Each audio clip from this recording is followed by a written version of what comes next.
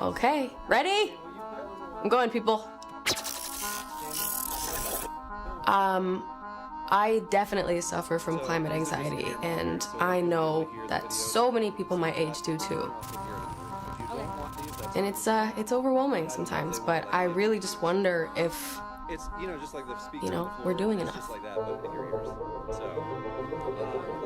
Climate anxiety is largely based around a fear of the future owed to the physical and social manifestations of the climate crisis.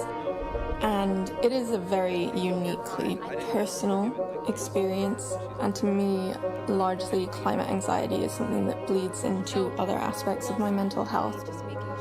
Not only from living in a climate crisis, but also thinking about the past and the present and how they overlap.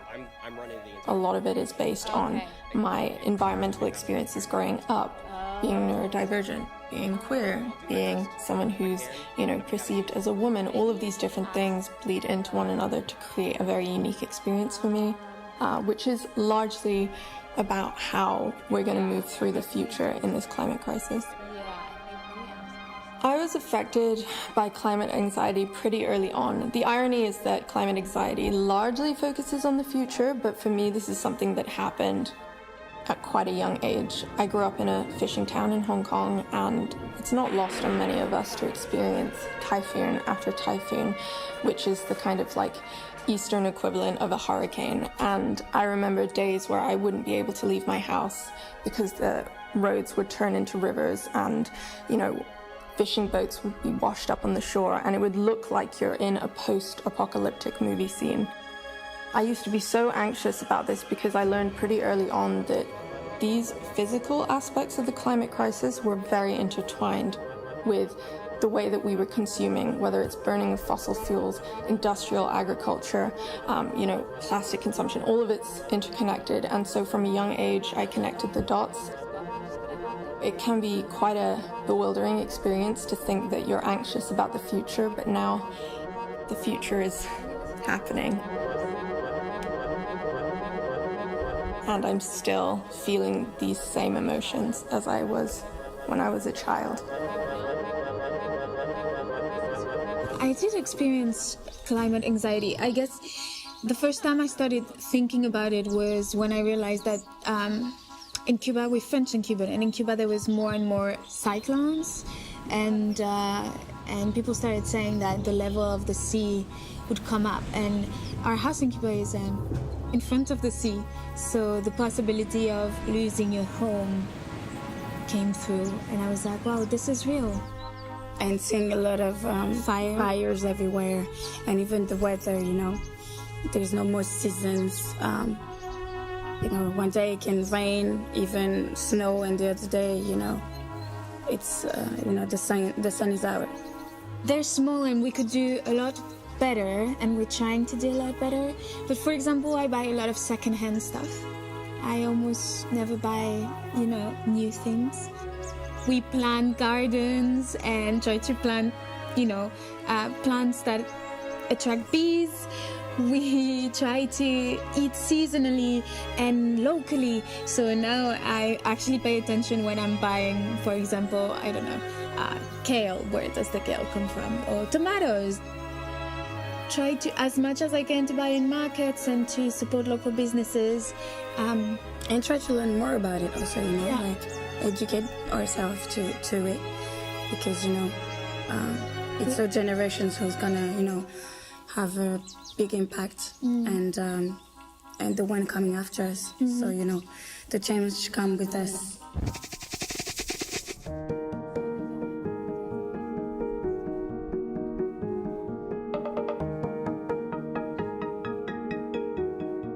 Climate change has affected the lives of so many people in my country, Uganda. As the global temperatures continue to rise, we've seen the changes in weather patterns, and we've experienced extreme rainfall and extreme dry spells.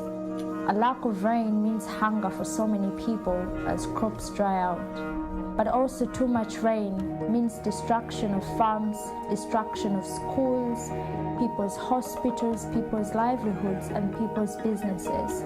So a country like Uganda that has already experienced flooding and landslides in the eastern part of the country and the western part of the country, it's evident that the climate crisis is devastating so many people. I remember in school learning about climate change, but it wasn't an experience of the reality that was already happening on the ground. And when I saw these impacts, when I saw the floods, when I saw the landslides that had already happened in my country, I decided I had to do something about it. I decided I had to become a voice and join the different young people across the world who were striking for the climate. In 2019, a few weeks into my activism, I started feeling very frustrated because the climate disasters continued to happen across the world, and also the leaders continued to remain silent about the climate crisis. So it became very frustrating for me in that I couldn't have the strength to strike anymore. And at that point, I felt like I was doing this by myself. But one of the things that really helped me to get out of that situation was understanding that I am not alone in the movement, and that there are millions of young people across the world who are striking for the climate, who are advocating for a better future, a more sustainable future for all of us.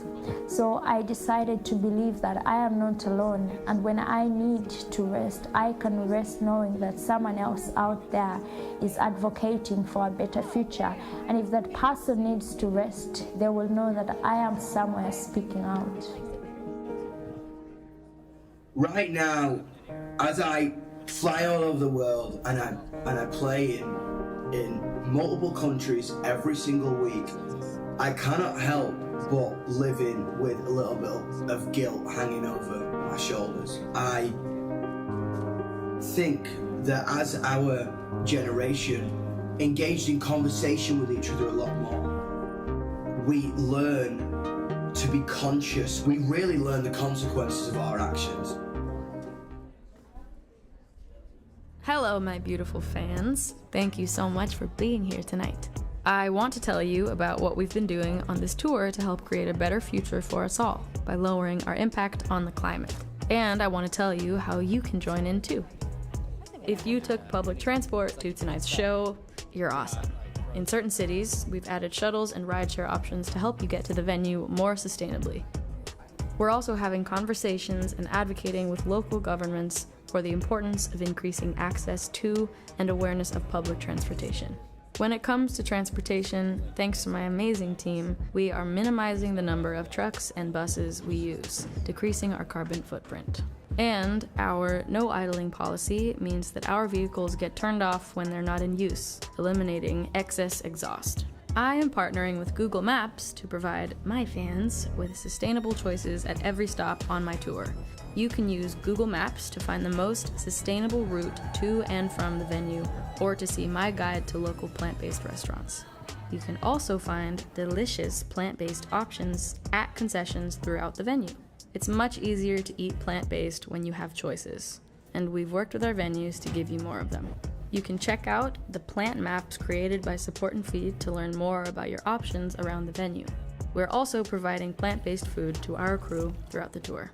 We are using sustainable practices to create all the merch and vinyl you can find around the venue. All of the clothing is made from a variety of 100% recycled cotton, organic cotton, or recycled polyester. The fashion industry is one of the biggest consumers of water in the world, so we are also making sure that the water used to create your merch is recycled and reused. The vinyl is made of 100% recycled vinyl, helping to reduce carbon emissions by 90% when compared with virgin vinyl made from fossil fuels. I'm continuing our partnership with the environmental nonprofit Reverb to help make this tour more sustainable and empower the music community to take action on urgent issues like the climate crisis. We are taking steps to reduce our footprint on the tour, and you can too. Visit the Reverb Eco Action Village in the main concourse tonight, where you will find reusable custom water bottles available for donation, free water refill stations, and the chance to connect with local climate organizations that offer opportunities for you to take action in your community.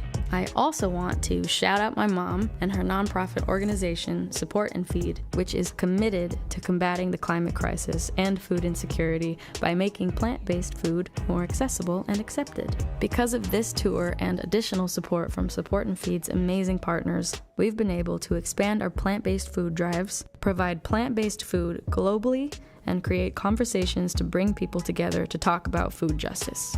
Thank you to American Express for helping Support and Feed deliver nourishing meals to communities across the tour and supporting local restaurants. You can find Headcount there as well, a nonpartisan nonprofit that harnesses the power of live music events, where you can register to vote and learn about how important it is to participate in our democracy. The Eco Action Village also hosts the Support and Feed pledge to eat one plant-based meal a day for 30 days. By taking the pledge, you'll reduce your water and carbon footprints, help save wildlife habitats across the world, and lower greenhouse gas pollution. In fact, if everyone here tonight takes the pledge for 30 days, that would save 7 million gallons of water. So, make sure you stop by the Eco Action Village to check it all out. Finally, I want to thank everyone here who bought a Changemaker ticket for this tour. Through these tickets, you're helping to fund important nonprofit organizations, projects, and voices dedicated to climate justice, reducing carbon pollution, and supporting crucial environmental work. Changemaker tickets also support Reverb's Music Decarbonization Project, a campaign I helped launch to eliminate greenhouse gas pollution in the music industry. Thank you all again for coming tonight. Just by showing up, you're contributing to a brighter, safer, and more sustainable future. I hope tonight inspires you to take climate action and stay involved long after the show ends. And one more thing, the most important thing we can all do is vote for candidates who are committed to protecting our planet. 16 million young people will be eligible to vote for the first time this November, and you will decide this election. To get involved with everything I just talked about, scan this QR code. There, you can get trusted candidate comparison guides, take the Support and Feed pledge, learn about the sustainability actions you can take, and more. Let's all show up for our futures together.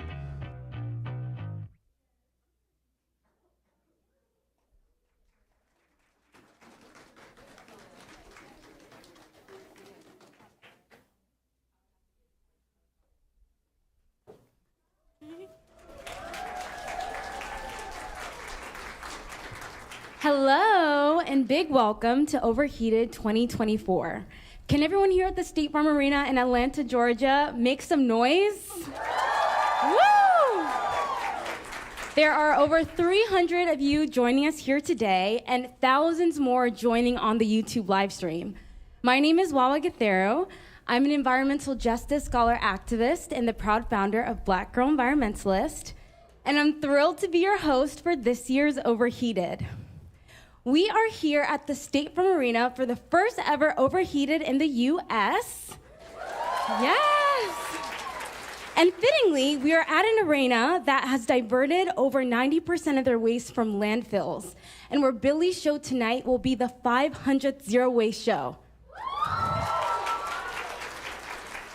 Now, I don't have to be the one to tell you that our world is in crisis, and as young people, we're not the ones who have led us here.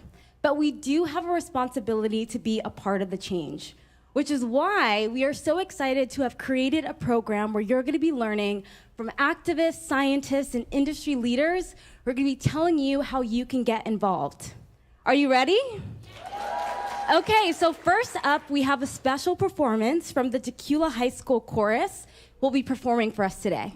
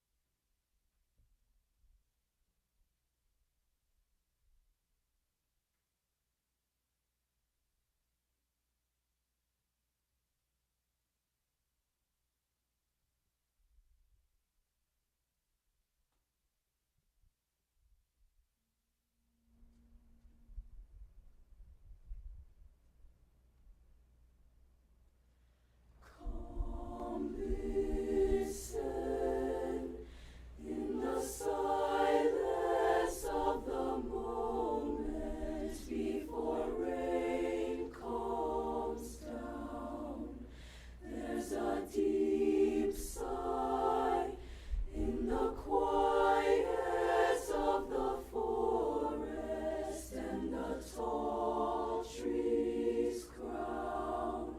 Now hold me, will you take the time to hold me and embrace the chill? Or miss me, will you take the time to miss me when the earth stands still? 'Cause there's no use running, 'cause the storm's still coming, and you've been running for so many years, for so many years.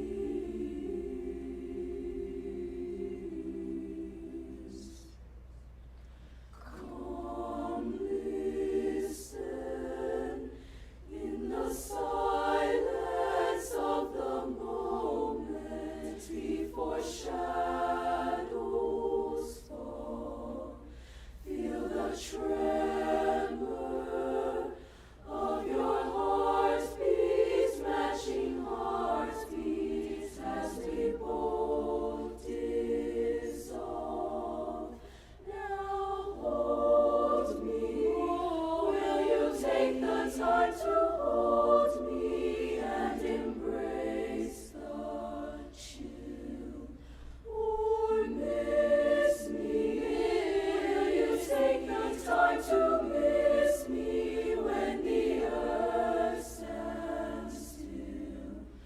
'Cause there's no use running, 'cause the storm's still coming, and you've been running for so many years.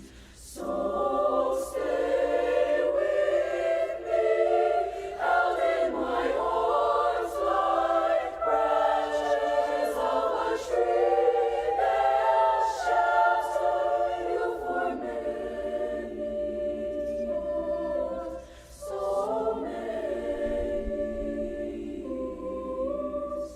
Stay with me.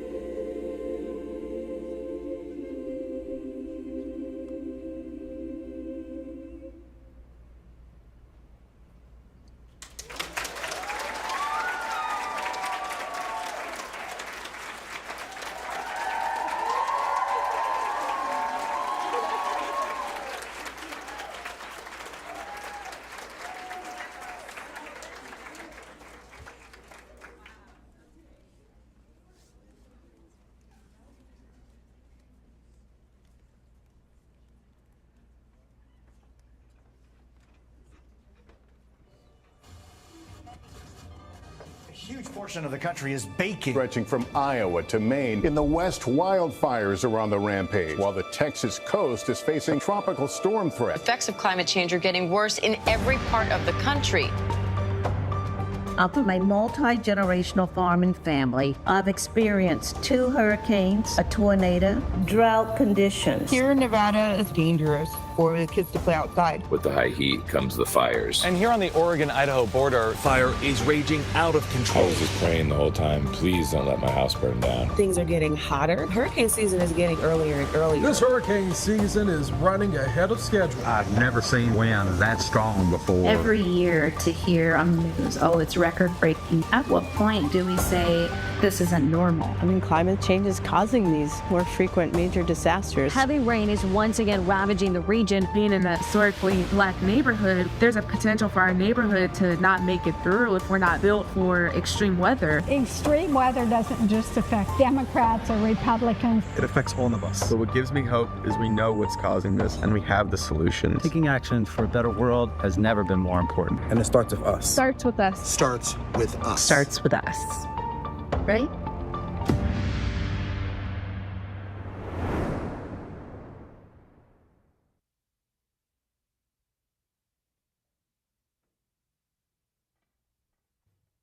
What an incredible performance. Let's give them another round of applause. And shout out to the extreme weather survivors for providing us with grounding context on the status of extreme weather. The Extreme Weather Survivors are a new nonprofit building and activating a national network of people harmed by extreme weather events. To learn more, check out the QR code we'll show later on. We're now going to welcome an incredible person that we all know and love to the stage.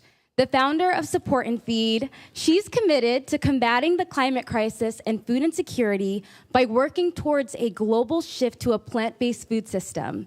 She's also the mother of Billie and Phineas, who has done system-changing work in the music industry towards more sustainable solutions. Without further ado, we're going to introduce Maggie. Thank you, Wawa. I love Wawa. She is the greatest. I've had such a pleasure knowing her over the past few years, and we're so honored that you're here, Wawa. And we're so honored that you all are here and that you all care so much about our planet and our future, and I know you do. And Overheated was really created for you, for Billie's fans, because I know that you are our future heroes. And sadly, my generation has failed you. Just to be honest. Not to say there are not incredible people and scientists who have been activists and working so hard on this for decades and centuries. But sadly, so much of this has fallen to your generation. But you are here. And today is a day about celebrating our power, really, how much power we have to make a difference in the world. So we're going to have panels all day. I hope you learn a lot. We'll live stream it, but also you can look back on it and see. Please feel free to look at the QR codes and look at people's bios if you're curious and save any information you want. And hopefully this is just the start. It's not time for us to have climate activists. It is a time for everyone to be a climate activist, and that is our mission going forward. We all care about our planet, and we can all do so much. And I just want to thank Billie for making this all happen, and Live Nation and providing this opportunity, and all the people who've made it happen, who will be named later. But right now, I have the pleasure of kicking us off with an amazing guest, Dr. Marshall Shepard, a climate scientist, a weather genius. So much more than that. His TED Talks are legendary. He is a force of nature. And we're going to talk about nature right now with Dr. Marshall Shepard.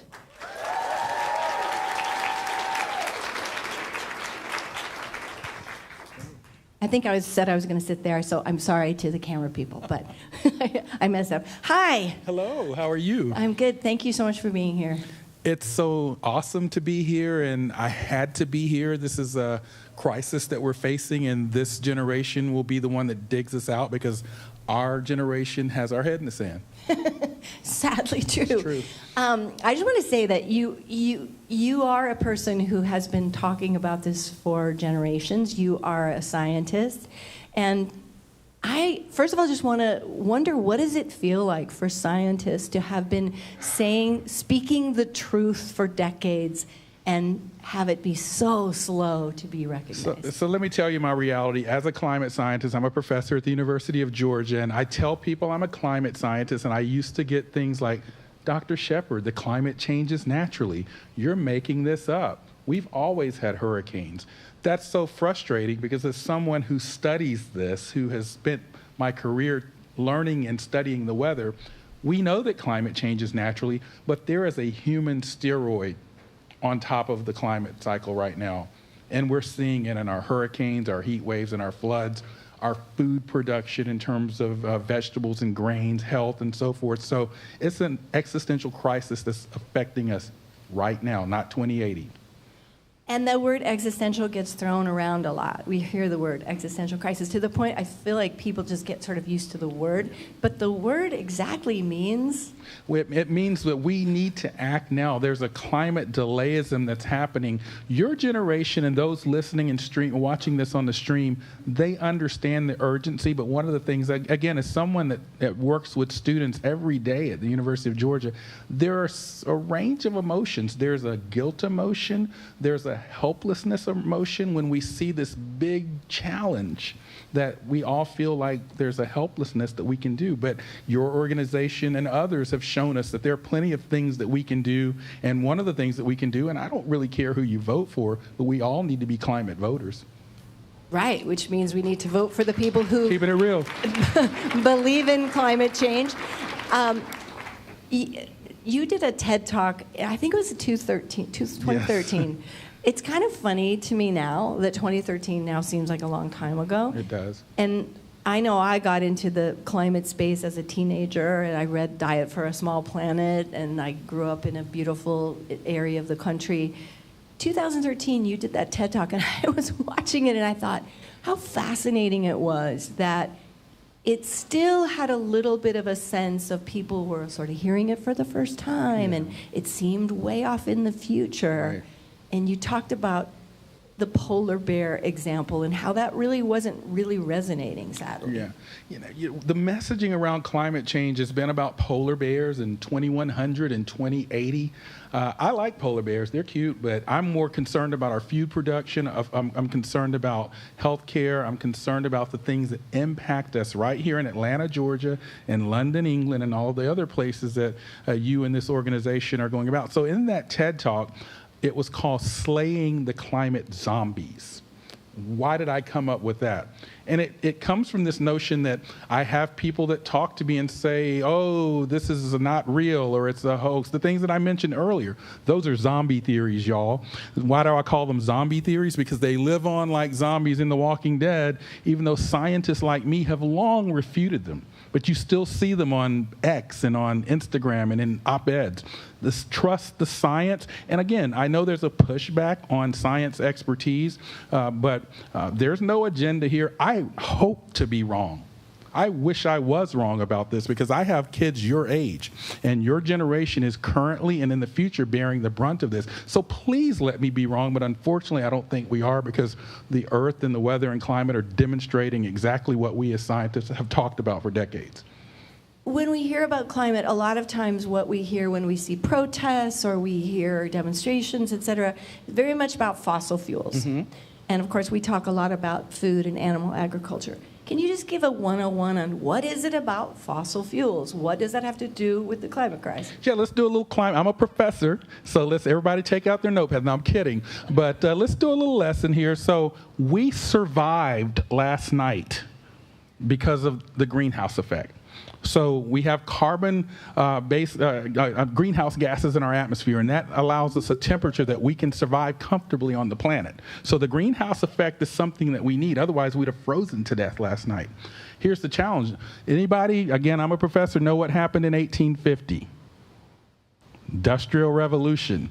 We started learning how to burn fossil fuels. And so what happened is, as we have all of that excess fossil fuel entering the atmosphere, our greenhouse effect is out of whack. And so the lower part of the atmosphere down here where we live is warming disproportionately. And that's just part of the story. It's not just the global warming. The global warming is one aspect of climate change, in the same way that a fever is one aspect of the flu. And so it's just one symptom. And so we're starting to see those impacts of this warming atmosphere in our weather, in our storms, in drought, heat waves, and so forth. And that then has downstream effects on what I call the kitchen table issues, the things that we care about in our lives every day.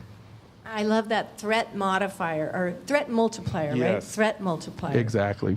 And I know you've spoken about the difference between climate and weather, and Yes. how do we, I don't know if any of you have this thing where you bring up climate change and someone says, oh, the weather has always been changeable. Yes. The weather, sometimes we have a hot summer, sometimes we have a whatever. Yes. So you talk about the difference between climate and weather, and then maybe we can segue into this extreme weather. Yeah. So let's talk about that. So I'm on the social media channels just like everyone else.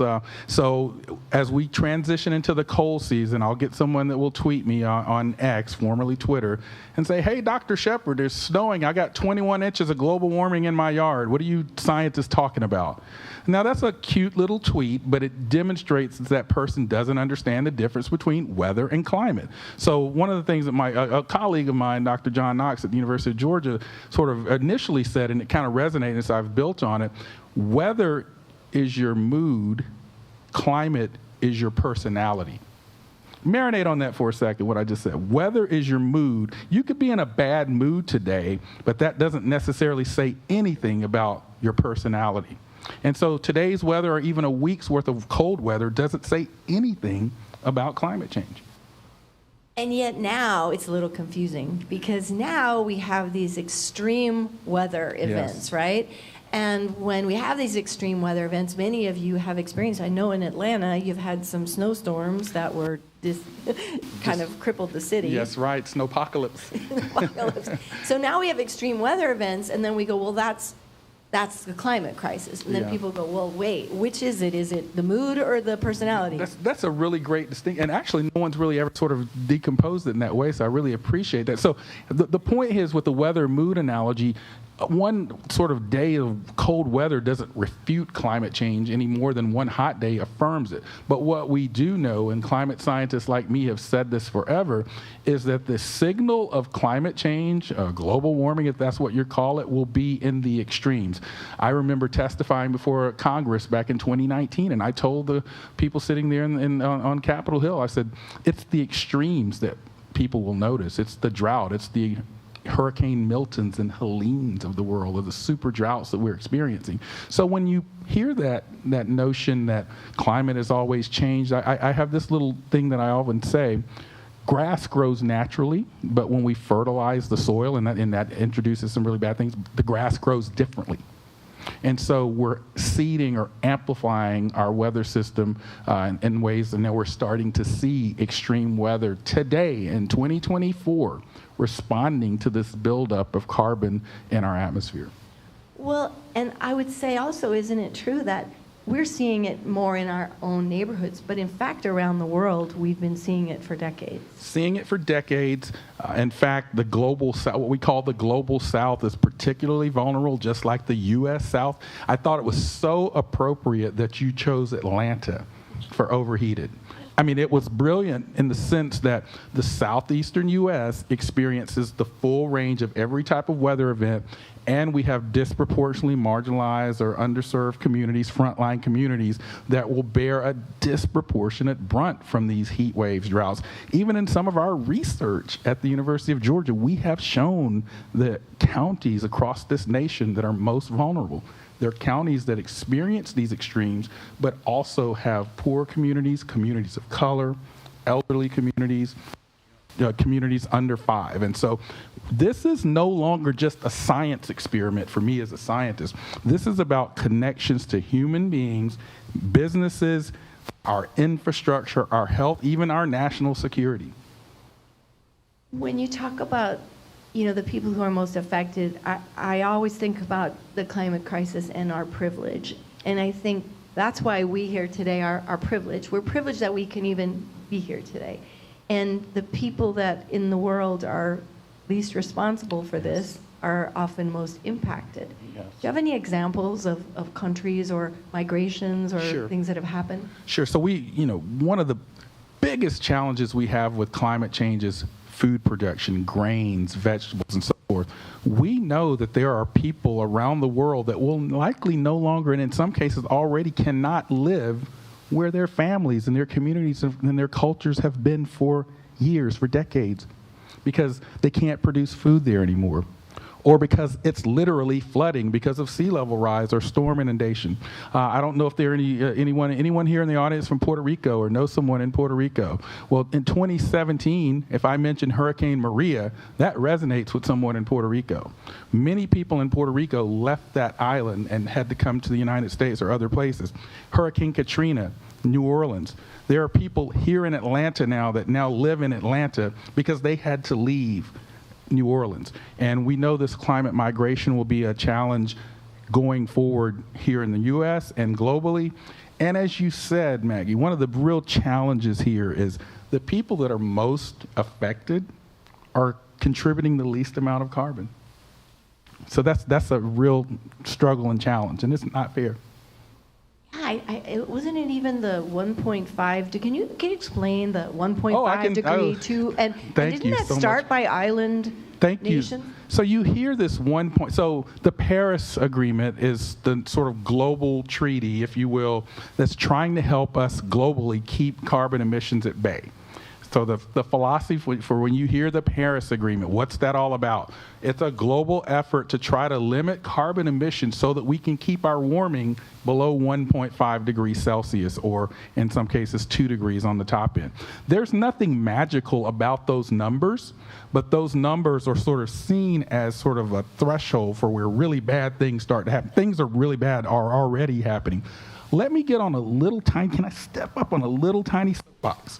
Because one of the things that we often do is we talk about it, and we're all guilty of this, of 1.5 degrees or 2 degrees. Globally, that matters, but when we're here in the U.S., we don't speak Celsius.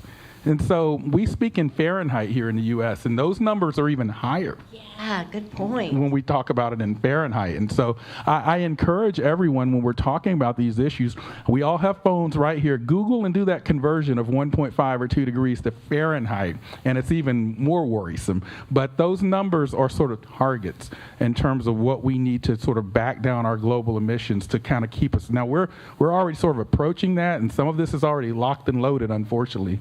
And so that's why we need to act now. Okay, so you just touched, and I just want to say also, our clock is not correct. It started at a high number that wasn't correct. So if anybody needs to wave at me and tell me what time, please do. Because I can definitely go forever, and I know we can. We can sit here forever, but I don't think that was right. Absolutely.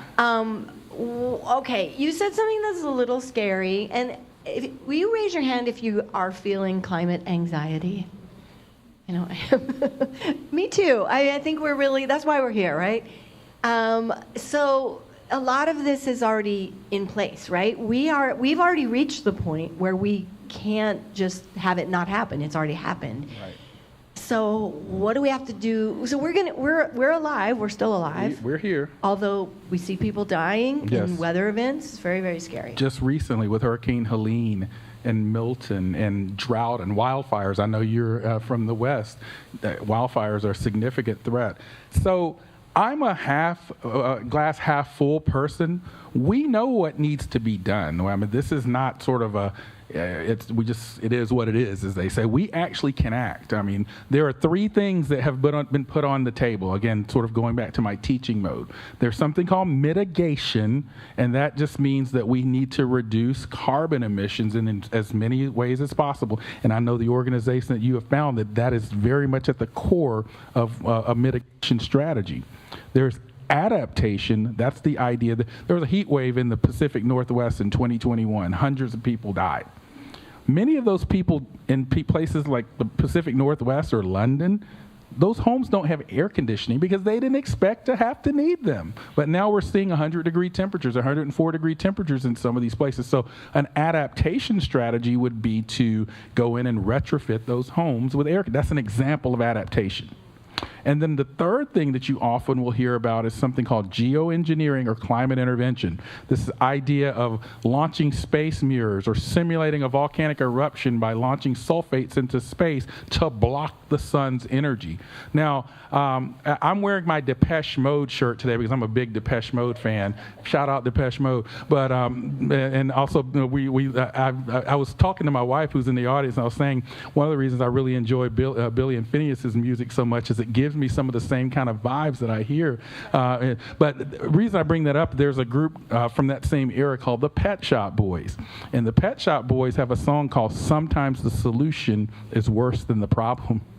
And so that's where I am on geoengineering right now. I think it's something we need to keep on the table, but mitigation and adaptation are the strategies that I think we need to kind of embrace, and we got to start now. And we are seeing things now. There's definitely a transition. I think the shows here in Atlanta are examples of a really coordinated, well thought out mitigation strategy.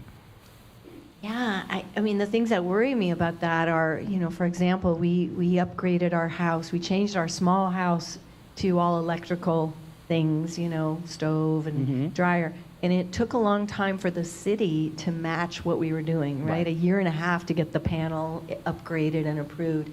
So I'm a little worried about how quickly we can get these adaptations done. Well, this is why voting is so important. Again, I am nonpartisan in terms of who I tell you to vote for, but the reason I say we do need to be climate voters is because much of the strategies and policies that need to be in place, mitigation or adaptation, will take policy. There are things that we all can do individually. And in that same TED Talk I mentioned that there are things that we all can walk out of here today and do individually, and it's still not enough. It's part of it, but we need sort of transformational policy level at the local, state, national, international level, and so your voices can be heard. Again, I travel this world and I talk to people. The issue is not as partisan as you may think it is. There are people on all sides that understand that we need to act on climate, but sometimes the 2, 4, and 6-year election cycles that we live in aren't really sort of appealing for sort of action that a politician may need. And so again, it's important to just make your voice heard, irrespective of which side you fall on, what marinade you fall on politically, culturally, geographically, or so forth. Is it too tricky for me to ask you, when you've been saying this, again, scientists have been saying this for so long, who are the big players that are preventing it from happening, and what can we do about that? You know, I was at in a White House of climate delayism discussion just about a year or so ago, having this very discussion. So I think we've moved beyond the is climate change happening. If you hear someone that says that, just kind of walk away and go la la la la, because Will you make your analogy of the heart disease or the heart transplant doctor? Well, you know, it's just this idea that heart transplant doctor is someone that I trust for a heart transplant. I don't want some guy on YouTube, right? Or some granddad at Thanksgiving dinner saying, well, here's really what's happening with climate change, let me tell you. But so we have this sort of knowledge of what's going on with climate change, and it's very clear. But what are the delayism? You know, economics is really at the center of a lot of the challenge, because there are perceived winners and losers as we transition our economy, as we transition our food sources, as we transition how a concert of this scale is put on. People are resistant to change. There are perceived economic winners and losers, but I think when we understand that many of this is sort of more sustainable economy that we're sort of transitioning to, there's economic opportunity there too. I mean, there's plenty of jobs. I mean, just in the state you're sitting in right here in Georgia right now, we're seeing growth in EV battery plants, and we're solar panels. If anyone's from Dalton, Georgia, the northwest part of the state, that place is known for carpet production here and always has been a leader nationally. Now they're producing solar panels. And so we see a green and sustainable economy emerging. And so if we can just get over this notion of sort of economic winners and losers and embrace the notion that there's no plan B planet, because at the end of the day, the economy is all good, but if we don't have a planet to sort of take advantage of that good economy, So that's really important to kind of get that message across. I love it, and it always, I think, goes back to, again, voting, which I think is not just voting on elections, but voting with our dollars, letting our voices be heard, making people know that we care about that. It doesn't seem like climate was high on the list this election cycle. Boy, I could go so many places with that. But yes, climate was mentioned. There was some encouragement, and this is the challenge. And I know there are people that are watching. I know people in my own family and my communities like, I can't worry about climate change. I'm trying to pay the light bill, or I'm paying this for eggs, right? But here's where we pull back and understand that the climate in the state of Georgia, Hurricane Helene came through just a few weeks ago. Estimates from the University of Georgia, where I'm a professor, says that up to $4 to $6 billion in a B of timber and agricultural losses because of that hurricane. Guess what? That gets passed on to you when you buy peanut butter or when you go buy a new T-shirt, because those costs are locked in. And so the point I'm trying to make is when people say I'm more worried about the kitchen table issues that are affecting me right now, climate is in all of those kitchen table issues. And then guess what? Also, we're dealing with diseases that weren't available in Georgia, but they were maybe in the tropical parts, but now they're here. So there's so many sort of cascading ways. Hurricane Helene knocked out part of Interstate 40 in North Carolina, Tennessee. That seems, maybe that seems far removed, but when you think about the fact that many trucks that are carrying goods and supplies that we buy in the grocery store and our local shops and malls have to transverse that route, and now they have to go all the way around to get there. That is found in costs passed on to you. So it's a really more complex web of connection than people think. So I just want people listening here and abroad to think more sort of elegantly and more sort of sophisticated about this than sort of, just the things that are happening on my kitchen table, because those kitchen table issues are connected to climate. Perfectly said. And now we actually do not have much time. So, okay, that was a little bit daunting and scary, I think. So just a few things where you're feeling hopeful, or you can give people some takeaways, things they can take action on. I'm feeling hopeful because, and again, I'm around the youth all the time and young adults. You all get it. And I said this at the beginning. You all are going to be the beacon of change. And so that gives me life, because I talk to students and young adults that, irrespective of their political background, who they choose to love, their religion, irrespective of any of that, they understand that we're all one planet. And so that's exciting. And I love that in a place of joy. I'm a big music fan, and so I love that through your organization, through what Billie is doing, we can all come and enjoy the music and have a good time, but with a consciousness and a responsibility for our planet. So thank you all.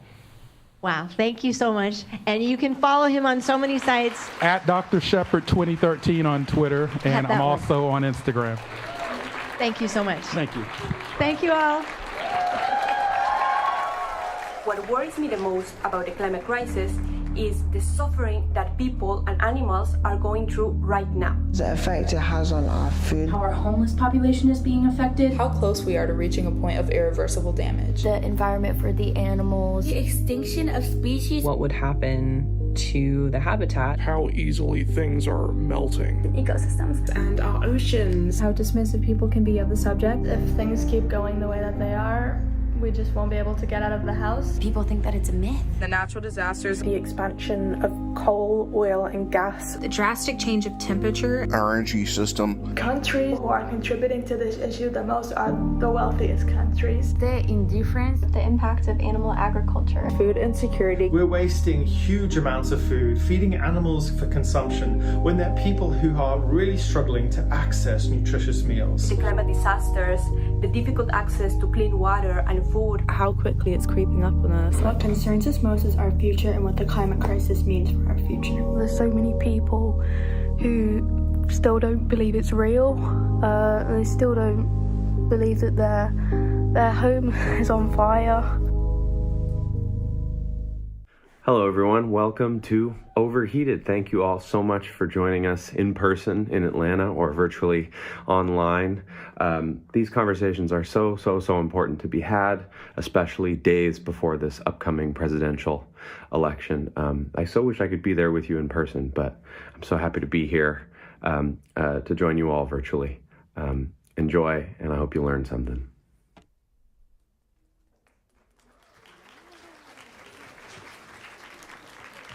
Well, thank you so much, Phineas, for joining us. And thank you to the hundreds of fans that sent in videos. We're going to be sharing them throughout today.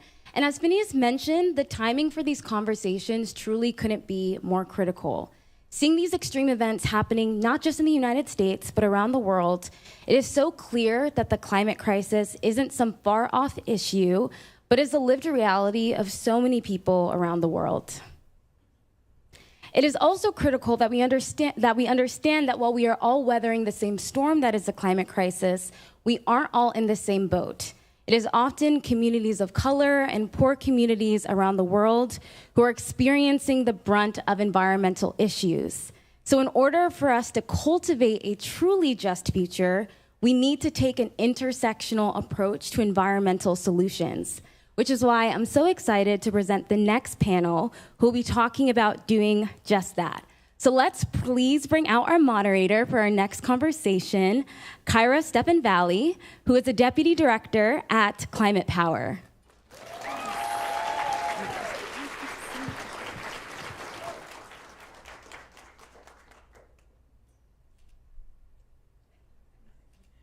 Abre from NAACP. Author of Rooted, and Aisha Baldwin from Spelman College.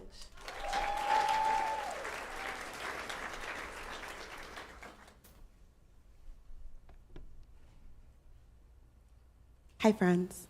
Hey, girl. Such a Black climate girl magic moment right now. I'm loving it. Sorry, I'm pulling up my questions. Do we want to start by introducing ourselves to everyone here? Maybe the best way to do it is describe what you do in a sentence. I'll go first since I have the mic.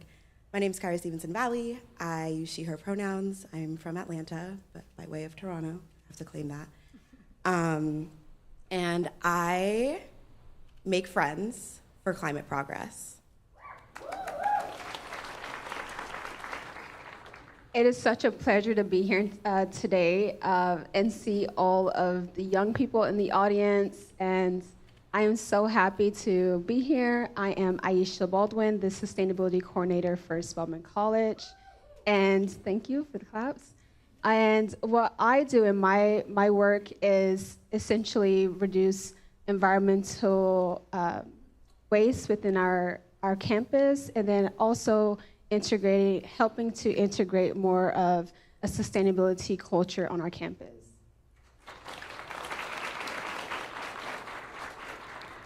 Hey everyone, my name is Brea, she, her pronouns. I wrote a book called Rooted, which is about how Black people have always loved the land. We've also always worked the land, but in this country we don't often get the opportunity to own and decide what happens to the land, and that should change. So I hope we get to talk more about that today. Hi everyone, my name is Abre, she, her pronouns. I'm the director for the Center for Environmental and Climate Justice at the NAACP, and I'm also faculty at UC Davis in the Environmental Policy program there. And in a sentence, I would say that my job is to work to eradicate racism that exists in the environmental and climate space, and to work to break down those barriers that exist to allow for people to access resources.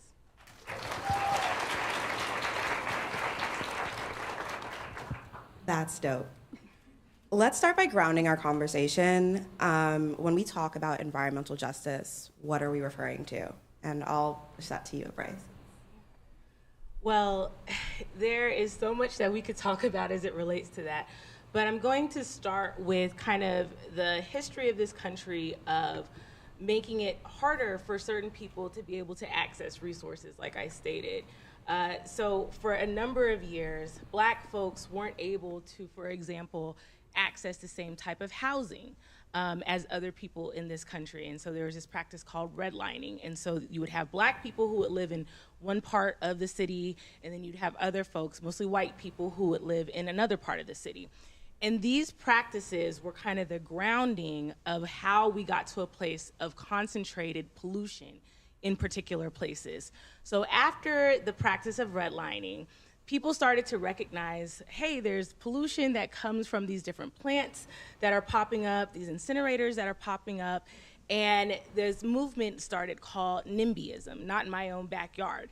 And so there were people who recognized that there were problems with having toxic waste incinerators, but they said, you know what, we just don't want it in our communities. As long as it's somewhere else, that's okay.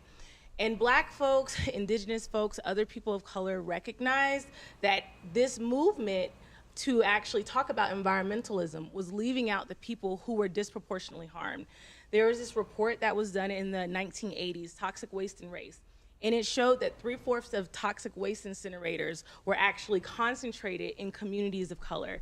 And you would think that if we had that information since the 1980s, that there would be something that would be done about that. Well, they did the same report 20 years later, toxic waste and race at 20, and the numbers actually increased. And so we actually saw more pollution in communities of color. And then also around the same time, there was a landfill and PCBs that were in a Black community in North Carolina, in Warren County. And this was one of the first times that we saw a demonstration at a national scale where Black folks and communities of color were standing up and saying, you cannot continue to pollute our land, our cities, our communities, and we are going to stand up and do something about it. And so all of these things together really led to a place of us having to center equity and justice in the environmental and climate space. There were civil rights communities, civil rights groups. For example, Dr. Ben Chavis, who was a former head of the NAACP, actually helped to coin the term environmental racism. So there's always been this foundational conversation of environmental justice within the civil rights, the social justice, and environmental space. And so that's how we ended up where we are now.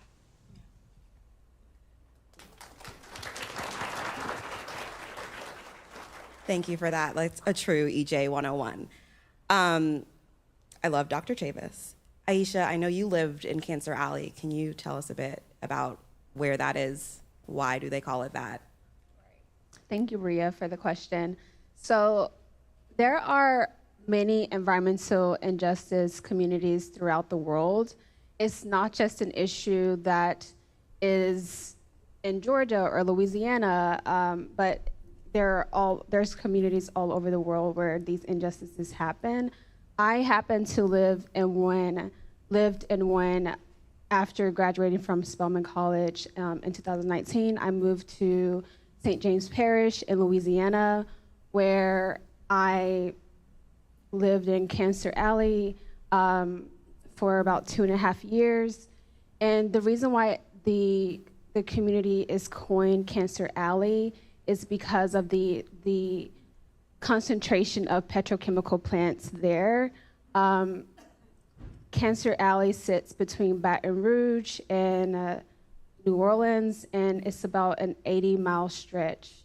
So there are many petrochemical plants. Some of the big oil producers are there, and people are struggling with different health issues because of the amount of pollutions that are in the air, water, and the soil. So that sums it up. But I also want everyone to know that this is just one example of a community that have these injustices, and there are many communities like this throughout the world.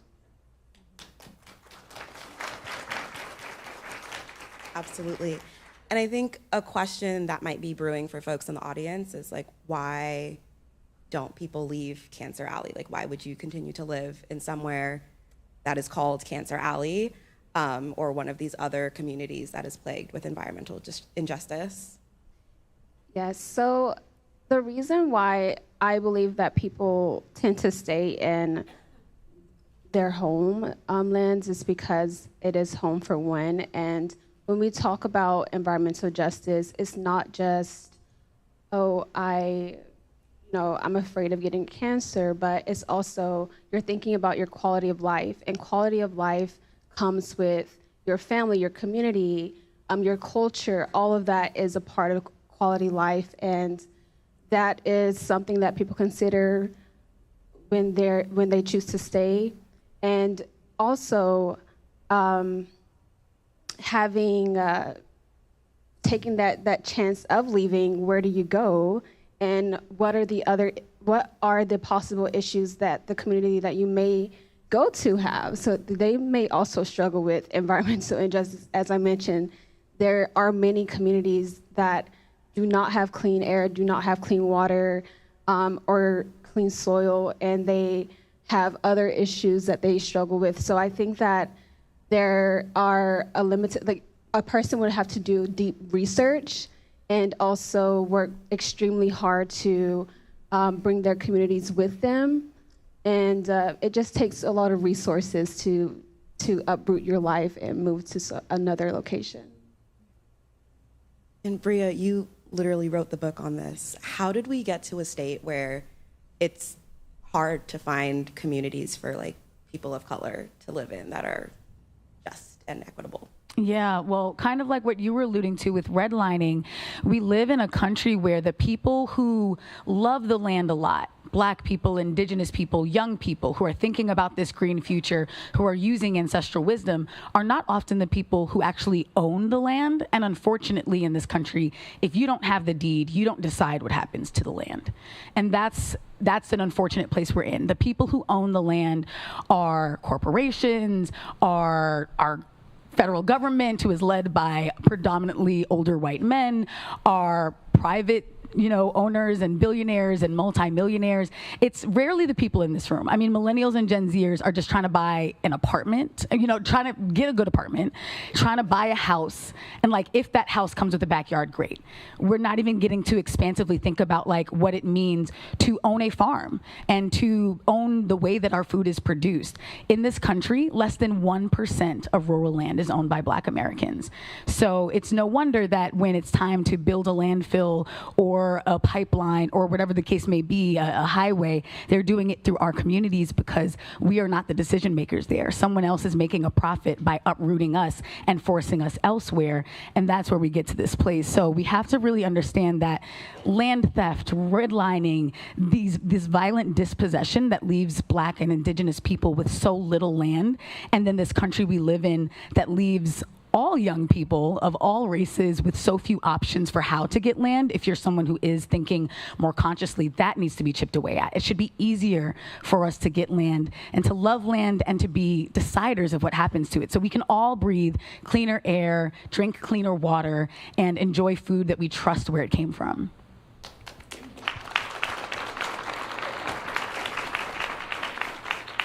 That was very well said. Thank you, Brea.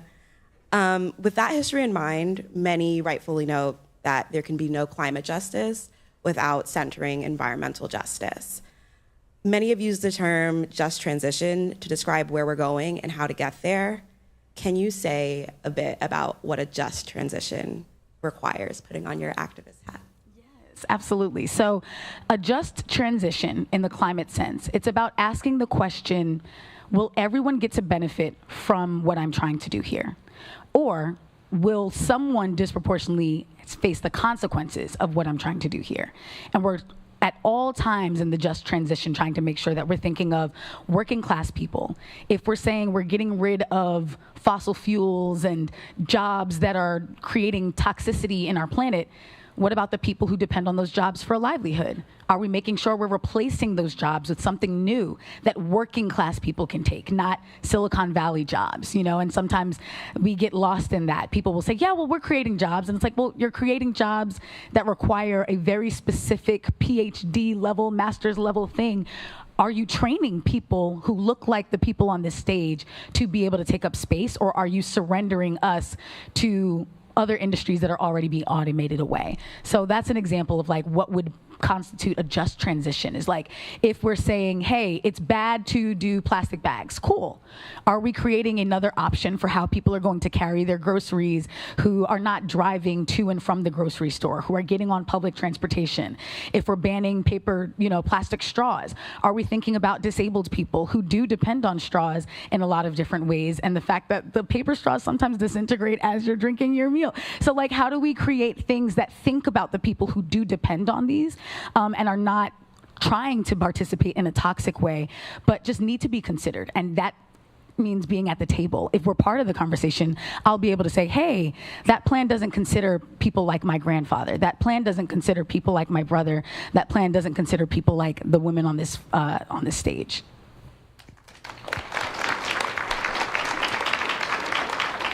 Thank you, Brea. And Abre, I know you're in a lot of these rooms in your role at NAACP. Is there anything else you'd like to add on just transitions and what they require?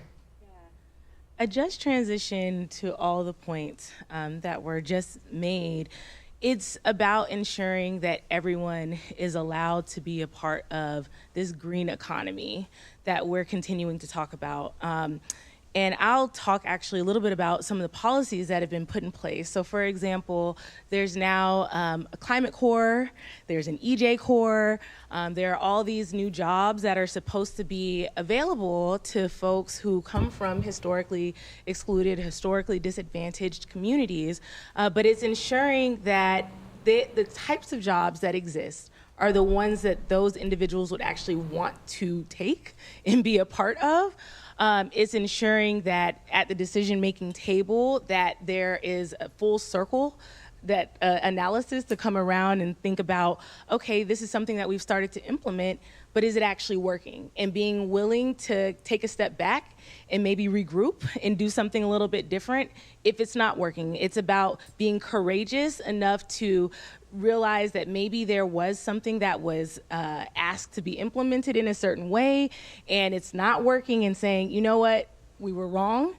Let's try something a little bit different. And it's also about recognizing that the labor movement and the environmental justice movement are so intersectional and should not be seen as these two different movements that are a rift apart, but there's so much that could be done together. The labor movement and the environmental and climate justice movement continue to unite and move on one accord. And so I see that really being the glue that's really needed to ensure that we have a just transition as well. Love it.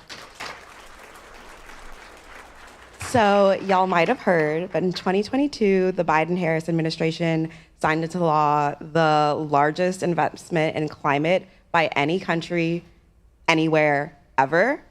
It's a pretty big deal. I heard Kaylee in the back. I know that was you. It's just a huge testament to the work we did as a movement. Everyone in this room is the reason we have this huge investment. I was hoping, Abre, you kind of touched on the policy. If you could tell us a little bit more about the EJ wins that came out of that and what they look like in real life for real people. Well, I didn't go as much into it before, but back in 1992, that was when the first executive order, so the first time the White House acknowledged that environmental justice was supposed to be a part of how the federal government looks at its work. But since that time, there hasn't been as much work and movement to move that forward. There's been some reaffirming with past presidents, but the Biden administration actually signed into order an executive order that said that every single federal agency, so not just like the EPA, the Department of Energy, some of the agencies that we may think of to do environmental work, that every single agency has to look at environmental justice. And so this is truly an intersectional win because we recognize that our environment and our climate, it impacts every single thing that we do. And so for the first time, it's causing people who may not have ever had to think about environmental issues to think about their impact in the environmental justice space. And there also is, for the first time, billions of dollars that is going to communities to actually fix past wrongs in the environmental and climate space. Now, one thing to know is that a lot of this money goes to the states, and so the states then allocate it to the communities. And so it is a win that the money is there, but it's also really important for us to understand the structure that's been set up and recognize that governors play a large role in making sure that the communities get the money that's actually there. For the first time as well, we have these community-based ways of communities actually helping to allocate money. They're called Tic Tacs. And these Tic Tacs are actually there to ensure that the different types of allocations of money are actually going to community-based groups, as opposed to just the groups who know how to write the grants, who know how to get the money, and ensuring that groups that actually are doing the work, that they're actually able to access funding for the first time. And then the last thing I'll mention is, for the first time, so lead in any capacity in our water is a really bad thing. And we've known this for a long time. And a lot of groups, including ours, have been fighting to say that there should not be lead in any water. And for the first time recently, the Biden administration announced that all 100% of service lines have to be lead-free within the next decade. And this is a huge win because we should not be having lead in our water at all. There's so many health injustices that happen when there's lead in water. And so now we have accountability to ensure that we actually are able to have safe drinking water across the country.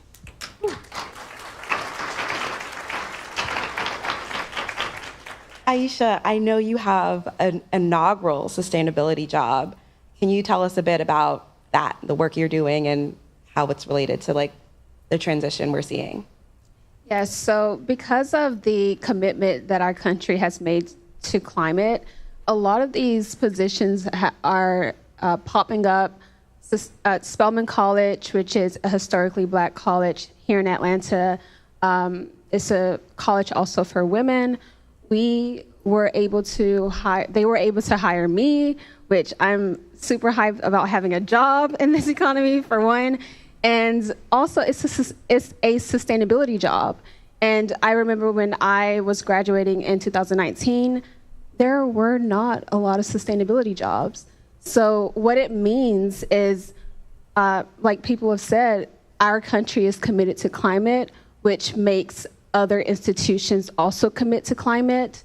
And Spelman, I like to think that we have always been at the forefront of these issues because of who we are as an institution for Black women who care deeply about environmental and social issues and have been advocating since 1881 on these topics. I think now that we have the opportunity to have a more physical space for sustainability, we are able to now have more funds for students to put together their own sustainability initiatives. Next week, we're launching composting in our cafeteria, so that's really exciting. And it's just an opportunity for us as an institution to continue to progress towards the choice to change the world and what we have been doing. That's awesome. Okay, well, I am an organizer to my core. So before we wrap here, I would like for y'all to share one bite-sized thing that everyone in this room can do to advance environmental justice at home. Some folks might have just heard about this for the first time, so keep that in mind when you share your suggestions. And we'll just go down the line. So I'll start, and we bonded over this earlier, but when we're thinking about food, and it's beautiful, the display behind us, this is real food from a farm here in Atlanta. We can think about growing our own food, even if you have a tiny space. And you can start easily with something like greens. So I started growing chia, and a lot of people don't know, but chia it is a plant. So if you get your chia seeds, put it on some soil, water it, it's really hard to kill. So this is also why I'm giving this advice. Start with chia and use that as your green, as opposed to going to a grocery store where your greens are coming from God knows where and the environmental footprint that has. So starting simple with growing your greens at home. Yeah, I love that so much. And as she said, we're bonding about this because I have chickens. I live like 30 minutes from here, and I've got 8 chickens, and we've got some raised garden beds. But I grew up in New York, and literally my mom is like, I don't know, I did not raise you this way. Where did this come from? But like you said, I think you get tired of going to a grocery store and being like, I either have to spend twice as much to get the organic version, or I have to settle for this and hope that it's not slowly killing me. And the more that we can chip away at that by growing little bits of our own food, it doesn't mean you're gonna tomorrow be making all of your meals from the things you're growing in your balcony, but it also encourages you to then go to more farmers markets and figure out what farmers do creative subscription boxes. And farmers are really trying to reach customers without needing to have a middleman. And if you're interested, there are so many ways wherever you are, including in states like New York and California, there are ways to find local farmers literally by Googling local farm near me. So that's one. And then lastly, I would really encourage people to look into the land back and reparations movements. It is so hard for us to transform what happens to the land so long as Black and Indigenous people own so little of it. And these are the original land stewards, people who have so much ancestral wisdom that could save our planet for all of us to benefit from, but they just need the acreage and the resources to own it. So please look into that and explore it, and don't be afraid. These are not scary words, and it's going to benefit all of us in the end. So we are on the cusp of Election Day. And I know that, thinking about elections and thinking about whether or not it makes sense is a personal decision. However, a lot of the things that I mentioned before rely very heavily on our ability on our votes. And not just at the presidential election, that's also incredibly important. It's your local elections, it's your gubernatorial elections, it's your House of Representative members, it's your senators. All of these people are making decisions about money that's actually going back into communities who have been historically excluded. And so when we think about this panel of environmental justice, it's about ensuring that there are people who are in place, decision makers who are in place, who are thinking about equity at their core, because the way that this country functions still, fortunately or unfortunately, depending on your politics, is based on the people who are in those positions. And so really think about that as we come up on Election Day. The other thing is that you don't have to do it alone. There's a lot of groups who have chapters and branches, like the NAACP. We have branches and we have units and divisions all across the country. So you don't have to try to figure out how to do this type of thing by yourself. We have environmental justice committees actually at our branch level, at our state conference level, at our unit level. And so you can actually go and join some of these movements that are already happening and then figure out how you can best fit in as well. So to recap, try to grow your own food, find a local farm, and vote, join a local organization, and if you can, research the land back and reparations movement. Thank you, ladies, for your time. Thank you all for being here. Thank you, Kyra.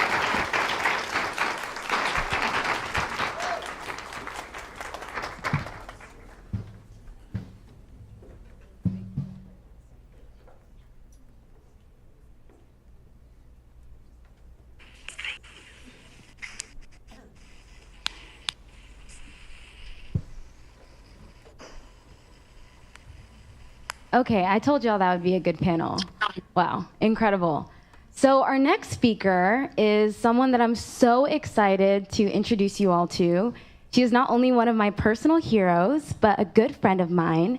Shia Bastida is a leading climate activist. She's a Mexican climate activist and indigenous rights advocate and storyteller who has spoken on world stages around the world, spoken to heads of states, and is someone that the climate movement really looks to for her leadership.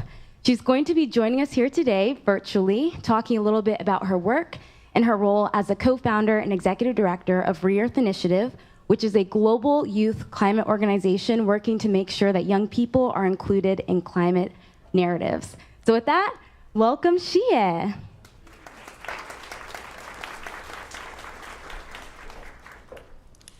Hello, everyone. It's such an honor to be here today. I'm really thank you, Wawa, and thank you, Liz, the panel on Environmental Justice 101. I think you could have had a better panel to be introduced to this topic and already know about it.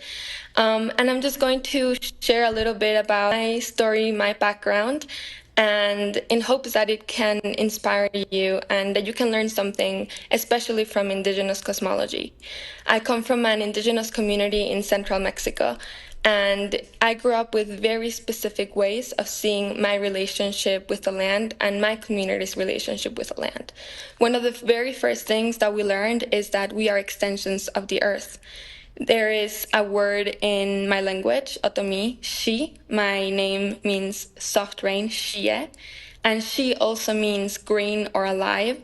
So the continent, for example, of the Americas is called Danshimehoi, and there's, for example, the word for our skin, for humans, is she defi, which is also the meaning, defi, the meaning of of deer. So it means that we are extensions of the life of the earth, and we're extensions of other animals like deer. And with cosmologies like these that have embedded in them the very intricacies of how we are extensions of the land and how we should protect the land and be in stewardship, when I started seeing the impacts of environmental injustice, it was very confusing to me. My own community was one where they taught me that when I was on my lagoon, I was one with it. But at the same time, there were over 200 factories dumping their waste in our local river. A river that my father used to bathe in was now a river that is so toxic that there are no fish left alive in it. So in just one generation, things have changed so massively, especially in places like my hometown, where they are peripheries to cities like Mexico City. And they have been impacted so severely, not only by impacts of environmental injustice and targeting of frontline communities, but also by assimilation. We often talk about crisis as this apocalypse that is coming towards us.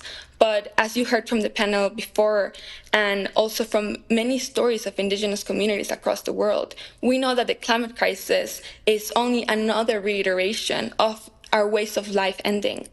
So I don't see the climate crisis as the first thing that has impacted our communities, because we have become resilient. And when a community has already gone through the end of something, it means we can start imagining better worlds. Did you know that when we imagine the past, when we think of the past, we use 6 parts of our brain? But when we imagine futures, we use 11 parts of our brain. And this is something also integral in indigenous philosophy, the 7-generation principle, which teaches us how to think intergenerationally, not in the next quarter, the next year, or even just think of a linear life, but really circularly. And the 7-generation principle is something that is really embedded in my cosmology and way of seeing the world. Knowing that we have to look at the past 7 generations' wisdom for the stability of the future 7 generations. And that is what we must ask from our leaders. And all of the systems that build, they cannot just be short-term. The last thing I'm going to share with you is really my experience of moving to the United States. You might be wondering why from Mexico. I know English, all of these things. I moved to the US when I was 13 years old. In the US for 9 years, I did high school and college there. Even though I lived there for so long, there was no viable way for me to ever become a citizen, to ever vote, to ever have a voice. And I organized the climate strikes in New York City. We organized over 300,000 people in this. I went on strike outside of the United over 100 weeks, and also outside of City Hall. I organized my high school to go to City Hall, to Albany, for us to talk to our leaders, because I was told that the United States is a country where our voices can be heard. And this is why I'm to you with this message that is way beyond the boundaries of the States, because you know that what happens there has a repercussion all around the world. And there's many people like me who are still in the United States today whose voice is not heard through electoral processes. So I think we have even more of a responsibility to act for those who don't have a voice in the same way. We might still show up to the protests, we might still show up to the hearings, we might still testify, but voting is one of the things that is something that we might never have. And that is why it's so important that we back each other up, that we unite, that we act in reciprocity to the earth, to future generations, to our ancestors, and So with that, I leave you today. I am so thankful to Billie, to Maggie, to the whole Overheated team, and to Wawa for all of the insights that you will share today, because we are that stronger, that we are together. We know that we are writing the future. We are fulfilling their prophecies of ancestors. And we are here to say that we will not let the future be decided by the people who will not really experience the repercussions of their actions. are people today negotiating, and we have the ability, capacity to be part of those rooms, those decisions, those negotiations. So we're keeping up. I will keep showing up, and I hope that you can join us in this new era. Leadership is intergenerational. We're leaders for the earth and leadership for life. Thank you.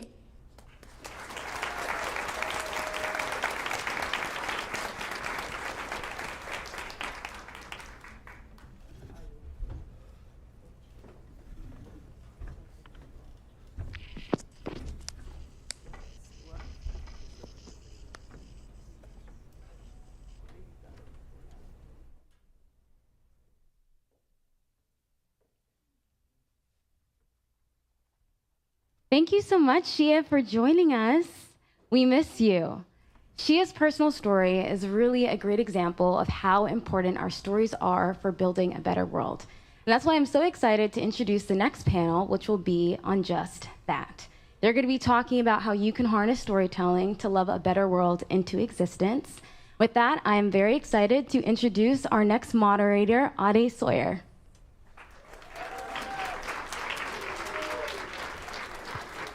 All right. Thank you, Wawa. I'm really happy to be able to introduce a few really, really great climate activists and storytellers here today. I'm going to start with folks that I'm happy to call my friends. EARTHGANG, Olu, Doc, come on out.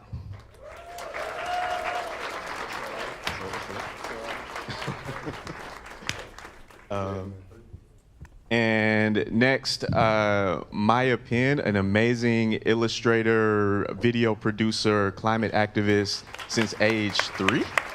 Yeah. And then finally, Abbie Richards, a disinformation expert, a climate expert, who can talk to us a little bit about how we counteract some disinformation. Before we get y'all settled in, I know we've all been like sitting for a long time and taking in a lot of information. Do y'all mind joining me? Just like stand up if you're able and willing. Just like shake it out. You know what I'm saying? Stretch. Do whatever's gonna like wake you up a little bit. Cause it's supposed to be, we're supposed to have a little bit of fun. I know y'all all going to the show tonight. So we want you to know that this is like a joyful space. And so, just wake yourself up a little bit. All right. You feel good? All right. Appreciate it. All right. So thanks y'all. That was halfway for me. Okay, so we're doing a panel on climate storytelling, and one of the reasons that we think this is so important is because, as Dr. Shepard was saying, as the panel ahead of us was saying, there's a lot of information here that people are taking in, but a lot of the ways that we actually retain information is by connecting it to a human being, connecting it to a human story. And these folks are experts at doing that. So I know that one of the most important things, sorry, I'm reading off my questions here. One of the most important things that you can do is tell your own climate story. That's true for you, that's true for all of us. So I want to start with the panel for all of you. Can you tell us your climate story? What got you passionate about climate work, and what keeps you going in it? And y'all can go in any order. I guess I'll go first. What got me passionate about climate work?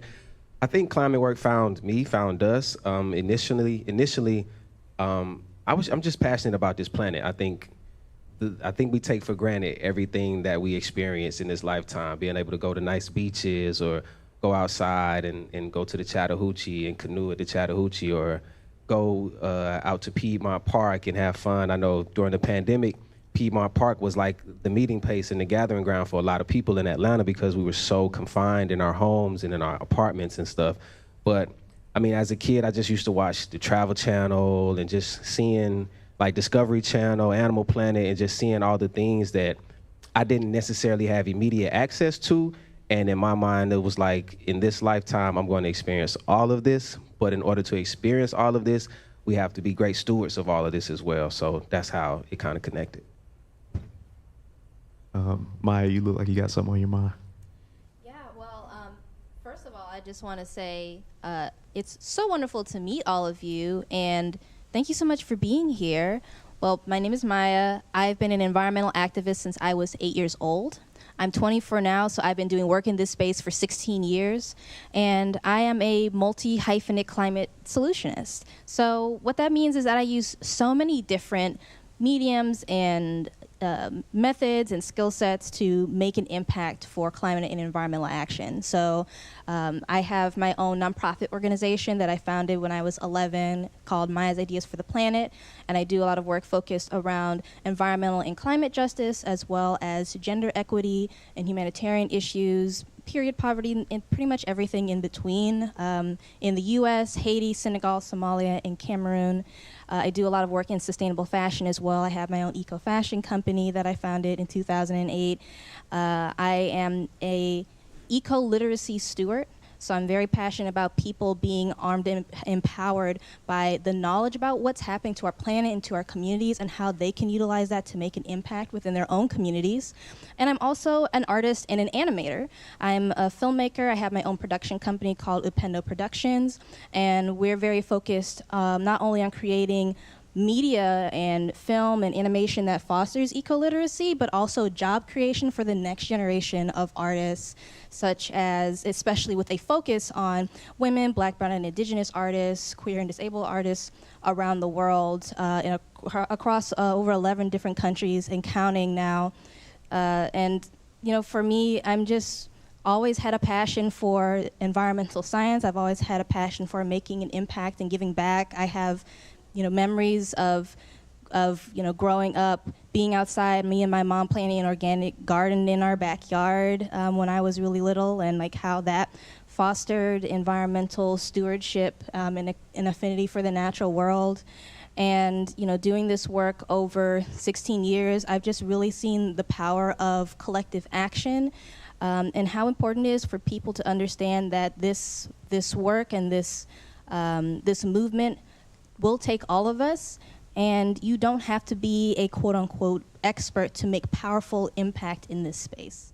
So, yeah. Beautiful, thank you. Beautifully said. I'm the other half of EARTHGANG. Can y'all hear me? Is this mic working? Check. Yeah. For me personally, I've always had like a sense of love and empathy for the living creatures around this planet and the planet itself, which is a living creature.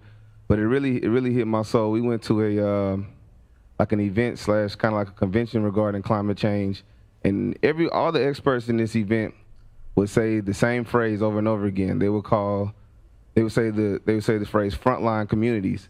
And what these communities are is like where the impact of climate change is expected to hit the hardest and the fastest. And a lot of these communities are communities that contain Black and brown people like you and me.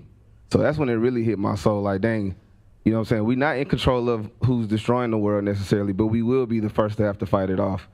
And it's gonna hit us first.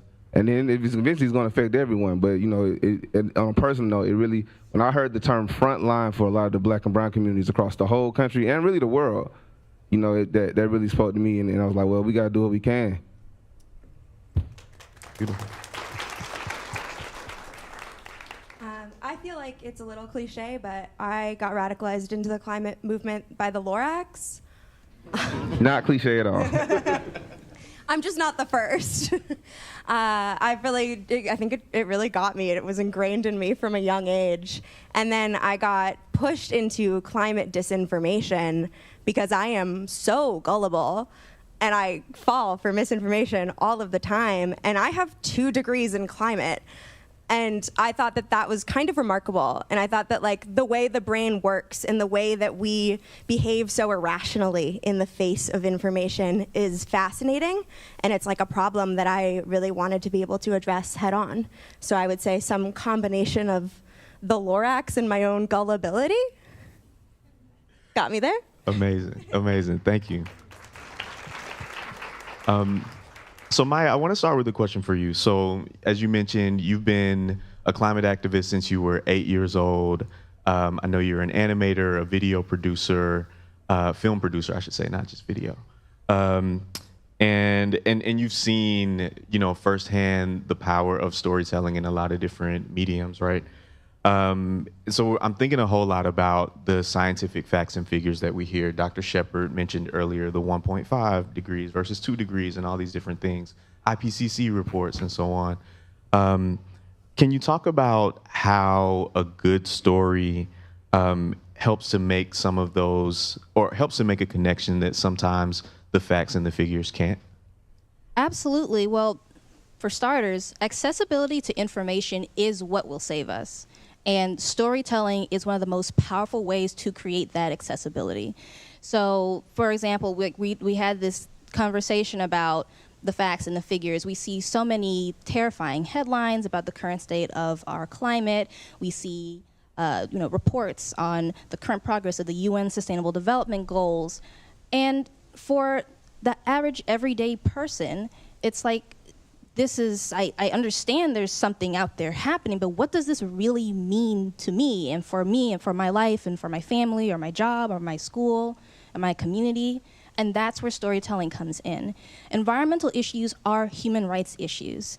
Everything that we care about, think of one thing right now that you care about, that you are passionate about, you wake up every day and you dedicate your time to that thing whenever you get a chance. That will be and has the potential to be impacted by climate in some way, because climate is the umbrella for everything we care about as human beings, right? And so the power of storytelling really comes into taking the data, the facts, the figures, and then translating that into real human stories of people who are on the ground, who are doing grassroots work, who are being directly impacted, not only showcasing the problems and how it affects different people across the world, but also the solutions that are also being created, because I think it's important for people to understand that there are so many people who are working hard to make an impact. And I think people need to know how they can get involved. And I think that storytelling also takes away a lot of the intimidation or the fear of entering this work or this space. You realize these are people that have the same hopes and fears just like me, and I can get involved in some way. And I use storytelling across my work, everything from I have talks that have been translated into over 100 different languages. I've spoken at schools around the world, from Clayton County, Georgia to Narok County, Kenya. And I have books that have been translated into, I have books that have been used as curriculum in schools and translated in different languages. And then there's animation. Abbie, I actually love that you mentioned the Lorax as your why, because that just shows you is a testimonial of the power of animation as a medium. I'm currently directing and lead animating an environmental action adventure short film called Asali, Power of the Pollinators. And thank you. It's being executive produced by Viola Davis and features the voices of Whoopi Goldberg, Caleb Worthy, Monique Coleman, and many more.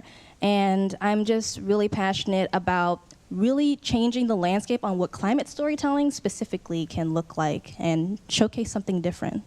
Beautiful. So when we're thinking about changing the landscape, a lot of that landscape is where we live. EARTHGANG, obviously, y'all are from here, from Atlanta, from Southwest Atlanta, West End, Ben Hill, all that, so and so.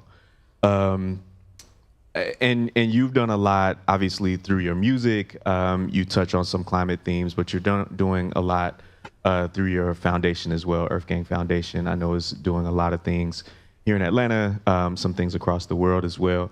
Can you talk a little bit about how your art feeds your activism and vice versa?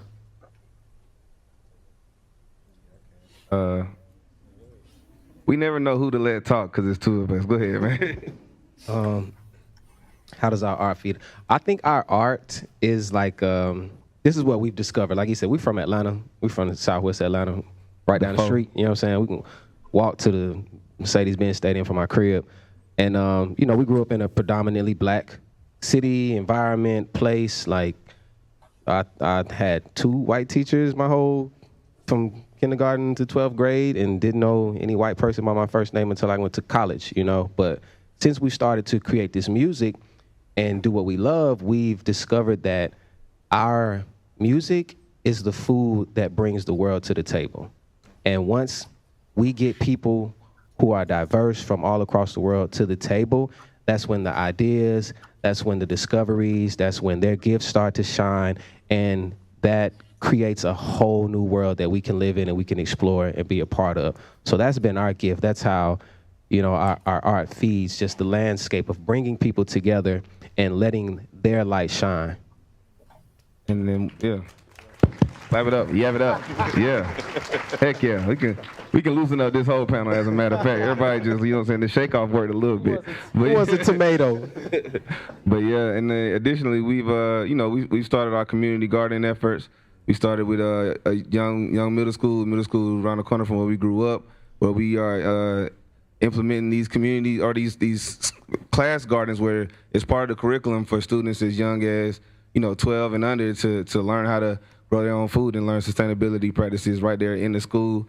So shout out to APS, Atlanta Public School System that we came out of, for helping us start that and put that together. So we bringing that everywhere we can. And we also, as far as the art and the music, where they can join that, we have a record right now out called Deep Blue.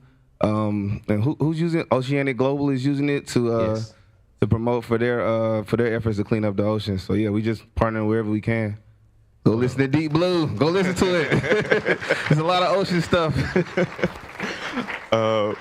So Abbie, thinking about how all these things go global, you mentioned the information goes global, but the disinformation also goes global, right? And as someone who has studied this, let's refer back to the question.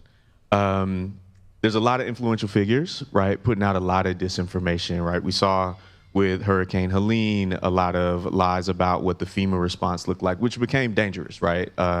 Number one, for people not being able to access resources because they're being told the resources are not there. But also, there were folks going after FEMA personnel, like really scary stuff at a time when we really need to be working to make sure people have all the resources they need. This is all a long way of saying, how does different information spread online? And how do we shift these sort of false narratives when they start to take root? Yeah, so with disinformation, with climate disinformation, you're kind of up against two big forces. The first is the tremendous amount of money and energy that has gone into decades of pushing these lies. You're not talking about a single narrative that spreads, you're talking about it in like the larger picture of, fossil fuel companies and their allies have been spreading lies about climate change for decades because they don't want to address it, because it's not in their financial interest to address it. And that has ingrained itself in the minds of many, many people across the world. And then the other thing you're up against is human psychology. We don't want to think about climate change. It's really scary. Like, the emotions that it brings up are really hard for people to manage, and it's a lot easier than to stick your head in the sand.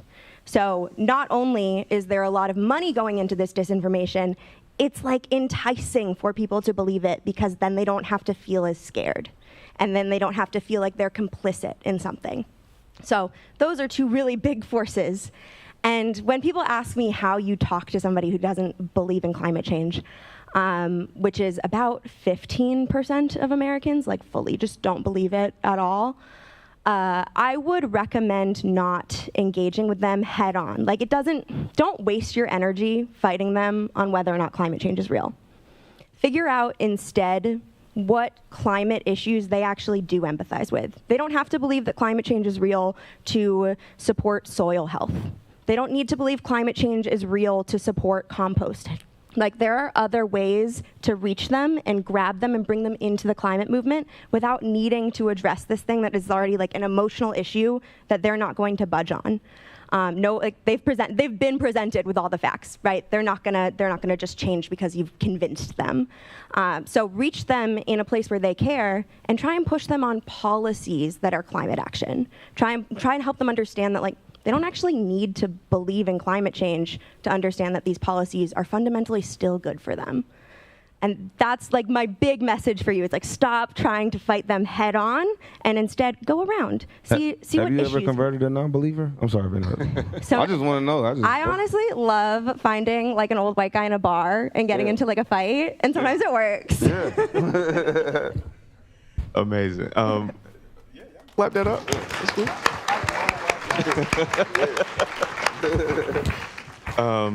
So, Abbie, you mentioned policy, which I think is a great segue into my next question. As Wawa mentioned, I work with Climate Power. We work really hard to inject climate into more of the political conversation across the country. And one of the stories that we work really hard to tell is about the things that are actually happening to address climate change, right? I think a lot of us are used to hearing how bad it is, and it is bad. I mean, it's hot today in Atlanta. It's not supposed to be like this. But we are also at a moment when there has never been as much climate action happening as there is right now. Some of you might know a couple of years ago, this administration passed the Clean Energy Plan, was the largest investment in climate action ever. I think, I forget the numbers. I think there's been over $350 billion invested in climate action, 330,000 jobs created, tripling the amount of clean energy in the country. There's another stat that's in my brain that I'm losing.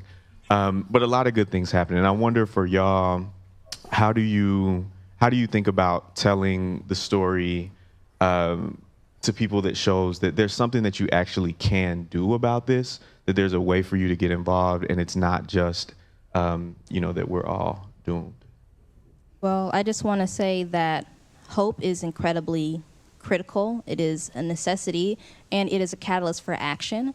And I think that a lot of people get caught up in thinking that hope is either comes from a place of being naive or isn't relevant with the current events, but it's the goal of oppressive systems to trick you into thinking you don't have any power. Amen. And to trick you into thinking, that there is no hope. But the truth of the matter is the biggest fear that the people in power, these hyper-capitalists, people who have pretty much turned our planet on its head, they don't want you to recognize the power that you really do have. And when you're in community with each other and organizing and using your skills and your passions, if anything, and this is what I will leave with everyone today, I need you to be proud to be a person who cares and wants to do something even when the people around you don't. And a lot of people will say, who cares? Why do you care so much? There's no hope, and have a very nihilist, viewpoint.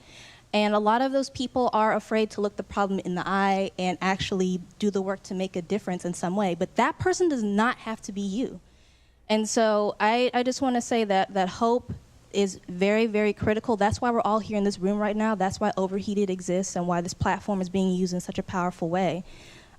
So I would say make it personal, find what it is that you already care about and connect that with climate, because I guarantee you there's a connection between what it is that you already have a passion for and climate and environmental work.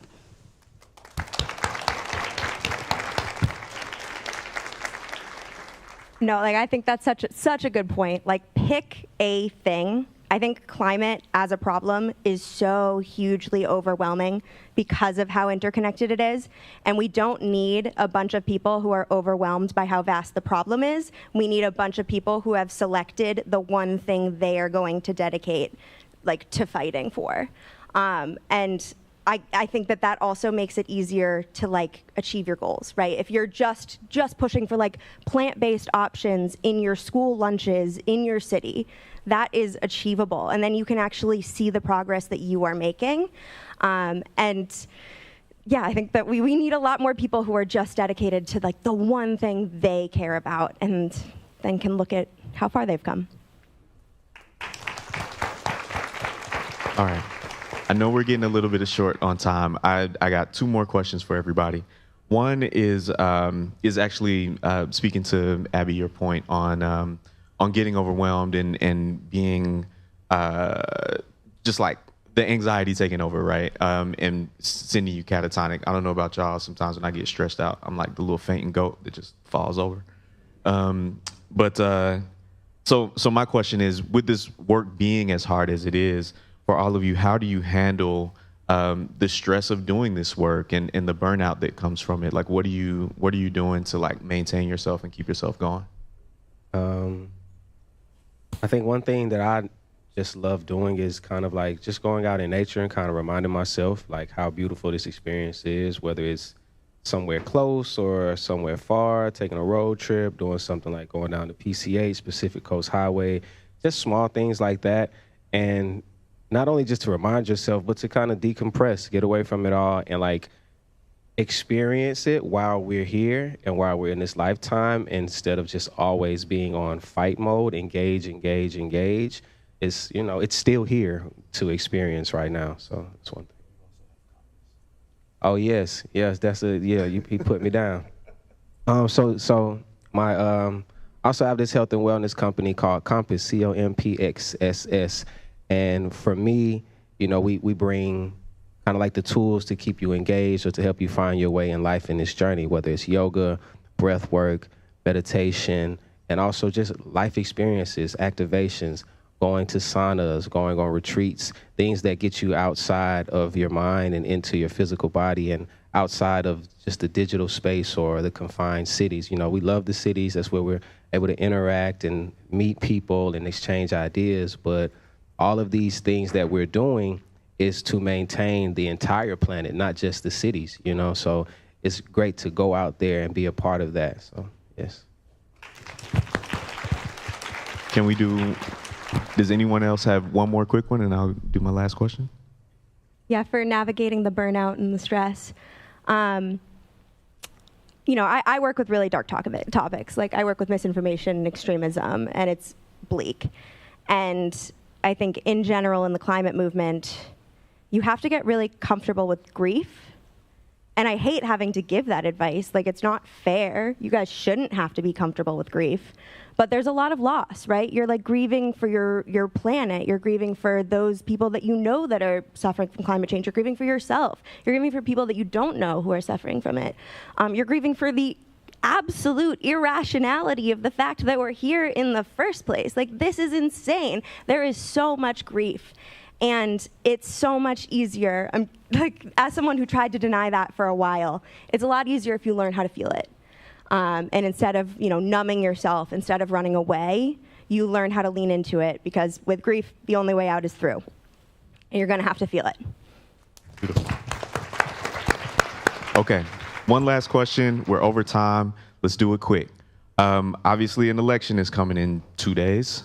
Very, very important. And we're, of course, everyone up here has encouraged all of you to vote. If you have not already voted, please make your plan to vote. On one side, we have someone who is a climate denier, who has promised the oil companies that they will do whatever they want if they're elected. And on the other side, someone who has spent a long time fighting oil companies, put in the first environmental justice office in the country as DA, and has really invested in climate action in these last couple of years. So for me, it's a very clear choice, but we also know that voting is not the only thing. It's not the last step in any political process. So my question to y'all, we're all gonna vote, but we're gonna vote and then what? Fill in the blank for me. Vote, then? Vote and then collaborate, because this election is not the end, it's the beginning. And the results of this presidential election, and there are many local governmental offices that are also on the ballot, so please be aware of that. This will set the stage for the action that we can accomplish on the ground in grassroots collaboration and organizing, right?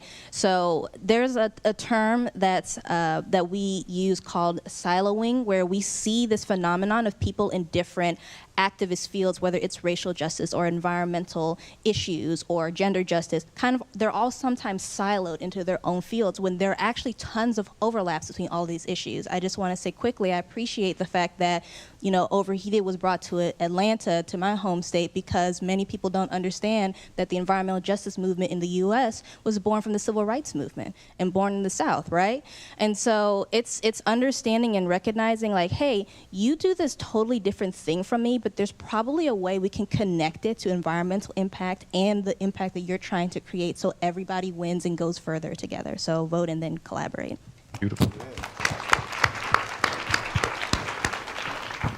Vote and then join the EARTHGANG Foundation. Yeah, do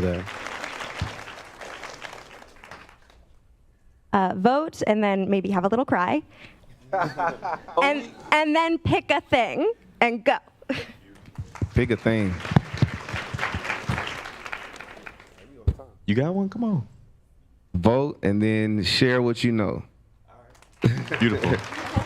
Thank you so much, everybody. Sorry to go over a little over time. One more hand for the panel, please.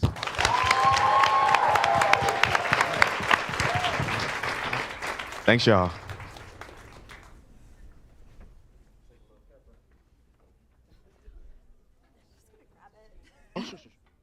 I'd say that the single action that people can take to make a difference is to think about their money and put their money where their mouths is. Making more ethical choices in regards to what we consume. Save energy. Adopting a plant-based diet can dramatically reduce your carbon footprint and your freshwater footprint. Find the intersection of what brings you joy, what you're good at, and what you think needs doing. Recycling is a big part of helping our climate. Finding a second purpose for old materials and items that aren't being used anymore. Watching how much water you're using. Learn how to cook more healthy, sustainable meals. Reducing our meat intake. Something as simple as turning off your lights. Use electrical vehicles. Carpool around town, ride bikes. Endorse what's called the Fossil Fuel Non-Proliferation Treaty. Make sure that the stories of the most marginalized and the most affected get heard. One thing, educate yourself. Educate yourself. Advocate for addressing the climate crisis in whatever space you occupy. Reduce and eliminate animal products from our use. Thrifting, choosing sustainable products. Eat one plant-based meal a day, which is the 30-day pledge. Talk to people. We can all speak up about the climate crisis. As a whole entire world, we can help fix what we have been doing wrong. Like Billie said, one of the most important things we could do is vote for a candidate who is committed to protecting our climate.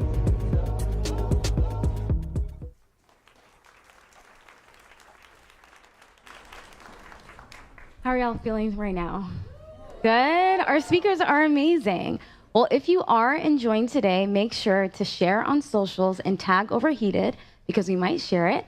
And next up, we're going to be having an Overheated alumni from the UK tune in virtually. Robbie Lockey is the proud founder of foodfacts.org, and he will be sharing his own personal story with you all shortly.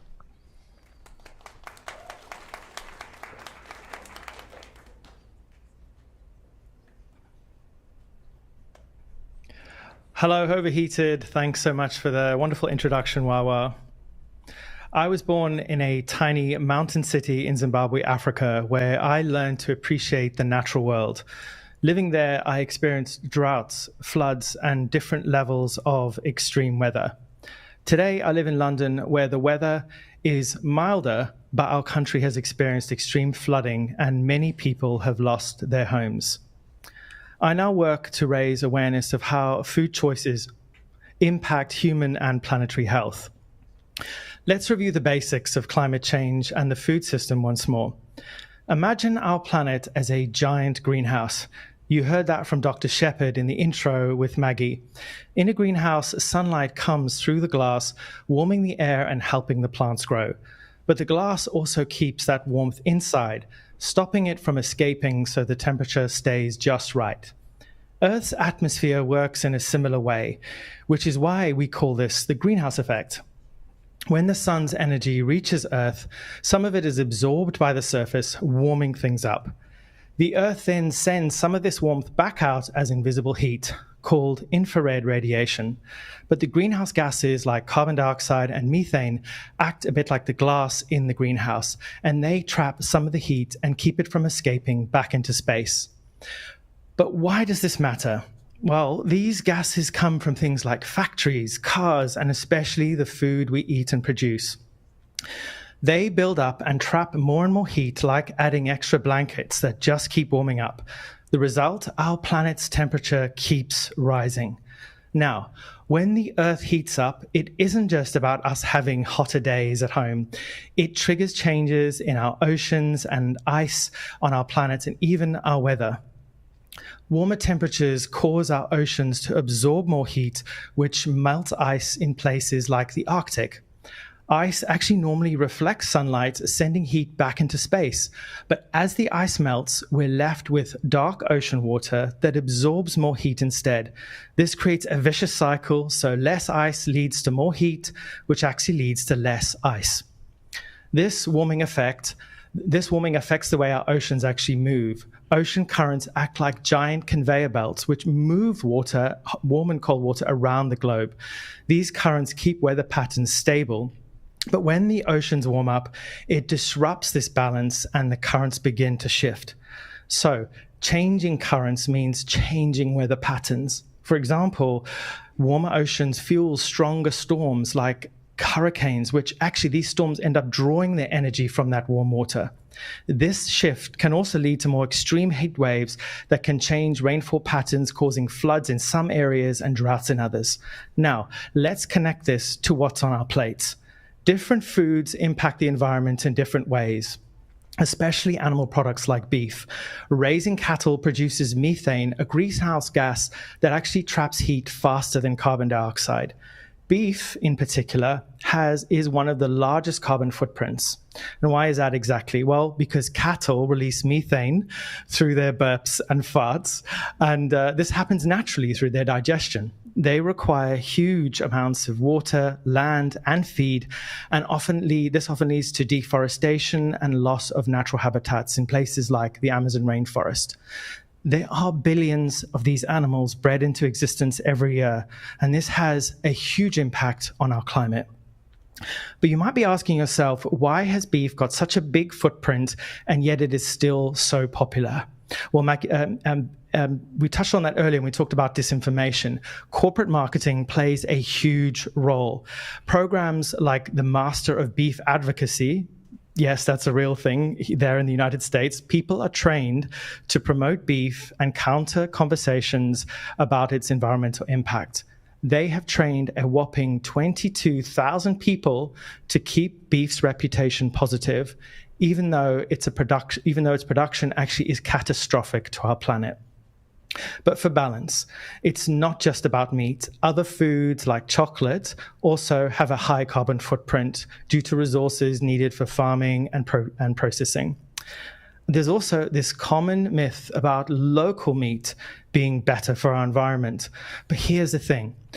The emissions from transporting the food that we eat is actually tiny compared to the animals themselves. The animals are the main source of the emissions, not the travel.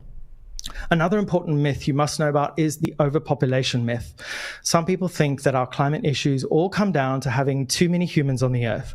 But actually, our planet could support billions of more people if we didn't spend so many resources on feeding billions of animals for meat. Now, this is going to blow your mind. Remember these two numbers.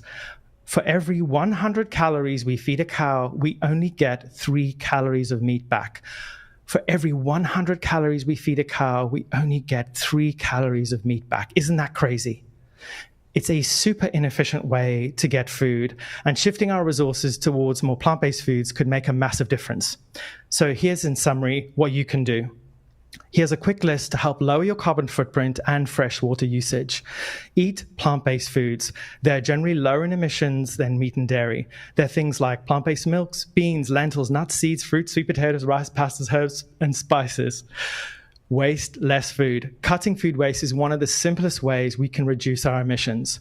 Choose sustainably produced products whenever possible and support brands that are working towards environmental goals. And more importantly, ask yourself before you buy anything non-essential, do I really need this? Or am I succumbing to peer pressure? It's a really important question.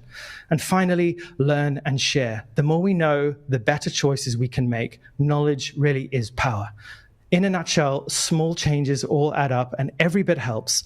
Thanks for listening. And remember, the power to change our world really does lie in the choices we make, mostly on our plates every single day. Please enjoy the rest of Overheated.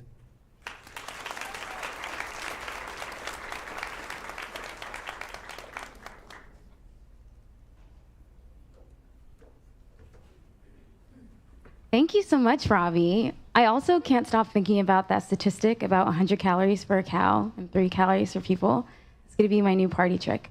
But this is a great segue into our next conversation. I think a lot of people have question marks around how the climate crisis is impacted by our food choices, and they are really interconnected, which is why I'm so excited to bring back Maggie onto stage, where she's going to be moderating a conversation that's going to help, hopefully, all of you walk away with a better understanding of not only how those connections can be made, but how you can be a part of the solutions. Thank you, Wawa. Hi, everybody. I have some amazing guests. I have Isaias Hernandez. Come on out, guys. Jasmine Crowe-Houston, who is this beautiful person, and Jamila Norman. And you also have me. And of course, in this panel, I am here representing Support and Feed, which many of you know about. And at Support and Feed, our mission is to address our global food systems by helping to move to a more equitable plant-based food system, increasing access, acceptance, and demand for plant-based food. Of course, many of you know we have the plant-based pledge to eat at least one fully plant-based meal a day for 30 days. We offer you support with that. And as Robbie just said, little changes make a difference. So that's why I'm here today. And Robbie laid out the case very beautifully. So I have these amazing guests. And each one of them is addressing climate and food in a slightly different way. And that's what it's going to take. It's going to take lots of different approaches. Some might be farming, some might be local, some might be new inventions we've yet to determine. So Isaias, let's start with you, because you're on my left, my immediate left. So how did you make this step into being, actually, you know what? I'm going to read your little bio so that people have a little better sense of it. You are an environmentalist, educator, and creative devoted to improving environmental literacy through content creation, storytelling, and public engagement. You are most commonly known as Queer Brown Vegan, and which is your independent media platform. So why did you transform your life from where you were studying environmental science to being an advocate for plant-based foods? Yeah, absolutely. And hi, everyone. It's so great to be here today. I think for me, I've always been inspired by environmentalism. So I had this curiosity to, if I want to save the world or if I want to change the world, I should be an environmental major. And, my earliest years in undergrad, when I was in college, I remember taking this food systems class. And the professor asked us, raise your hand if I were to offer you two things, 2 months of water that allows you to shower each day or one hamburger. And I said, well, I would choose the hamburger, but I also don't want to smell. So I would sacrifice the hamburger and choose water. For each hamburger that is eaten, we use 660 gallons of water. And so I think for me, that really changed my perspective of that's equivalent of 2 months of showering. And so I think that as I kind of delved more into okay, well, what do you want me to do? I'm a broke college student. I don't know what I'm supposed to be doing. I started to read more from a historical and educational lens, is that, from the science perspective, we know that 38% of our land that we use today in the world is used for agriculture. Of that 29%, it's animal agriculture, animal grazing. So a large supply or food system today is animal agricultural centric.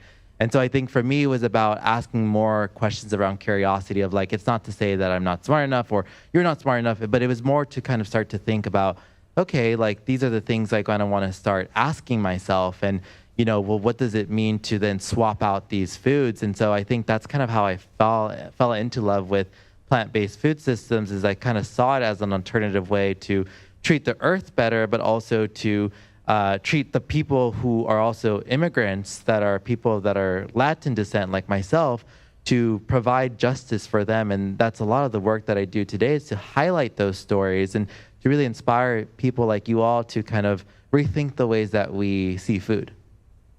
Love it. And interesting segue, because Jamila, you also are AKA Farmer J, first-generation daughter to Caribbean parents whose history is rooted in agriculture.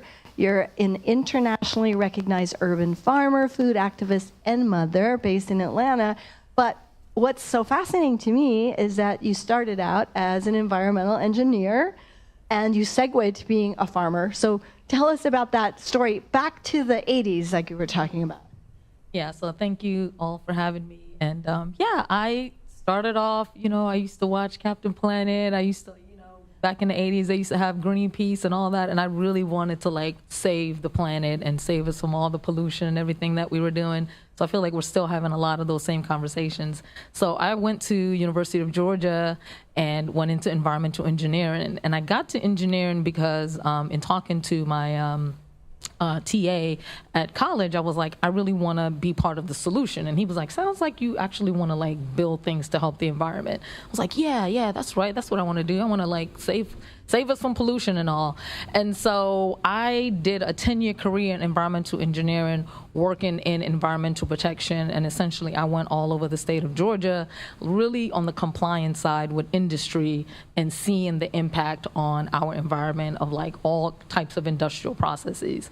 At the same time, became a mother, raising kids, living in Atlanta, and I moved to the southwest side of Atlanta, and it was experiencing a lot of food insecurity, really bad food access, and I was just kind of like, this is ridiculous. So I'm gonna just start growing a little bit of food in the city. And so farming for me really just started off as like this need to just provide food, but it was something I did on the side of engineering.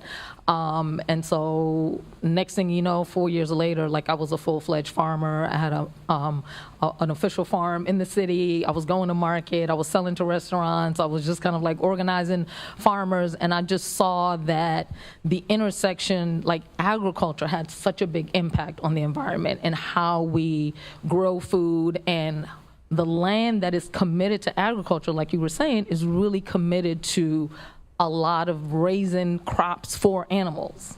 You know what I mean? We, like, agriculture is the biggest industry in Georgia, but we actually don't really grow food. They grow really commodity crops.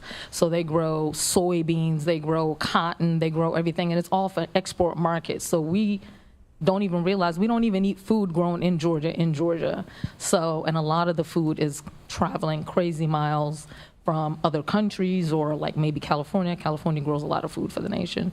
And so it was just kind of like really interesting to see, like, I can actually have more impact and as a farmer in an urban environment than I was as an environmental engineer working for the state on the policy side, like, you know, in government. And so that's really what kind of like took me to agriculture, and I just haven't looked back. And it also allowed me to sort of reconnect with my family's heritage of growing food. A lot of us are, you know, immigrant, you know, might have parents that immigrated here. I was first born here in the US. My parents are from Jamaica and Trinidad. And their grandparents grew food. I mean, they grew the food that they ate. They grew the, you know, the clothes that they wore. You know, all that is plant-based. It's cotton. I mean, so plant-based is not just your food. You know, it's the houses you live in. That's wood. You know, it's the clothing that you wear. That's cotton. That's wool. That's silk. That's all. You know, well, not silk, but you know, like it's all land-based. So how you treat the land really impacts just all part of your life. So I just like fell down the agricultural rabbit hole, and I can't go back. I love it. Does anybody know what an environmental engineer is?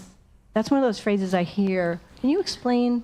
Yeah. So an environmental engineer is someone that really works on different systems that affect or interact with the environment. So like some of the things environmental engineers do is like they'll design wastewater treatment plants. So we all use a bathroom, water goes down the drain, it disappears, you don't know where it goes. It goes to a treatment plant, and environmental engineers design that. They will design systems for like pollution off of, you know, like power stations, you know, when they're burning coal, or when they're, you know, we'll design hydroelectric dams, we'll design landfills. So those are all of the different systems that environmental engineers design that treat or clean up or, you know, provide a service that we use, you know, every day. I wanted to ask partly because I think that it's always important when you're a young person to know that whatever you are interested in, whatever you're good at, there's a place for you. Mm-hmm. And there's so many careers. There's like, if you're interested in music, there's a million careers in the music industry. You don't have to be a musician to be around the music industry. Absolutely. And the same is true in caring about the planet. There's so many ways in. And next, but last but not least, Jasmine. Jasmine Crowe-Houston is an award-winning social entrepreneur, children's book author, and determined leader dedicated to making the world a better place. In 2017, after years of feeding people experiencing homelessness from her own kitchen, she launched Gooder. So amazing. Sustainable waste management and hunger solutions company that leverages technology to reduce food waste and combat hunger. Gooder. I heard you're actually in 15 states, by the way. It's so amazing. Maggie. How did that happen? You know, good afternoon or morning. Oh, it's afternoon now, so good afternoon. It happened very organically. I was feeding people, as you just mentioned, and a video of my work went viral. And I woke up one morning just to millions of views and all these comments and friend requests. And as I was reading through the comments one night, one of the reoccurring questions people kept asking me was who donated the food. And the truth was nobody. I was couponing, I was price matching. I was taking $5 and $10 donations, cooking all this food myself. And so I went to Google, fully believing I was gonna get a nifty little list of these are all the businesses that you can go to. I don't know, I mean, that literally was my thought. It's like, oh, I'm gonna start getting this food donated. Where can I get, what happens to extra food at the end of the night from businesses? And instead of getting that list, I fell into a deep rabbit hole about food waste. And so I like to call myself an environmentalist from Google. Like I literally fell into this Google search, fell into a rabbit hole around food waste and became so enraged at how much food we waste in this country. And I had no idea. And I think that's the crazy piece about it. Until I started kind of talking about it and more people are having these conversations now, the average person doesn't realize that we waste nearly half of all the food that we produce in this country. And what made me so upset about that is that nationwide tonight, we have 47 million people in this country that are gonna go to bed hungry, wake up tomorrow morning, still not knowing when and where their next meal is coming from, and we're wasting perfectly good food that could be going to them and solving hunger. And so that's essentially what got me started with developing Gooder. It's so amazing. And of course, the connection to climate, Robbie mentioned it. Exactly. The food waste is a major contributor. When you talk about the whole chain of, because I don't think we think about it. I don't think so either. I mean, because as this food sits in landfill, so to give you guys a perspective, this football stadium we're sitting next to, we could fill that football stadium about 4 times in one day with perfectly good food. So just think about that. 4 times to the top with good food, vegetables, whatever you may eat, but all of it goes to waste. And so the production, the water, the labor, the transportation of people driving that food from point A to B, then driving it to this location, now it goes to the landfill. It sits in the landfill, it produces harmful methane gas, which over a century is about 28% more harmful than carbon. So a lot of times we hear about carbon dioxide, but we don't talk about methane gas. So it's a leading contributor to global climate change. Project Drawdown has said it's the number 2 thing that we could do to be combating climate change. And I think when you think of the effects on the planet and then the effects of your neighbors, I think that's why we have to solve it. What do you mean, the effects of your neighbors? You know, I think there was a Snickers commercial. You may remember this, Maggie. You may remember it. And it said it was Betty White and Danny DeVito, and it premiered during Super Bowl one year. And the Snickers commercial says, "You're not yourself when you're hungry." And when you think about that, how many people haven't been able to live their truest and their full lives because they're experiencing food insecurity? And you, ladies and gentlemen, know this more than anybody else. You go to school. You've been in school. You probably know somebody. If the numbers are 1 in 6 people, right? Whether you know it or not, somebody in your circle has experienced food insecurity, hasn't known where their next meal is going to come from. They depend on free breakfast and lunch at schools. Schools themselves waste a lot of food. I'm having a lot of conversations with schools because so many students don't always take the lunch. They throw it away. So we are all part of this problem, whether we know it or not. So that's what I talk about when we think about people. And then when you're in the class, right, and there's that student who hasn't ate, maybe they're acting out, or maybe they can't, they're not going to test as high. So then your school's test as a whole, you're not performing as well, but half of the students in the school don't know where their next meal is coming from. So how can you learn through hunger? I always say a lot of times these students are playing what I would call catch up. If they depend on free breakfast and lunch at school, they didn't get dinner last night. When they come to school, that breakfast replaces the dinner, the lunch replaces the breakfast. And so you have children that are sitting in class wondering when and where their next meal is going to come from. And I don't care how amazing of a teacher you all have, no teacher could ever teach through hunger. So it affects you in a lot of ways. The reason we're having this conversation is because you cannot separate food insecurity and food equity from climate change. They are all interconnected. And for many years, climate conferences and summits left food off of the table, literally. And finally, it's starting to be discussed. And you make that beautiful point of our food systems, being inequitable on the climate level and how that translates back. I also wanted to add that, of course, that food waste that's sitting in that football stadium equivalent, the meat and the dairy are emitting more methane gas than the plants. And so that's another reason, like even on your food waste, if you're wasting lettuce, not great. If you're wasting meat, worse. So there's a lot of ways. Yes. And you spoke about the water piece of it too. I think that's the other piece. So it's like, that's a huge part of it.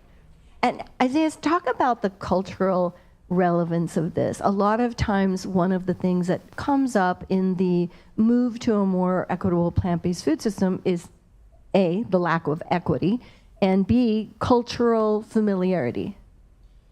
Yeah, I mean, I think from a personal story, like, when I heard the term plant-based in college, I was like, what's that? Like, and I was eating meat at the time. And, when the little bit of background is like, I grew up in poverty. So like I was on food stamps. I had the lunch reduced tickets. And I remember like as a kid going to like local churches and food banks and like, just going with my mom as a kid and just like seeing what foods were available. And a lot of it was processed foods. And as a kid, you're happy because you're like, I always had food. My parents always made sure I had food. Was it as always nutritious? No, honestly. But you know what? It was something that we had to rely on. And many people who are low income or people who grow up poor have to rely on, especially if you are someone that is a single parent or you're someone that is disabled, someone who has mental health illnesses, and it's really hard to be able to kind of like figure it out. And I think, for me, when I learned about food justice, it's not so much about we're putting plants all over the world, we're putting plants and justice on it. So that means that your community eats, my community eats, that the kid that's down the street that's being raised by a single parent has access to nutritious resources. And so I think when we look at the future of our food systems and like trying to redesign our plate is from a cultural standpoint, I grew up Mexican and my parents are like, what are you going to eat? You're going to die if you go vegan. That was the first thing they told me. And I think for a lot of parents, it could be shocking if your kid is like, I want to go vegan one day. And if you don't have the education or the knowledge, but how many of us have been used to eating fruits and vegetables our entire lives? Like for me, like when my parents couldn't afford meat in the early days, they would use beans or legumes as protein, which are higher protein counts, and also it provides brain clarity, especially for younger generations. Like our attention span is really hard because of TikTok and other platforms, but like, it's hard for us to focus. Yeah, exactly. Beans and blueberries. Yeah, Good beans and blueberries. And so I think it's important that, when I was going to plant-based and going to try to choose veganism, it wasn't like, oh, I have to do everything perfectly. I was just like, how do I want to teach other people? And it was through education of like sitting down with my friends and being like, can we have a dinner party where we try to cook vegan? And, some of my friends would make horrible dishes and some would make good dishes and we would make fun of each other. Like all cooks? Yeah, like all cooks. We all learn. And I think it was really those great experiences that helped me transition more. And also from the cultural standpoint is that you can still have the same types of food in your culture and enjoy it just as much as the non-vegan version. And I think for me, that's one way for you all to kind of think about that and also ask your local student organizations or cafeterias to switch to more plant-based. Great suggestion. Do you want to say something? Yeah, I did want to say something. So, like piggybacking off of the cultural aspect, what I really try to kind of like get to people is that explore sort of like the plant-based options within whatever cultural background you come from.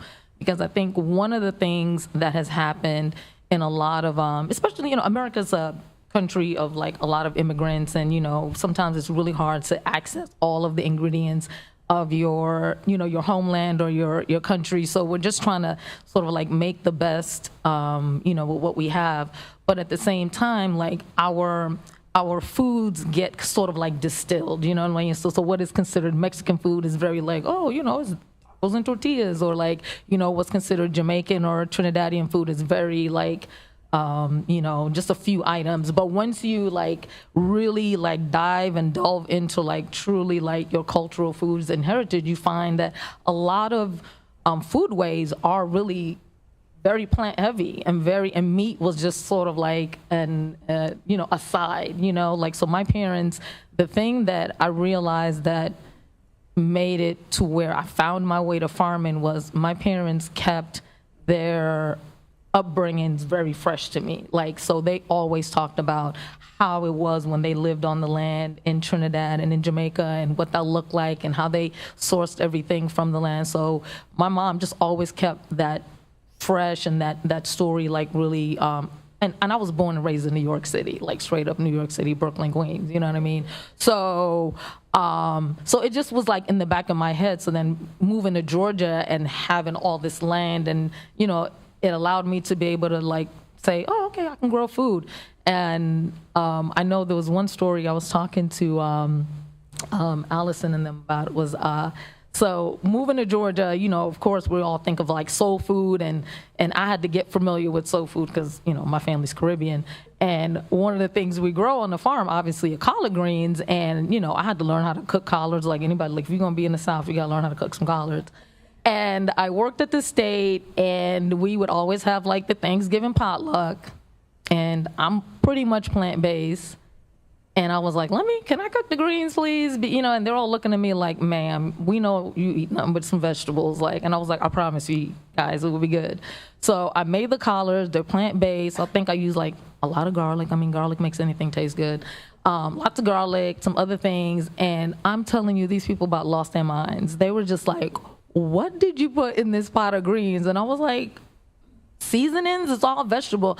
And so for me, it's not about like preaching to people, but just like, you know what I mean? Like volunteer to like bring something interesting, or be like, like dig into your family history, or just kind of like find ways of connecting instead of like preaching and just really trying to kind of like tell people how they should be. Just like show up.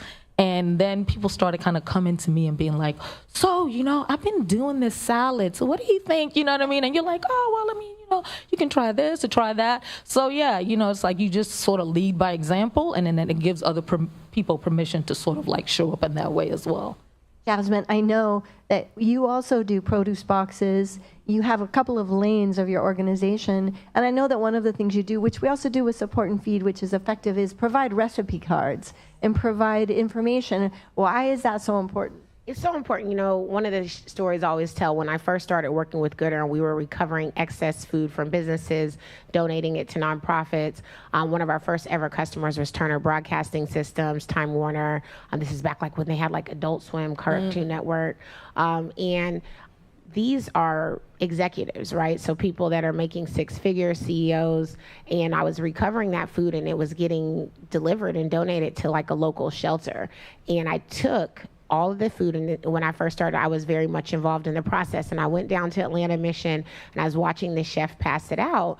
And one of the guys says, oh, you guys are trying to kill me. And the chef was like, try it, man. It's just some asparagus. And I was like, I love asparagus. It's so good. And what the chef said to me is, he said, Jasmine, you never realize how many people have never seen fruit and vegetables outside of a can.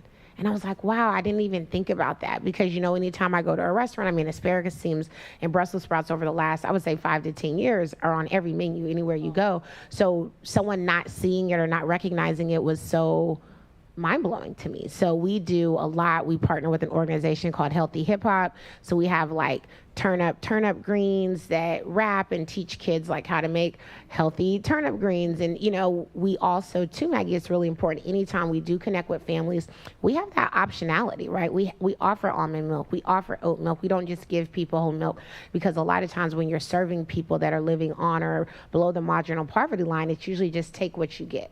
So when you think about when you were in the food banks and things with your parents, it was, you guys didn't have options. Like, you wouldn't have been able to ask for almond milk or ask for a meat alternative if your family didn't eat meat in the household. So that is something that we've done with Gooder since the very beginning, which has been life-changing. And so to hear from people that maybe are, just because and this is what started with me feeding on the streets. Just because people were homeless didn't mean that they didn't have dietary restrictions, didn't mean that they didn't have religious convictions. So I had to serve for that, and I've been doing that, since the very beginning. I love that. It's part of the reason that we at Sport and Feed serve restaurant quality meals, because it's respectful and it gives people the feeling that they didn't get the seconds. And not to say that food excess is seconds. Most of that is beautiful food, but giving that choice and giving that respect. I am sad to say that we are almost out of time because this literally flew by. Any last thoughts that you'd like to suggest to people about ways that they can approach their plate and the food choices they make? Yeah, I'll go. I'm a urban farmer, so as much as you can, buy local, source local, support local, especially regenerative farms that are growing organically, that are, engaging in systems that are regenerative to the planet. So find your local, farmers market, support those farmers. And that, just eat as much plant-based as possible. You don't have to become a vegan, but, if you go from 1 day to maybe 2 days to 3 days a week, very accessible. It's a good barrier of entry. Exactly. So, just do the best you can. Isaias? Yeah, I would just say, if you're someone that's, struggling to buy plant resources on that end, is like ask your parents or your friends of how to cook. That's how I learned how to cook a lot of meals. I would ask my mom, like, can I please learn from you? Because she would not let me touch the groceries because she's like, we paid for that. But if I were to teach her, she would teach me of this is how you cut a vegetable. This is how you put seasoning. You start to learn more. And I think that they took away home cooking classes in, for a lot of people in K through 12 education system. So if you have that access, please take one. It was really beneficial in my career. I would just tell you guys to encourage your families to not overbuy. Specifically, we're coming up on the most wasteful day of the year, which you guys can probably imagine is Thanksgiving. And so a lot of times we just have this excess, the more the merrier. I am someone who shops for meals, so I kind of go to the grocery store. I pass it anyway when I'm going and picking up my kids for school. So I'm like, this is what I'm going to cook tonight. And I'm going to stop and get those items and make sure that my husband takes it to work or my kid has it the next day. And if you do ever find yourself having items that are left over in your refrigerator that have gone bad, consider composting them or even using your garbage disposal at house, which is something a lot of people forget about too. Yes, and some cities have that garbage now that will go right into compost. Yes. And I will add to that I think your freezer is your friend. If you have food that is getting a little bit tardy on the age thing or old, I cook it up or, and put it in the freezer. Make soup and freeze it. Mm-hmm. And set reminders, Maggie. That's the thing I tell people, it's been in there a month. Now, set a little note as soon as you put it in the freezer, because sometimes you'll leave it in there for so long, which is something I did to my wedding cake, and I just didn't. I was like, I'm going to save this for a year. You're supposed to. 99 years. No, it's not. It got frostbitten, so I needed to remind myself it was in there. So set a reminder that you put something in the freezer and go back and cook it. I love it. Well, these are amazing tips. I feel like we could really keep going for a long time on this panel, but we are out of time. So thank you so much. I think Wawa's coming back to talk about lunch appropriately. Yay! Thank you all so much.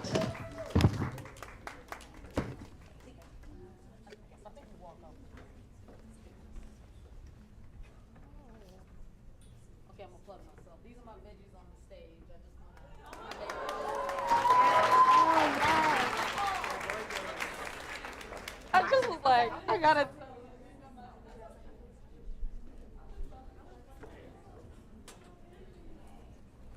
What a great panel. Oh my goodness. I've learned so much, and I just want to thank all the panelists that have already spoken up here. We've learned so much, and I'm so excited for some more conversations that we have later. But it is lunchtime, and I have a couple of announcements, so please bear with me. So first, lunch, for those of you who are here in person, we're going to walk out and go left, not use the elevators, there are stairs, and we have some plant-based food for everyone, which is really delicious and yummy. We also have organizations that are local to Atlanta that are tabling. Please go talk to them. So many panelists have talked about how important it is to get involved, and this is an easy and perfect way to get connected with community-based organizations. We also have a fashion activation where you can upcycle your own overheated top. And if you forgot your own garment, we have some thrifted options for you. We also want to bring attention to the QR code behind me. This is a Support and Feed pledge, and you can pledge to eat one plant-based meal a day for 30 days. And you can share with us at Overheated or at Support and Feed, as well as some people have been asking for folks that are GA for Billie's show tonight about what to do. If you are here in person, here in Atlanta, and have not yet gotten your wristbands, you can go to gate 6 to get your wristbands so you don't lose your place in line, but you have to do that before 1. So you have like 30 minutes, so during lunch. And for everyone here, please come back. There's a lot of exciting conversations happening. And if you're tuning in on YouTube, we have not forgotten about you. Maggie and Savannah are going to be having some exciting conversations that will be live streamed during lunch, so please check in. And I think I've said everything. So I'll see you all back here in an hour. Thank you so much for sticking with us and joining us here today.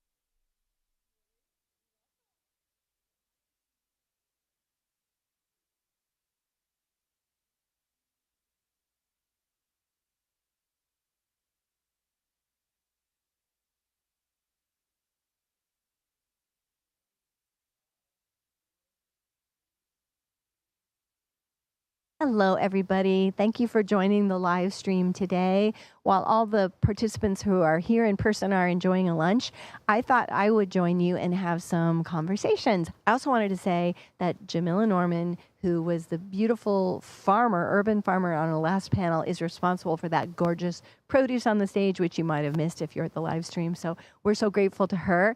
And we're so happy that you all are tuning in. And I'm going to start today with some local Atlanta sustainability celebrities. My first one is John R. Seidel, and he's going to say his title because it's a little bit of a tongue twister. Thank you so much, Maggie. John R. Seidel, Deputy Chief Sustainability Officer for the City of Atlanta. Wow, that's a very impressive job. What do you have to do in your life to end up with a job like that?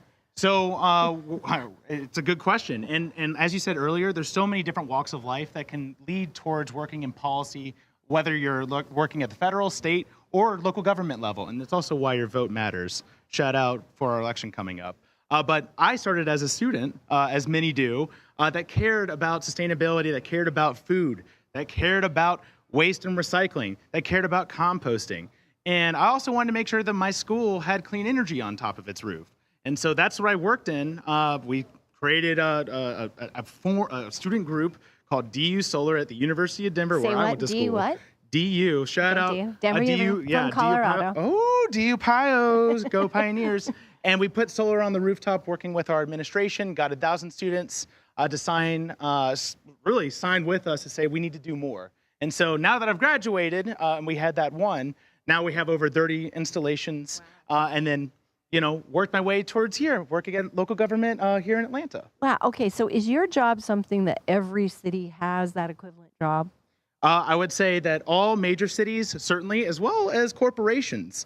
It's one of the newest, I'd say, chief suite opportunities that's out there. And when I first joined the city 8 years ago now, it was just us, Athens, Clarke County, and City of Savannah. Since then, we've had 13 other local governments have a similar position, and we're continuing to grow. Wow. What are the things that you are proud of that are happening in the city of Atlanta? Oh, my gosh. There are so many things to be proud of. I'm so proud that, first of all, that y'all could be here to help lift up young people, because it's young people and people from all different types of backgrounds to make this work possible. I think transition to 100% clean energy by 2035 is so important in making sure that we are, whether that's clean energy procurement, whether it's scaling up that model that we had at University of Denver, and right now we have 36 buildings that have solar on top, whether it's we just got a grant to do 10 composting drop-offs all around the city of Atlanta.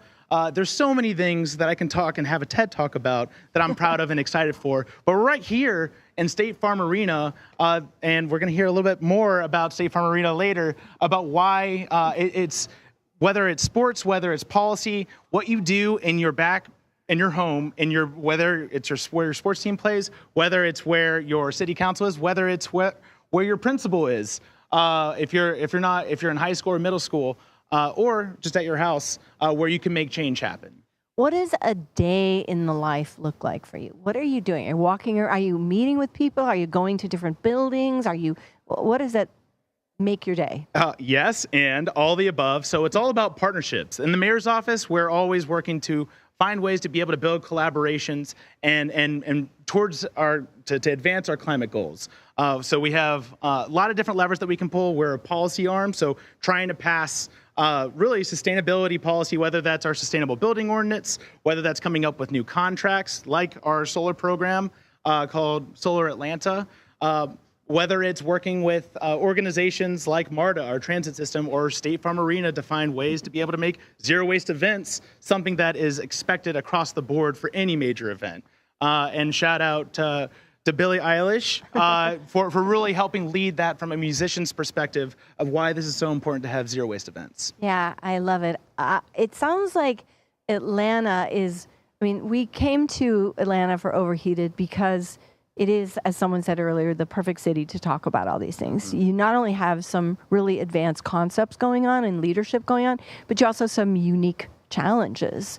For sure. What about those? Absolutely. Like every city, everybody has challenges. I'd say, number one, if you can do it in Atlanta, you can do it anywhere. That's why Atlanta influences everything. So whether it's what we're doing here at our amazing sports stadium that supports the Atlanta Hawks, whether it's what we do just a couple blocks down the road at City Hall. If we can do it here, we can do it anywhere. And so, and that includes tackling the greatest challenges of our time, whether it's affordable housing, whether it's making sure, Jasmine talked about it earlier, 1 out of 6 people are food insecure. These are all different types of things that sustainability is actually completely linked up to it. Affordable housing, if we're building new affordable housing, but it's not, you can't pay your gas or your electric bill because you're using way too much energy, then it's not really affordable.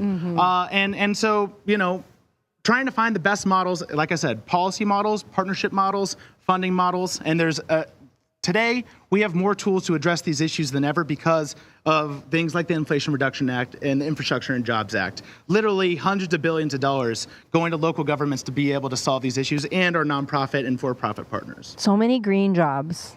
So many green jobs. Yeah. And those that are students right now, whether you're middle school, high school, we have apprenticeships, like with one of these partnerships with Hertz, where it's Hertz Electrifies Atlanta. We actually have a curriculum for our Atlanta Careers Academy with our Atlanta Public School Systems here, where they will be implementing with students to be able to maintain electric vehicles as a part of Hertz's fleet. And then dive into, hopefully, we're going to be able to recruit them to come to City of Atlanta Fleet, work for us, if we can compete. Electric vehicles is such a huge and burgeoning industry that it's going to be competitive. And, if you want good job security, that's just one way to be able to make sure that you have some job security in this grand, broad sustainability field. I like it because it's sort of a scary time, but it's a very exciting time. Yeah, I'd say it's the existential threat to all of us and all we care about, but it's also looking in the right way. It's the greatest opportunity of our lifetime to work together on our commonalities and see ourselves across the board of what we're passionate about and how, whether that's art, whether that's music, whether that's policy, to be able to work together to make this world a better place for, I just had a 16-month-old baby, for her to live into the future. That's the best. Yeah, it really is. Well, thank you. I really enjoyed talking to you. I appreciate you, and I appreciate all you're doing, and I appreciate your beautiful city. Thank you, and thanks to everybody for staying in and staying tuned and taking action. Okay, thank you, John. Thank you, Maggie. Okay, we are in State Farm Arena. And so we thought it was only fitting to talk to Sophie, who is the sustainability chief for State Farm Arena, and to hear all the amazing things that they are doing in this arena. So I've talked to you before. I think if you follow Billie, you might have seen in 2022, I did a tour of your arena, and you showed me all of the inventive things you were doing. So talk about what you're proud of in this arena. Well, first of all, thank you for being here and doing this here in Atlanta at State Farm Arena. We're so proud to be the place where we've hit our milestone or our 500th event with Billie being here last night, 501 tonight. So what we've been building here is really about the culture and being very intentional, whether that's internally within our internal team members or our fans. There's just so much we can talk about when it comes to trying to train new behaviors while having a great time, whether you're attending to see Billie Eilish or the Hawks win, whatever it is you're doing, we want to be really intentional about that journey being as sustainable as possible. And there are so many layers and so many individuals that are part of this that it cannot be accomplished, like John R. said, without the partnerships of everyone being part of the solution. How do you deal with the storytelling aspect of what you do? Because I think that when we make change, that's great, but it sort of stays a little siloed unless we tell the story of what we're doing. And I know arenas have a lot of partnerships with other arenas. And how are you working to tell your story and help other arenas and other event spaces follow your lead?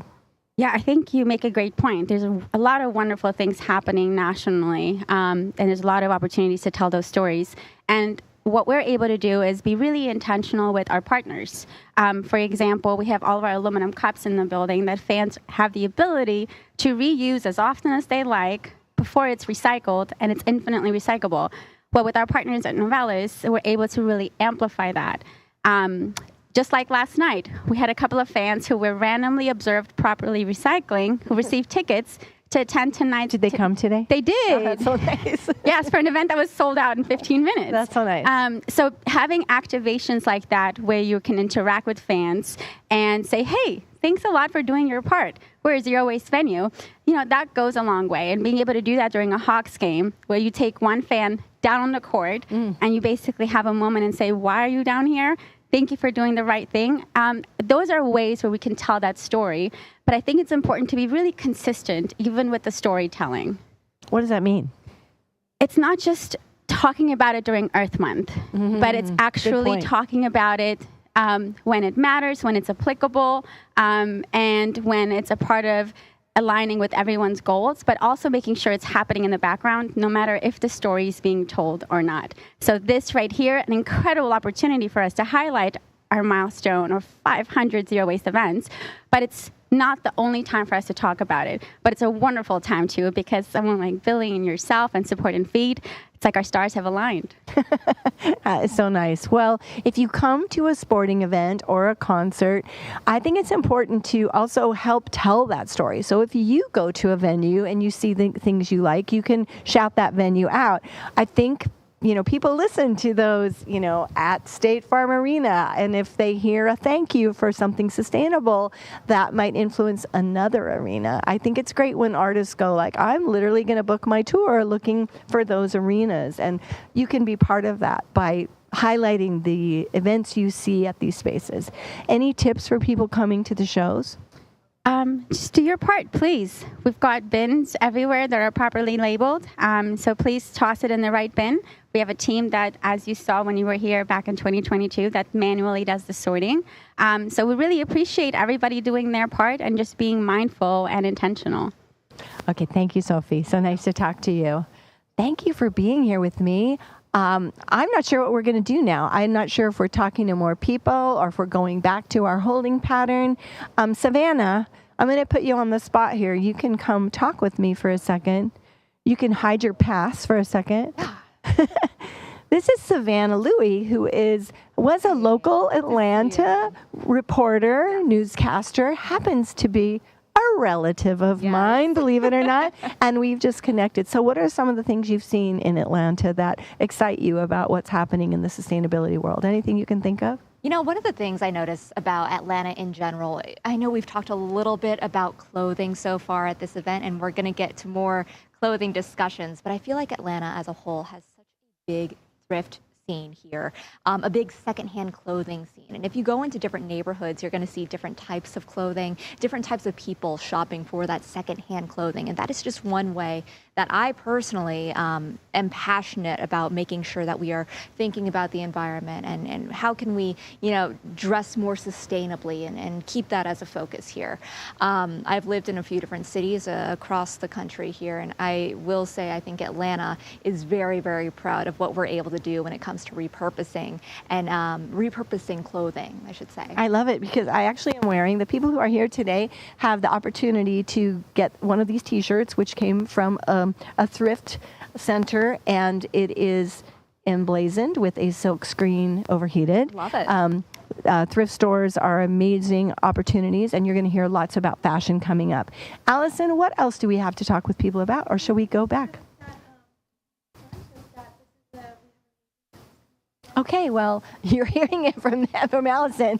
We have amazing panels coming up. We're going to have some lunch, and we'll be right back, so don't leave us. Come back. We have special guests later, and you won't want to miss that. And we have amazing panels on fashion and the oceans and, of course, voting and the importance of our power to vote. So we'll see you later, and thank you so much. Thank you. Thank you. Putting you on the spot. Well, I was like, wasn't Savannah supposed to be standing here with me?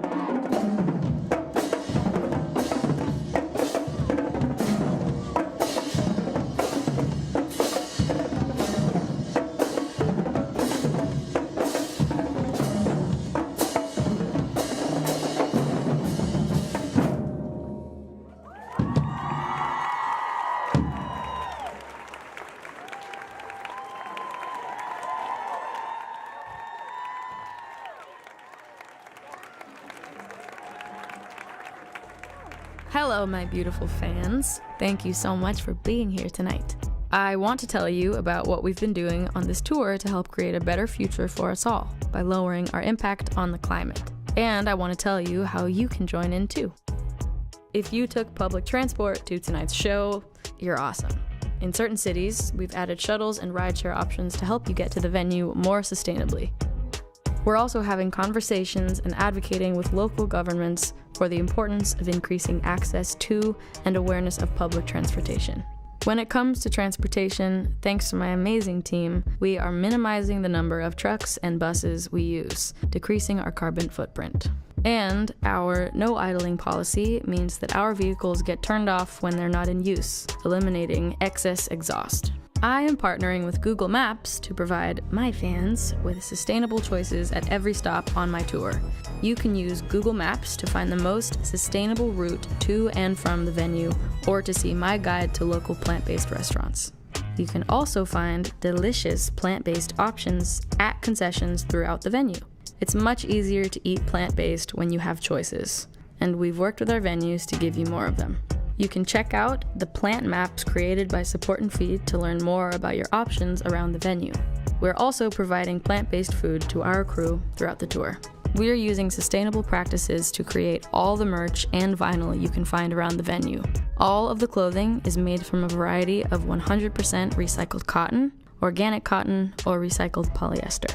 The fashion industry is one of the biggest consumers of water in the world, so we are also making sure that the water used to create your merch is recycled and reused. The vinyl is made of 100% recycled vinyl, helping to reduce carbon emissions by 90% when compared with virgin vinyl made from fossil fuels.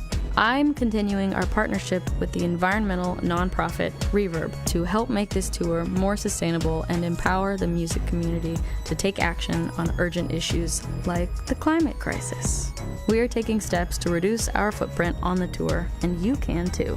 Visit the Reverb Eco Action Village in the main concourse tonight, where you will find reusable custom water bottles available for donation, free water refill stations, and the chance to connect with local climate organizations that offer opportunities for you to take action in your community. I also want to shout out my mom and her nonprofit organization, Support and Feed, which is committed to combating the climate crisis and food insecurity by making plant-based food more accessible and accepted. Because of this tour and additional support from Support and Feed's amazing partners, we've been able to expand our plant-based food drives, provide plant-based food globally, and create conversations to bring people together to talk about food justice.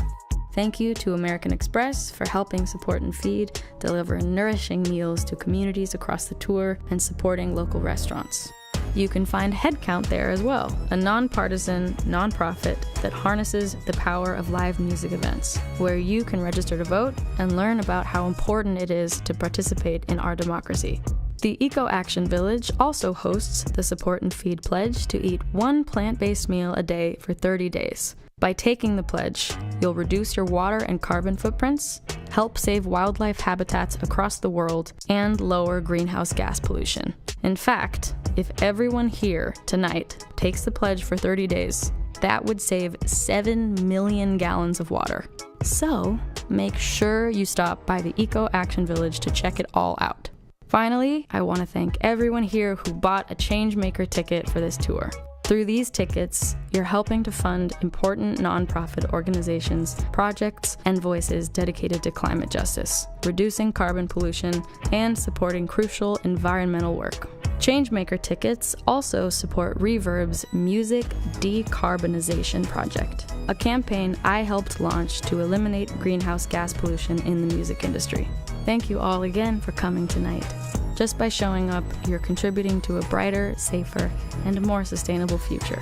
I hope tonight inspires you to take climate action and stay involved long after the show ends. And one more thing, the most important thing we can all do is vote for candidates who are committed to protecting our planet. 16 million young people will be eligible to vote for the first time this November, and you will decide this election.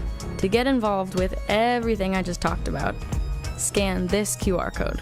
There, you can get trusted candidate comparison guides, take the Support and Feed pledge, learn about the sustainability actions you can take, and more.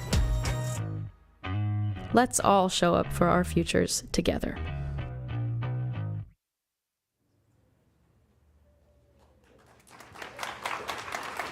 Hi everyone, how was lunch? Is it good? See, plant-based foods can taste really, really amazing. First, thank you to the Atlanta Drumline Academy for being so cool. I'm in awe. They are also an incredible organization. They teach young kids how to read and play music and also provide critical mentorship as well. So you should look them up and support them. Thank you also to the incredible and talented co-founder of Overheated, Billie, who is such a champion for bringing along sustainability on her tour and beyond, and even making Overheated the incredible event that it is. Now, she also had a really great segue into our next panel, which is on sustainable fashion. So did anyone take part in the fashion activation that was happening downstairs? Yeah? Did you enjoy it? Well, the person who helped make that happen, Samada Pattinson, who's the CEO of Black Pearl and one of the coolest people I know on this whole planet, is going to be moderating a panel with also the most fashionable people I've seen all day, no offense. And they're going to be talking about sustainable fashion and ways that you can get more involved. So with that, Samada, here you go. Thank you. Hi, everyone. Good to see you. Happy Overheated Day. My name is Samada Pattinson, and I am the CEO of an organization called Black Pearl. I've seen some of you downstairs, so thank you for coming and having your pieces customized and all of that good stuff. And we're going to talk a bit about that in our discussion. But I am honored to introduce our panel. We're here to talk about sustainable fashion in a way that is accessible and relatable to people, not preachy, not judgy, just kind of conversation between people who all wear clothes. I think, yeah, we're all wearing clothes in this room. Great, just checking. So first of all, I'd love to introduce Corinea Austin, who is the founder of Fibers. Hi, Corinea. Come take a seat. And she's done some really incredible things for all of you, which we'll talk about. Next, I would love to invite Katharine Maddux to come on stage. She is a designer, Savannah College of Art and Design. Hello, thank you. And then finally, a really, really incredible person, Kyran Kapileshwari, who is a student at Georgia Tech. So thank you for being here. I think the topic of sustainable fashion is something I think most people are probably quite interested in, but maybe don't know how to approach the conversation or feel it's very complex and hard to understand. So we want to talk about clothes that we all love, the idea of fashioning your own future and finding something that works for you in a way that is accessible and community-based and creativity-based. So I would love to start going across this way and just ask you, Corinea, to talk a little bit about Fibers. You know, why did you start it? What was the inspiration for that? And how do you look to address gaps in kind of the textile market through your company? Okay, so I started Fibers when I was a senior in college. I went to SCAD, and afterwards, when you're a senior, you do like your senior collection. And at that moment, I was illustrating everything, right? So I had all of this leftover fabric that I had illustrated it. So I was like, ending up in landfills. I think not. And I wanted it to be with another designer that loved it as well. And I looked around and I saw that all my friends had the same issue. So I kept that in the back of my mind.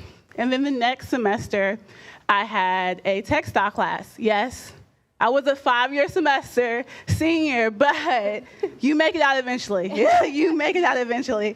And I was taking this textile class, and I was writing this paper, and that's when I started to discover how long it takes to actually break down textiles.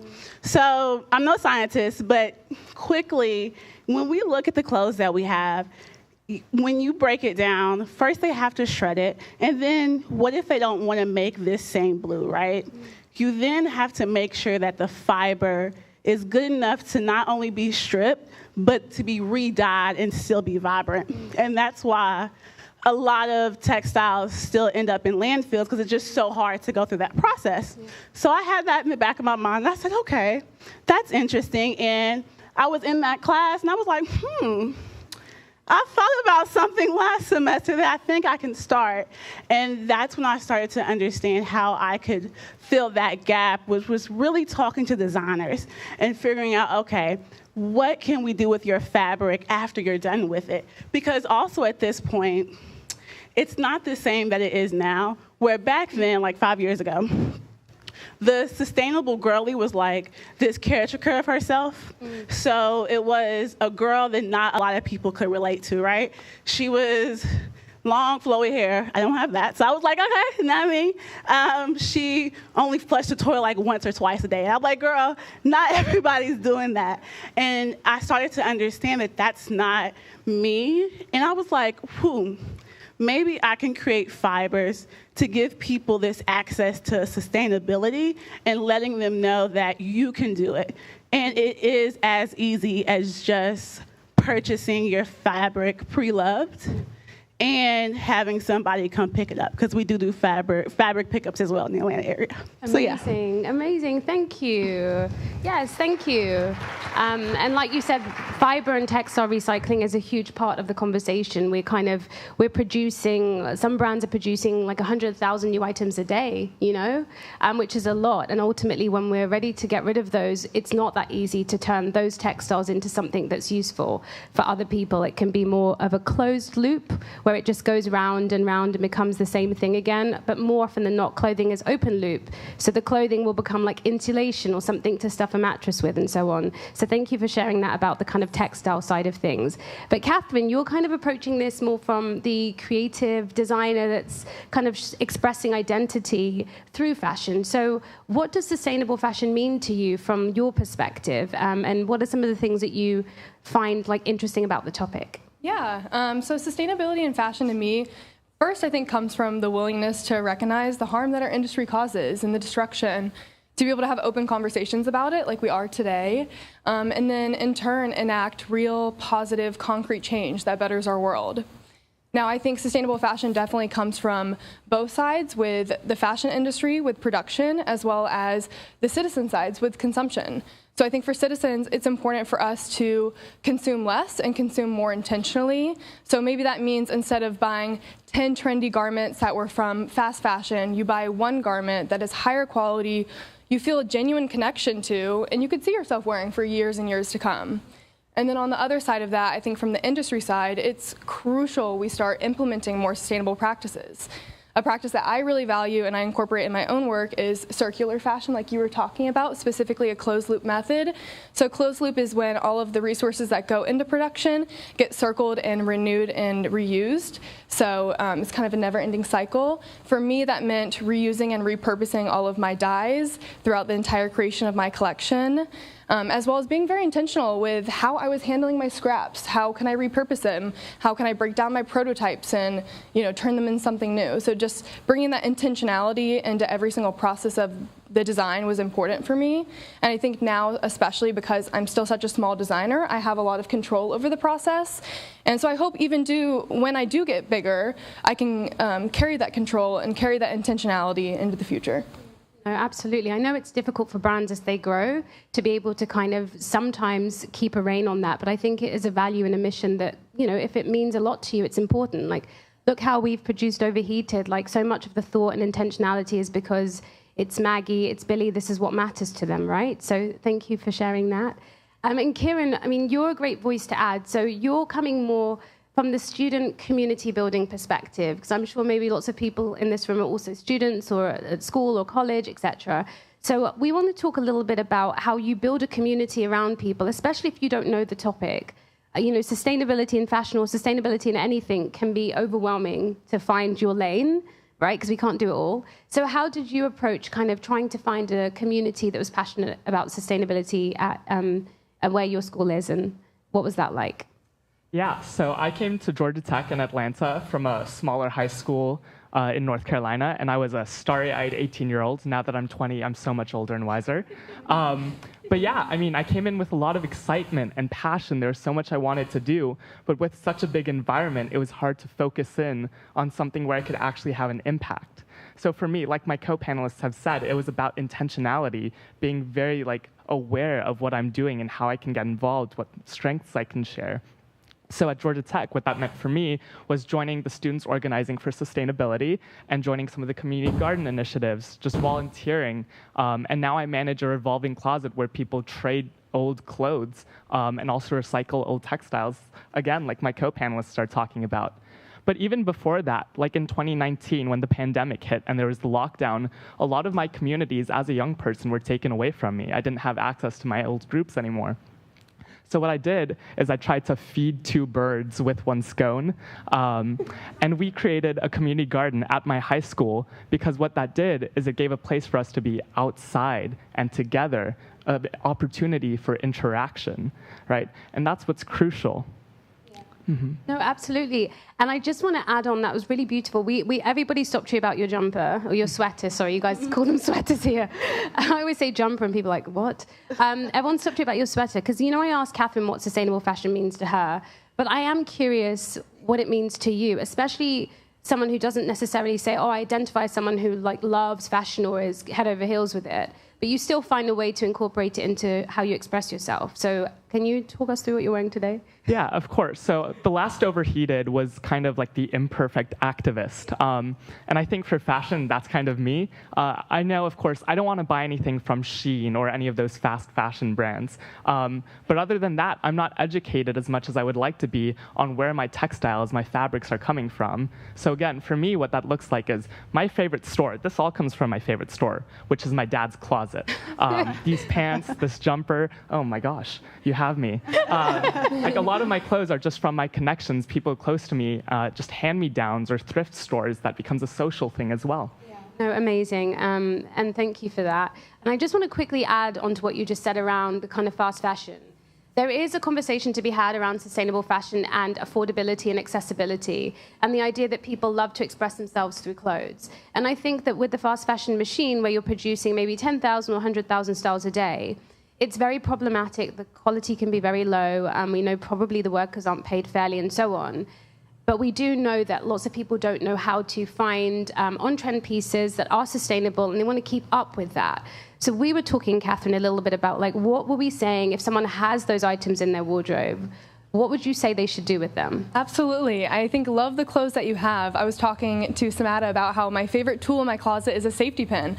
There is so much you can do with a safety pin. You can bunch it together in the middle. You can create asymmetric shapes. You can pin your clothes upside down. There's no rules. It's fashion. It's supposed to be fun. It's supposed to be, get weird with it. There's so much you can do with a simple safety pin or a simple pin. That I think, I hope all of you explore, the creativity that comes along with fashion. Yeah. It's so funny that you say that, because I kid you not, my full Beyonce look last year was nothing but safety pins. All I did was take a tank top and cut and then use safety pin after safety pin after safety pin. So no, you can do so much with small tools. As long as you are creative, you can get a lot done with a little.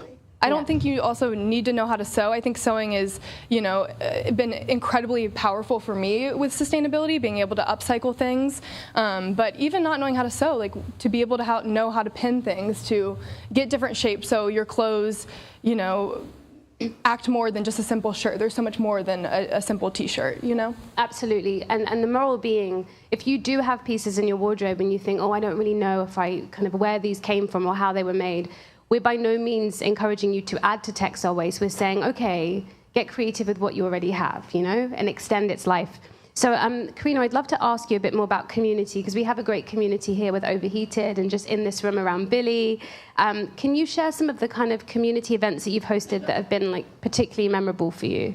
Okay, so yeah, Fibers, we host a lot of activities where we really want to engage your creativity and introduce you to that side of yourself. So we have held wine and tie-dye events in the past. We're actually doing one this month as well. And essentially, you come with your white clothing, and we teach you how to dye it. We teach you, okay, this is the next step that you can take to your white clothing, and you get unlimited wine, and it's unlimited tie-dye. And it's such a great event, because typically when I host these events, whether it be classes or whether it be getting your hands in and getting dirty and really discovering that side of yourself, this is the usual people that come. So I have the first person that's super excited, and they're like, I can't wait to do this. I love tie-dye, I love this. And then they bring their friend, and they're just like, oh, okay, like, I'm just here to support you. All right, you didn't want to go by yourself. And typically when I hold these events, that is the person that I like to look at. And that's the person that I like to watch in the event, because really having that experience, a lot of people say they aren't creative, right? A lot of people are like, I'm not like that. Look at me. Everybody in this room is creative. It is a skill that you just have to tap into within yourself. So when I host these events, it's really great to see fibers serve as inspiration, right? Because we all talk about the different ways that we are sustainable, and that's what Fibers is really about, is introducing you to, okay, this is the first step that you can make. And then after you do this first step, you're gonna say, maybe I can do this as well. And then by the end of it, you look up and you're like, ooh, I'm a sustainability person, okay? And that's what I really love about those events, because I get to see people embrace their creativity who didn't think that they had it. Nice. I like that. So you're all sustainability people. Katharine, can you speak a little bit, especially as a designer, how do you integrate, and we're going to do something afterwards to help people understand the construction part of the conversation, but can you speak as a designer, how do you integrate sustainability into what you're making? And FYI, this gorgeous look here is one of Katharine's pieces. It's from her collection. Gorgeous. Thank you. So can you talk a little bit quickly about kind of the opportunities to incorporate sustainability into design from your perspective? Absolutely. I think there's so many opportunities. I think it goes back to, again, intentionality of just mindfulness of knowing the impact that your actions do have impact on the world around you, and keeping that in mind. I think a lot is about educating yourself. And then, experimenting. I love being able to, right now, all of the dyes that I have, this look up here is made with synthetic dye.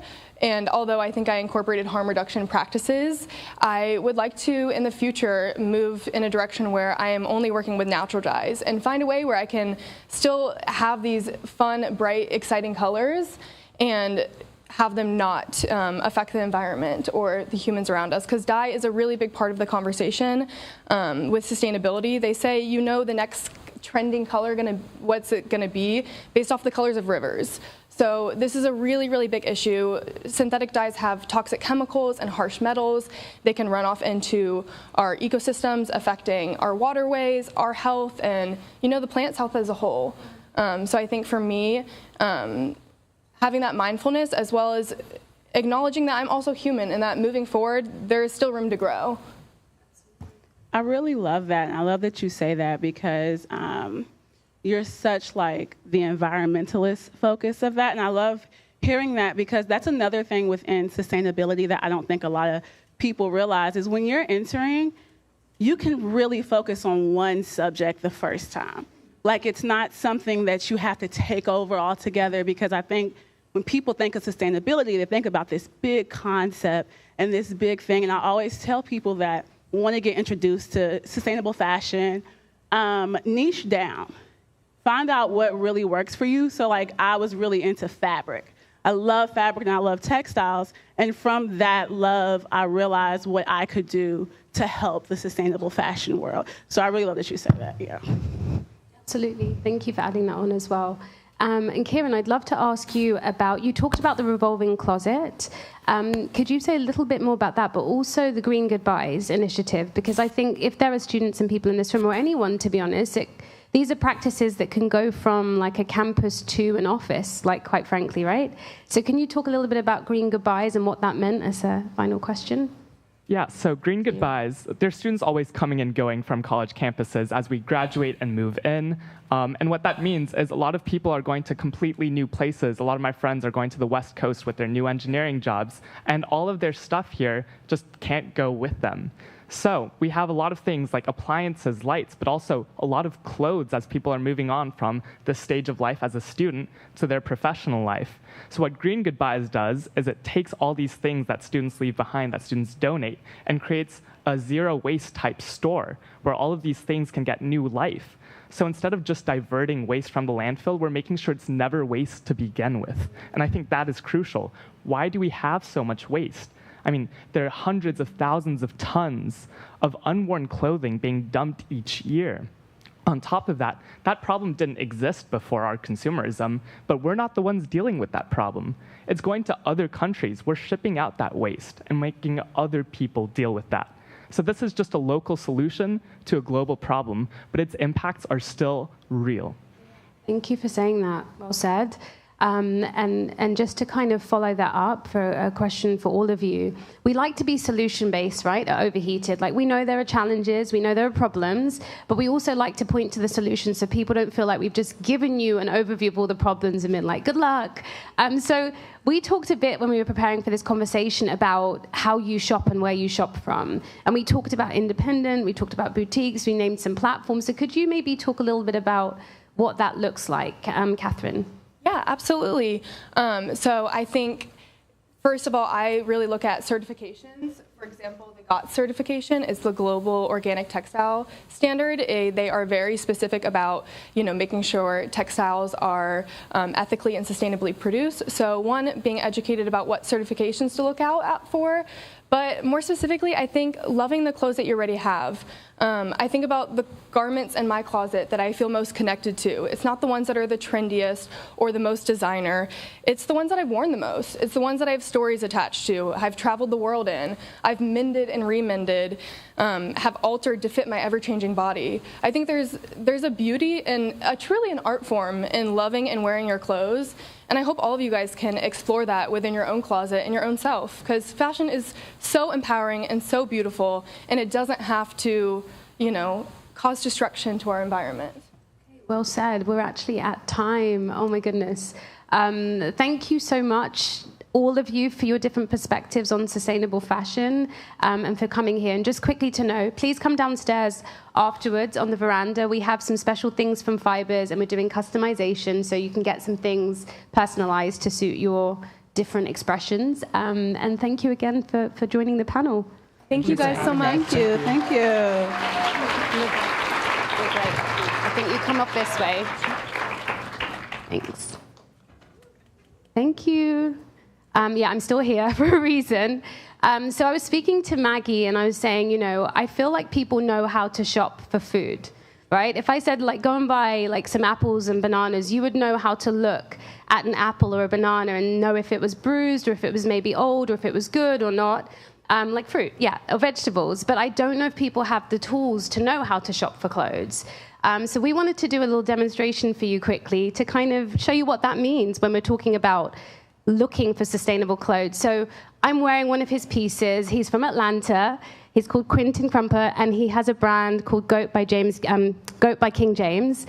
Please come on stage. And please give him a warm round of applause. Woo, thank you. Okay, so we are going to do the first ever demonstration live of how you look for sustainable clothes. So, Quentin, thank you for being here. Can you just tell us a little bit about your brand and just how you approach construction? The name of my brand is Goat by James King, and it's a classic American prep brand founded right here in Atlanta, Georgia in 2018. And we really focus on high quality materials and the construction. We ask ourselves before we move forward with any design, will this design be relevant quality-wise and aesthetic-wise 50 plus years from now? That's very important to us. So we don't chase after trends. We don't do the fast fashion. We take our time because we want the garment to have a long life. So as we go in. Okay, sorry. Round of applause. I have specific questions I want to talk to you about. So most people will go in, they'll see something they like, but as a designer, what do you pay attention to when you're constructing that these guys should be aware of, and also look for the clothes that they're buying? Yes, so you want to pay attention to the natural fibers. So this is 100% wool here. You want the fiber to have some weight to it. You don't want it to be thin and see-through. And even though this is heavy, it's still soft to the touch. Also, you want to pay attention to the inside of the garment. A lot of people overlook the inside. It's just as important as the outside. So you want the stitching to be well stitched on the inside. As you can see, we use back stitching, which is minimum gaps in between each stitch on the inside and outside, so it helps with the construction of the jacket. Next question. So we talked a little bit about the label. A lot of the time, I don't know how everyone else is, but I'll look at the label, I'll get an idea. I'm like, okay, I'll put it in with everything that looks like a similar color, you know, and I know better, so I should do better. So can you just talk a little bit about how you educate through the label and just how proper care affects the clothing itself and how long it stays in good shape for? Yeah, sure. So you want to pay attention to the care label. I know we go off of history of what we're used to doing, as she mentioned, but it gives you very detailed information on how to care for it, whether that's washing in the washing machine or take it to the dry cleans, but you want to follow that to the T. If you do happen to wash it in the washing machine based on the label and dry it, I'm guilty of this myself. Get it out to dry immediately. Don't let it sit for days. Hang it up so it keeps the structure of the garment. And that gives you a more long-lasting life for the garment. The last thing is, too, ironing. I know sometimes we assume that everything can be ironed. So you want to either Google the type of fabric to see, can it take heat? Start the iron off at minimum heat, see how it takes, and then increase it so that you won't damage the garment. And just, thanks. This is working.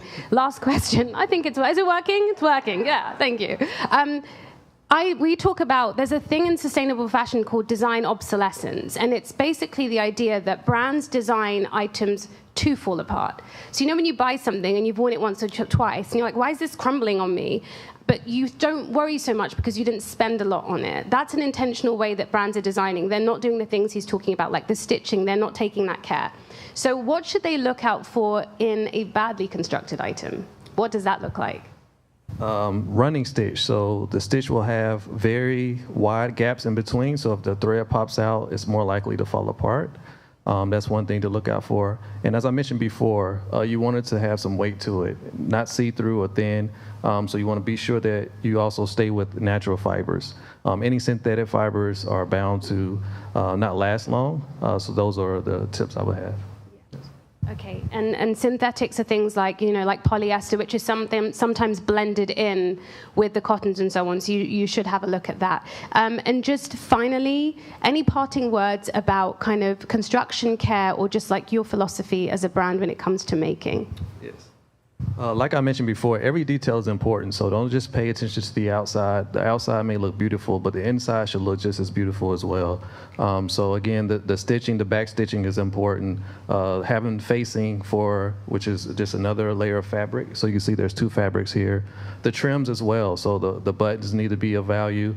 The brass buttons here. So every part of the jacket, as well as the garment, the pants, pay attention to it, feel it, touch it, to be sure that it's going to be of quality. You may spend a little bit more, but it's going to be worth it in the end. It's something you can pass down from generations to come. So, Thank you. Thank you. Thank you, everybody. Let's go exit stage.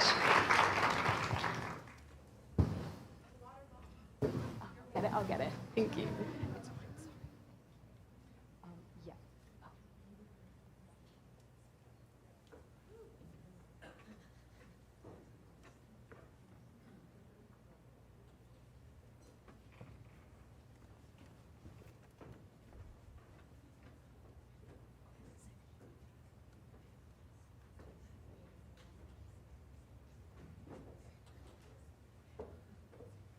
Wasn't that so cool? Okay, so we have another speaker tuning in and joining us virtually, my good friend Sam Bentley. He is another part of the Overheated family and has been a part of the UK instances of the summit. He is a really popular climate content creator that works to share with the world that there are good things happening in the world and people are doing the thing in a world that likes to tell us that only bad things are happening. So Sam's going to be talking to you a little bit about that. And with that, Sam's going to join us. Hey Overheated, it's Sam Bentley here, and here's some good news in October that you might have missed. Scientists in Virginia have created coffee pots made from recycled coffee grounds that remove oil and microplastics from polluted water using magnets. The UK ended its reliance on coal power after 142 years, closing its last coal station and marking a major shift towards renewable energy. Australian scientists discovered heat-tolerant corals in the Great Barrier Reef, offering new hope for its survival as ocean temperatures rise. The US created a new national marine sanctuary that's 4,500 square miles, and it'll be managed with indigenous groups that fought for years to create it. 120 countries joined forces to protect 30% of the world's land and sea by 2030. California is suing ExxonMobil for decades of misleading the public about plastic recycling, falsely claiming that most plastics are recyclable while continuing to produce non-recyclable plastics. And in India, the population of one-horned rhinos has grown from just 600 in the 1960s to over 3,000 in 2024. One of the best things we can do to help our planet is to vote to help protect it. So remember to get out and vote this week. Your voice is so needed and important, and I hope you're enjoying Overheated. Bye. Thank you, Sam. Okay, I'm gonna get real with you all. Raise your hand if you've ever doom scrolled. Yeah? Come on, there's more of you who doom scrolled. Sometimes after a long day, I find myself on TikTok, just going through all the bad news and feeling like nothing's gonna get better, which is why it's so important that we have folks like Sam that are sharing good climate content. And that is also why we decided to have a panel called Climate Optimism, where you all are gonna be learning about more good stuff happening in the world. That panel is going to be moderated by Daniel Blackman, who is a civil rights activist and the proud founder of Renaissance 94. Daniel? You guys have to do better than that. So let's do it. Let's act like Billy was coming on stage. Let's do it again, right? No, on a serious note, I want to just introduce the rest of our panel, but I want to thank you all so much. This is a great opportunity for us to talk about climate optimism, and I want to make sure that at this time we invite the rest of our panelists to come on stage. This is an opportunity for us to not only celebrate what Billy's doing and what Support and Feed is doing, but it's an opportunity for us all to collaborate and to share things that we think are going good in the world. So thank you all for being here, and Chandra, if you will join me and the rest of our panel, if you guys can go ahead and come on stage. Thank you. Oh, I'm in the wrong seat. If you guys go all the way down. I get to be joined by a group of amazing women that are doing work, and when you guys go to the show, you'll see the videos that you've been seeing earlier, but what I think is most special about this is these women are going to talk to us about some of the things that we're getting right. I think there's a lot of anxiety that comes with climate. Our heart goes out to all of those, especially some of you who have come from cities that have been devastated by storms, whether it's hurricanes, flooding, or other environmental challenges. So what we're going to do to open up is I'm going to start with my good friend Chandra Farley. We're going to give an introduction of who we are, what we're optimistic about, and then we're going to go into a conversation over the next 20 minutes to really inspire and encourage, but also to support what Support and Feed is about. So again, my name is Daniel Blackman. Our organization, Renaissance, supports organizations like Support and Feed and the work that Billy and Maggie are doing around the world to ensure that we're getting that message out and we're building capacity between generation and culture. Thank you all so much. Chandra, over to you. Thank you, Daniel. Daniel and I have known each other a long time, so glad to be here. Again, I'm Chandra Farley. I'm the Chief Sustainability Officer for the City of Atlanta. I lead the Mayor's Office of Sustainability and Resilience. So the thing that keeps me optimistic, or is definitely keeping me optimistic today, is this room. This is where we have to find optimism. This is where we have to find hope to keep going, is in each other. Working in local government, I come from advocacy. I'm an activist at heart, and advocacy and working in local government, I like to tell people, is like advocacy with 12 layers of red tape, right? And this is really important because cities are essential drivers to climate action. So looking forward to talking more about that today. Thank you. Hey y'all, my name is Robin. I use she, her pronouns, and I'm super grateful to be here today. One thing that really keeps me optimistic is that I feel as though when I was younger, I was y'all. I was someone who had this passion and sort of intrinsic understanding of the value of our environment, and I saw that it wasn't being kept well in my community, and I also saw that it was being kept well better in other communities that were a little bit more affluent and a little bit more white. And I have found a path from there in order to give myself a sense of agency and start taking action in order to not feel helpless the way I felt when I was young. Hey y'all, I'm Dr. Katharine Wilkinson, also a homegrown Atlantan. We've got a good crew here today. And I am an author of books, including Drawdown and All We Can Save, co-host a podcast called A Matter of Degrees, and I run an organization called the All We Can Save Project, which is focused totally on cultivating the leadership that we need for the future we want. And the thing that keeps me feeling like there's real possibility ahead for us is that the team is growing. I mean, it's similar to what y'all have said. The climate majority is real. People are waking up. They care. They want to help. And if we can just get all the folks who are on the climate sidelines into the game, we can really build some beautiful things for the future. Well, that's great. So let's start off with the fact that we're in an amazing room of young leaders and future leaders and just so many good things that are happening. But when you think about saving the planet, what does that look like to each of you? Because, you know, this is the first time in a generation that I've seen this kind of, you know, connectivity between sports, entertainment, climate, culture, and all these things are happening that's making it special. What is that missing ingredient? Like, what would it take, you know, if we were to give everyone here that message? What does saving the planet look like tangibly for this generation? You have to start where you are. I do not talk about saving the planet, right? I talk about achieving 100% clean energy by 2035 for City of Atlanta. I talk about reducing the energy burden on 10% of most energy burden residents in the next 5 years. Things that are close to me, things that I can touch, things that I can impact, which contribute to the global, right? We've heard a long time, the local is global, right? So we all have to do what we can in our backyard, because when we talk about saving the planet, that is it was one of the astronauts who talked about, this is a planetary emergency. Yeah. Like that is a humongous, a humongous scale, and it can be overwhelming, which I think is a lot of times sort of the paralysis people get around climate, is because we do talk about it in those terms. But I think in your heart, you know that, but you really have to focus on, what can I do in my backyard? What can I do in my city? What can I do in my church? What can I do in my school? That's good. That's good. I think for me, saving the planet looks like bringing together our people. My favorite saying is, you cannot separate people and planet. People are the ones who are being affected by the things that are happening to the planet.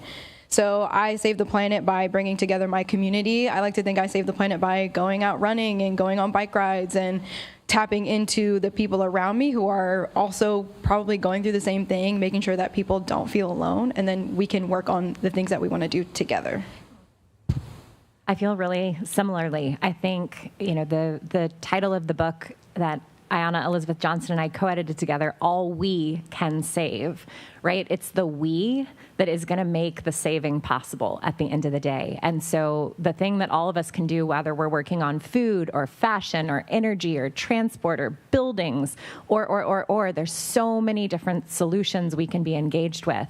But that piece around building community and building relationships and bringing people in and then telling the story, right?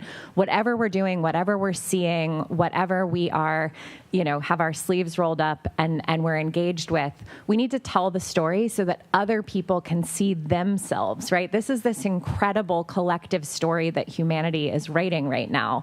And the more people can see, oh, Daniel's in that work, well, I feel like maybe I could get in that work with Daniel, right? That's how we call people in and help them stay engaged for the long haul. I love that. And so I want to do something really special for the two of you to ask where optimism is going, because there's a lot of angst, right? If we're all honest, even if you go back to the pandemic, there was a lot of depression, a lot of frustration, a lot of uncertainty. And I think that we're starting to see, as extreme weather happens, we saw Dr. Shepard speak earlier with Maggie and had a great and robust conversation. So I'm going to start with Chandra on a separate question, but I want to come back to the two of you on how and what we can look at as a North Star for so many people that are still recovering, right? There's some people that are traveling here from all over the world for Billie's show, but they're going to go back to devastation. They're going to go back to their homes and their communities, whether it's in a food desert or it's in an area that was recently impacted by the hurricanes. They have to go back, right? So, I mean, I'm thankful that this space with Overheated and Support and Feed offers us a sense of solace and peace, right? But before we go to that, my question to you is, this is the 500th sustainable event at the State Farm Arena, which I'm excited about, right? Let's give it up for State Farm. Here's the thing.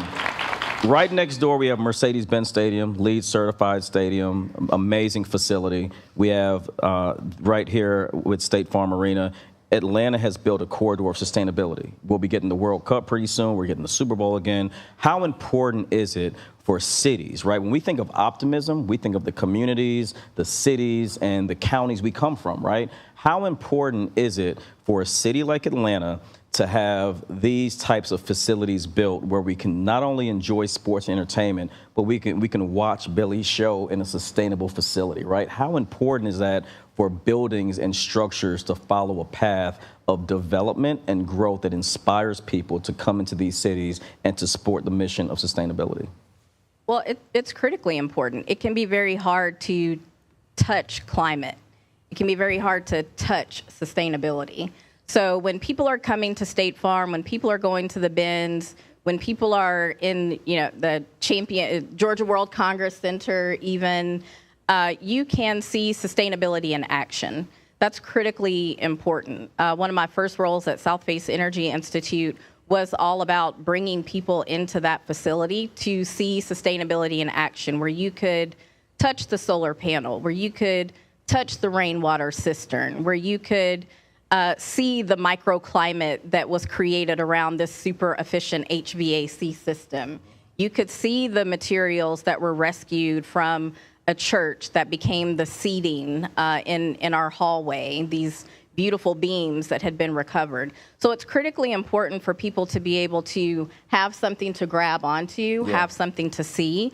So when, Sophie here and the team at State Farm are doing their work and you're going to the concession stand, or you're participating in the green team at the bins or learning more about that, it's critically important to have something you can do to feel that action, and demonstration projects and demonstration facilities like that are critically important. Yeah, and shout out to Sophie and to the team here that's doing that work. So to the optimism question, because, we're at our 15-minute mark, we've got a couple more things to cover, but optimism is critical, right? And I think it's important for us to be able to understand that as weather patterns get more extreme and as communities are growing less food, right, it's very important for us to make sure we maintain a sense of dignity in our communities, but also to reassure communities that we're going through challenges right now, but there is a path forward, there's a way out. And as North Stars, which I view both of you, can we start with you and just give everyone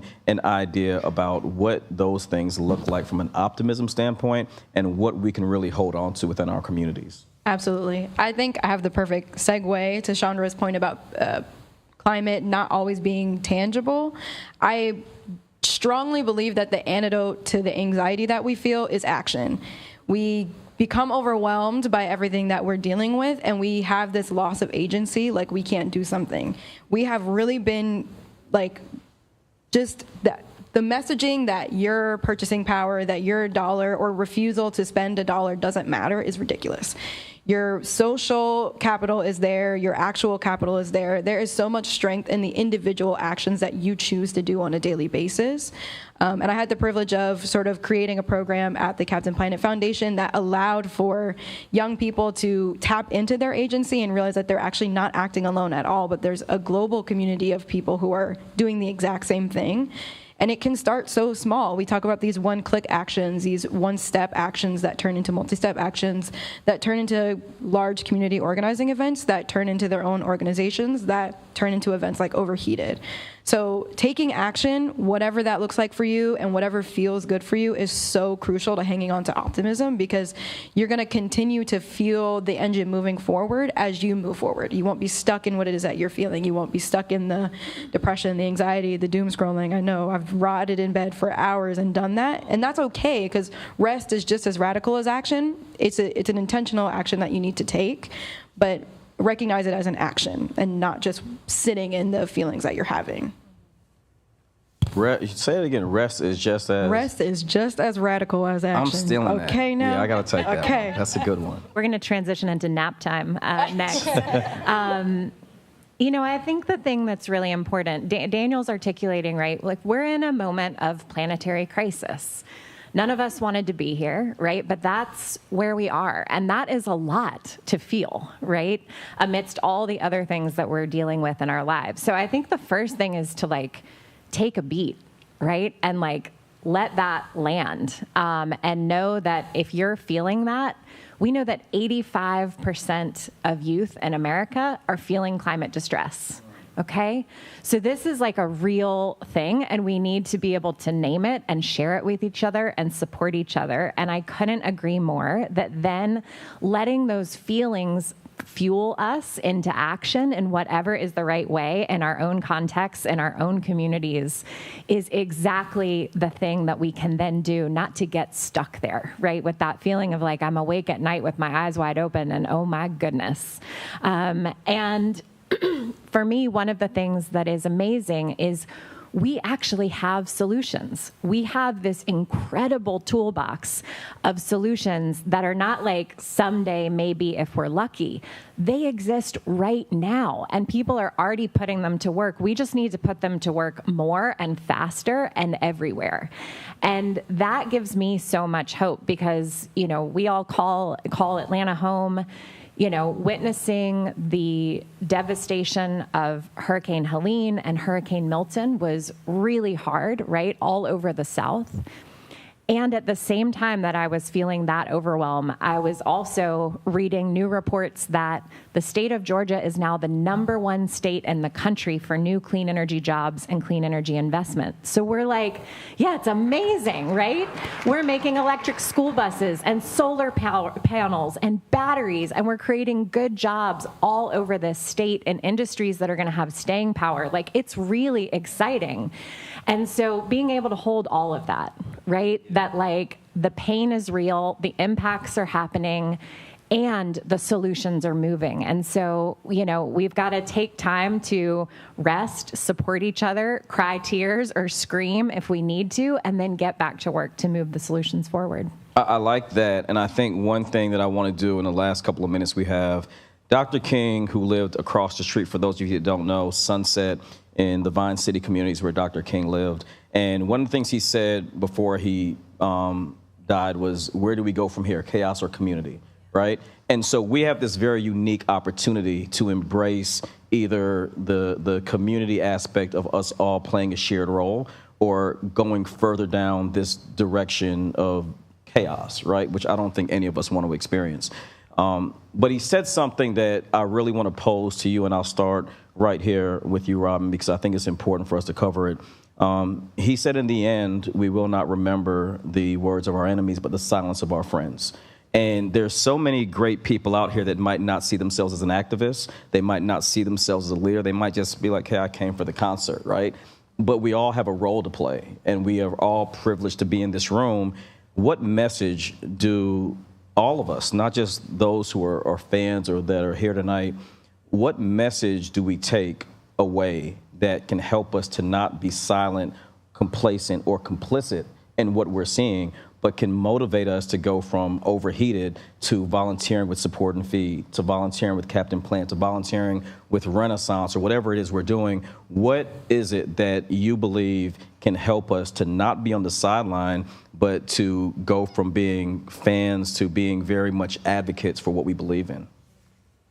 That is a pretty easy question for me, because it's something I do all the time, which is center your heart. You need to do what makes you feel good. And I know it sounds like slightly hedonistic, but yes, in the sense that it's going to fuel you to keep going when things get harder. Center your heart, center your passions. You know, I was one of those, I want to be a marine biologist kids. It didn't work out for me that way, but I love the ocean. And so I continue to pursue things that allowed me to tap into that interest that I had.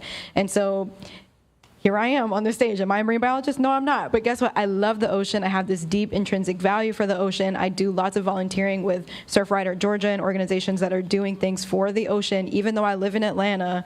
So you need to center your heart, find your passion, find your interest, and chase those things. If you don't know them yet, start exploring. I want both of you to answer it, but just by a show of hands real quick, how many of you all volunteer with an organization wherever you're from? Just wave at me. Oh, we got work to do. Okay. All right. Chandra, same question. Yeah, I always go back to something that Dr. Mildred McLean says. He's the founder of a 30-year-old environmental justice organization in Savannah, Georgia, and that is Find Your Justice Home. Whatever it is, we can all, and Michelle Obama said it recently, we can all do something. It's got to be anything. It can be, when we talk about clean energy, when we talk about climate, that can be something as simple as helping seniors in your neighborhoods make sure their windows are caulked so air isn't escaping out of their house, which is increasing their utility bills. It can be as simple as planting tomatoes in your backyard. So whatever it is, you've just got to find something and do something and be curious. We talked about being climate curious. Just be curious. You can find something, and that will help you along your path. You don't have to know it now. I think if you come across a lot of people that work in sustainability or work in climate, you know, like myself, that was not necessarily my direct path. But I grew up with a garden. I, grew up with grandparents who remember not being able to vote, who went to segregated schools. And so being connected to civil rights, social justice, but also respect for the earth and gardening and understanding composting really led me to where I was today. So just be curious and be intentional that you want to do something, and be intentional and clear that you have something to contribute, whatever it is. I love these. Center your heart, be curious, find your justice home. I'm going to add build your climate community, because just like if you're going through something hard in your personal life or your family life, you don't want to go it alone, right? And so building your climate community, your climate squad that is going to be in this work with you and in the emotional realities of this with you and in the picking back up your community after something hard happens with you, it's so important, that relational work. And there's a program, if you're kind of like, okay, that sounds nice, but like, how do I do that? There's a program that we have at the All We Can Save Project called Circles, and it is a totally free open source program you can do. People have done it in high school eco clubs. They've done it in churches. They've done it all over the place. And you can just get a group of friends, family, people you're at school with, and actually do that. And what you'll find over the course of getting together and doing this program is you will discover the role that you can play in all of this. And more than anything, you'll have people to link arms with to do what you want to do. You can find that at allwecansave.earth. And this book is everywhere. It's in libraries everywhere. It's taught on over 200 college and university campuses. It probably wants to find you. So find this book, All We Can Save, and then find some people and go on that journey together and build your climate community right where you are. So in our last, you can clap for that. That was good. It's a good place to clap at. So in our last 3 minutes, I want to thank Maggie. I want to thank Billie, Allison, Kurt, all the people that helped to put this together. Our team over at Renaissance, Allison and Rosa. I mean, it's been so special to see it. What makes me most optimistic is knowing that what Overheated and Support and Feed and Billie can do can be replicated. there are hundreds of thousands of influencers around the world. And as big of a star as Billie is, there are people that can do this locally. We saw EARTHGANG earlier, and there are a lot of climate-minded artists and entertainers around the world that are doing it. And I hope that they watch this and find ways to help their concerts and their venues turn into places of education and action. What would you guys, if you all can take 30 seconds apiece, if there was anything that you take away from this, right? Because again, climate optimism, right? We want to leave on a massively positive note. I'll start with Chandra and go all the way down. What do you think, from an optimistic standpoint, we can do to make sure that our sporting events and concerts and our engagements, whether it's an outdoor festival or it's a spoken word event, whatever it is, how can we learn, or what is one thing you've learned from today that you can see another organization, another venue, another artist doing that can be a takeaway and add value to the culture in which we're in? Yeah, so artists have a lot of power. When you're seeking out venues, are you seeking out a LEED certified venue? Are you seeking out a venue that has some sort of sustainable event certification? Those also exist independent of building certifications. And because you know that then when you are in those venues, practices like Sophie and the team with the plate, did y'all notice the plates you were using today? Like the materials that comes from, all of that is going to get composted instead of going into the landfill, right? Instead of going into the trash. The holidays are coming up. Those are all things that you can do. We're going to have to do this at City Hall, right? Making sure we're not using styrofoam, making sure we're not using plastic. That is something that is universal that you can do everywhere. That's a small step that then starts a conversation about why. Thank you so much. My optimism comes from young people. I consider myself a near peer, I think, to most people in this room. I still consider myself a kid, honestly, most of the time, but there is so much power in youth. We have fresh ideas. We have not been jaded by systems and by negative things that happen. We have fresh perspectives, and we are actually ready to tell everyone that we need to do things our way. So I feel optimistic that everyone in this room is a near peer like me, and you have a community of people who are peers of yours, and you're going to be spreading this message and telling them everything you heard today. There's so much power in culture. And I was at the show last night and watching Billie call in the whole audience to get out and vote and support women as they vote, to support the planet as they vote, is just an extraordinary moment, right? To actually see that huge arena full of people, and in that arena to see, like, we're in solidarity with each other. And we need more people who have big microphones, small microphones, using them to call each other in to something better and something braver. And if there are, Billie is such an amazing role model with that. If there are people that you admire and you want them to be using their microphones in this way, let them know. Comment on social, send them a DM.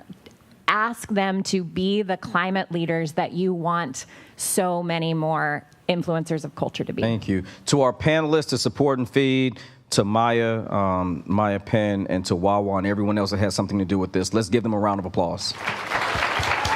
Thank you all so much.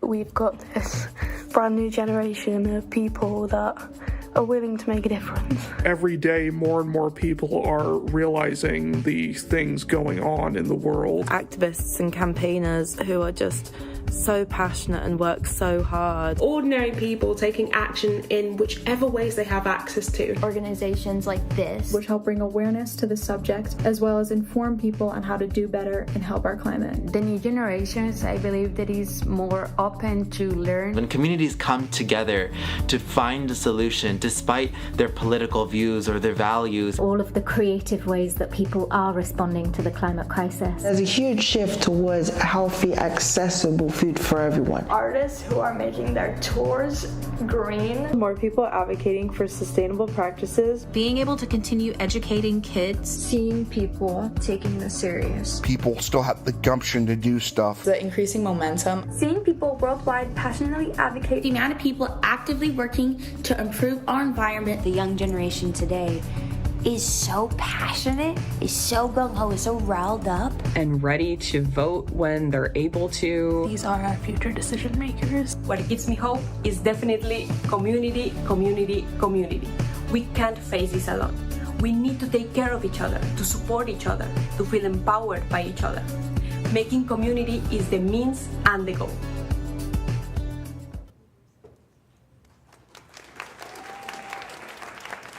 Okay, that panel was amazing. So many gems were dropped. I mean, rest is radical. That's a big one. Find your climate squad and feel with your heart and feel all of the complicated emotions that we all have to the climate crisis. The fear, the hopelessness, the grief, they're all real, they're valid, and it's so important that we work through them.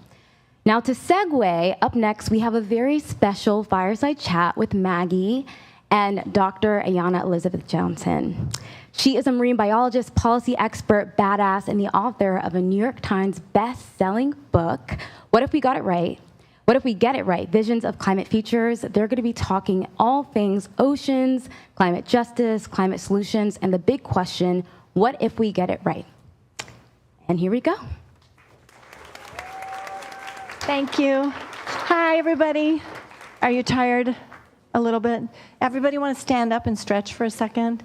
I know many of you have been here all day. This is Dr. Ayana Elizabeth Johnson, but we'll stretch with you. PhDs have these dance moves, FYI. Just give yourself a little stretch.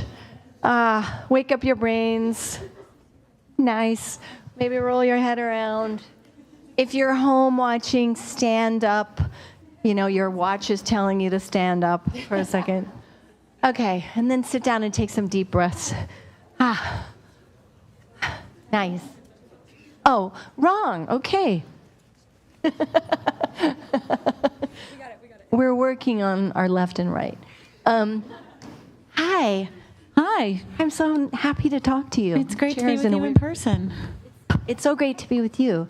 I first met you. You and all these beautiful vegetables. I know. Aren't they amazing? Yeah. And it's good stitching. Yeah, it's a beautiful world that we can live in. I was thinking today how beautiful it looked on the screen, and you know, we're used to sort of decor being sort of flashy and shiny, and this is about as beautiful as it gets. It's nature. This is actually one of my favorite questions that I pose to myself and to anyone who reads the book is, what if climate solutions are beautiful? 'Cause that's actually an option that's available to us. I think most climate solutions are very beautiful. I think it's kind of a paradise that we're sort of imagining. I first met you years ago. I don't know if that's when I first met you. I was aware of your podcast already, but Billie did something with you, an interview, I think, for Nike, and you talked about how young people could be involved. Mm-hmm. I think you first said you find your climate squad. Mm-hmm. And yeah, I'm like, does Billie have a climate squad? You can't do this alone. I mean, I think one of the things I look at young people, and one of the things that gives me pause or concern is that very often the first thought is, oh, I want to help with climate. I'll go start my own nonprofit. Mm-hmm. Which is absolutely not the first option you should think about. There's so many great organizations out there already doing good stuff. Join one. Like, find the one that matches your vibe, that matches the particular climate solutions you're into. There are hundreds, if not thousands, of climate solutions. And if you hear nothing else that I say, remember this one thing.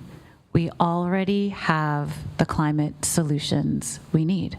We truly do. We just have to implement them very quickly and with justice at the core, and we can each help make that happen. Very powerful and very true.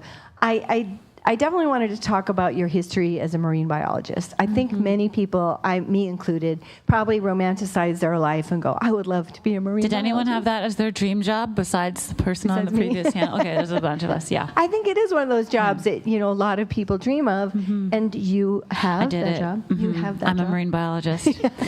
I don't know if it's just because I'm stubborn about, following through on the dream, but I wouldn't have done it if it was just some abstraction, just specifically studying my favorite creature, the octopus, and how the tentacles mechanically function, or like how they feed or reproduce, or like where they go at night, right? I've been scuba diving on coral reefs in the Caribbean and seen them hunting in the crevices of the reef at night. It is one of the coolest things I have ever seen. But that's not what I did my PhD research on. I studied how coastal communities that depend on fishing can still preserve their cultures, and we can have that industry be more sustainable. Because I really care about the applied aspect of it all. Even though the wonder of nature is what keeps me going, it's the how can we be better humans on this planet question that really captivates me. So I spent about a decade working in the Caribbean on ocean zoning, helping to create marine protected areas and other sustainable fishing policies, because it really is about people, not the fish, right? The fish are doing everything right. They're swimming around, they're trying not to get eaten, they're trying to eat, they're trying, to make babies and all that good stuff. But it's the humans who are out of balance. And so that's, to me, a very fascinating question at the intersection of not just science, but also economics and politics and culture. And so that's what kind of kept my interest in the field. But in the context of our overheating planet, we actually owe a huge thank you to the ocean, because the ocean has absorbed over 90% of the heat that's been trapped by greenhouse gases. The Earth would be something like 90 degrees Fahrenheit hotter. Wow. If it weren't for the ocean having absorbed all that excess heat, which is, of course, warming the ocean. The ocean has also absorbed about a third of the carbon dioxide that we've emitted by burning greenhouse gases. So the ocean has become more acidic, which is not good for corals or oysters or anything that's living in there, in waters. The pH of the entire ocean has changed. It's bananas. So even something as big as the ocean can be affected by our actions. I think we're all familiar with the plastic pollution problem of the ocean. That's the most visible, but there are all these other ways the ocean is changing, including our currents. But to me, I didn't come here to tell you bad news. You can find that everywhere on the internet. The thing that I think we really need to remember is the ocean is also a huge part of our climate solutions. The latest research is something like a third of the climate solutions we need can be found in the ocean, from renewable energy offshore to protecting and restoring coastal ecosystems like mangroves, seagrass, kelp forests. They can absorb 5 or 10 times more carbon per acre than a forest on land, than a rainforest. So they deserve a lot more credit. And, like food like seaweed and oysters from the ocean are like one of the lowest impact foods you could possibly eat. No fresh water, no land, no fertilizer, definitely no pesticides, right? So there are all these ways we could be looking to the ocean. Zero carbon shipping as another example. What is zero carbon shipping? They're starting to think about alternative fuels for shipping. Because shipping products across the world is a huge issue. I think if shipping were a country, it would be like the 6th largest emitter in the world. It's a very big impact. So I would just say, if you don't think about the ocean very often, you might want to think about the ocean when you think about the climate and how we can help advance some of those ocean-based climate solutions. Well, so how does that play into personal action? I mean, everything we've connected today, we've done some personal action. And I will say, when you had the food panel, a lot of people, when they shift their food, they often eat more seafood, fish. Not necessarily the best solution. The oceans are wildly overfished. And this is true. And so many animals are bycatch of that industry. Can you talk about that a little Sure. bit? Well, here's like the shorthand on if you want to eat sustainable seafood, what you should eat. You should eat as low on the food chain as possible. So the bottom of the food web is the plants, right? That's the seaweed. In the ocean, there are all these filter feeders. So oysters, mussels, clams, they just filter nutrients out of seawater and little plankton out of seawater. So those are super sustainable, and they're farmed, so you're not over-exploiting a wild population.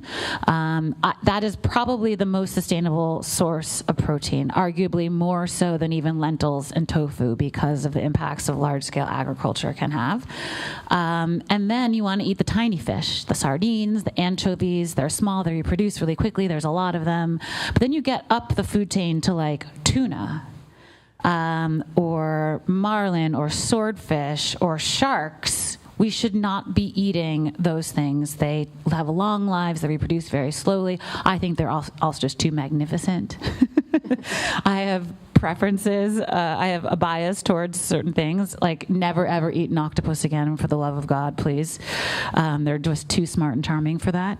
And shrimp is small, but super unsustainable. Most popular seafood in America, and it's either farmed by dragging, either caught from the wild by dragging a huge net across the seafloor, destroying, like clear-cutting a forest, ripping up everything in its path, and maybe like 1 in 10 or 1 in 100 things that are brought up are actually that shrimp. And you mentioned bycatch, that's the rest that's thrown back dead and wasted.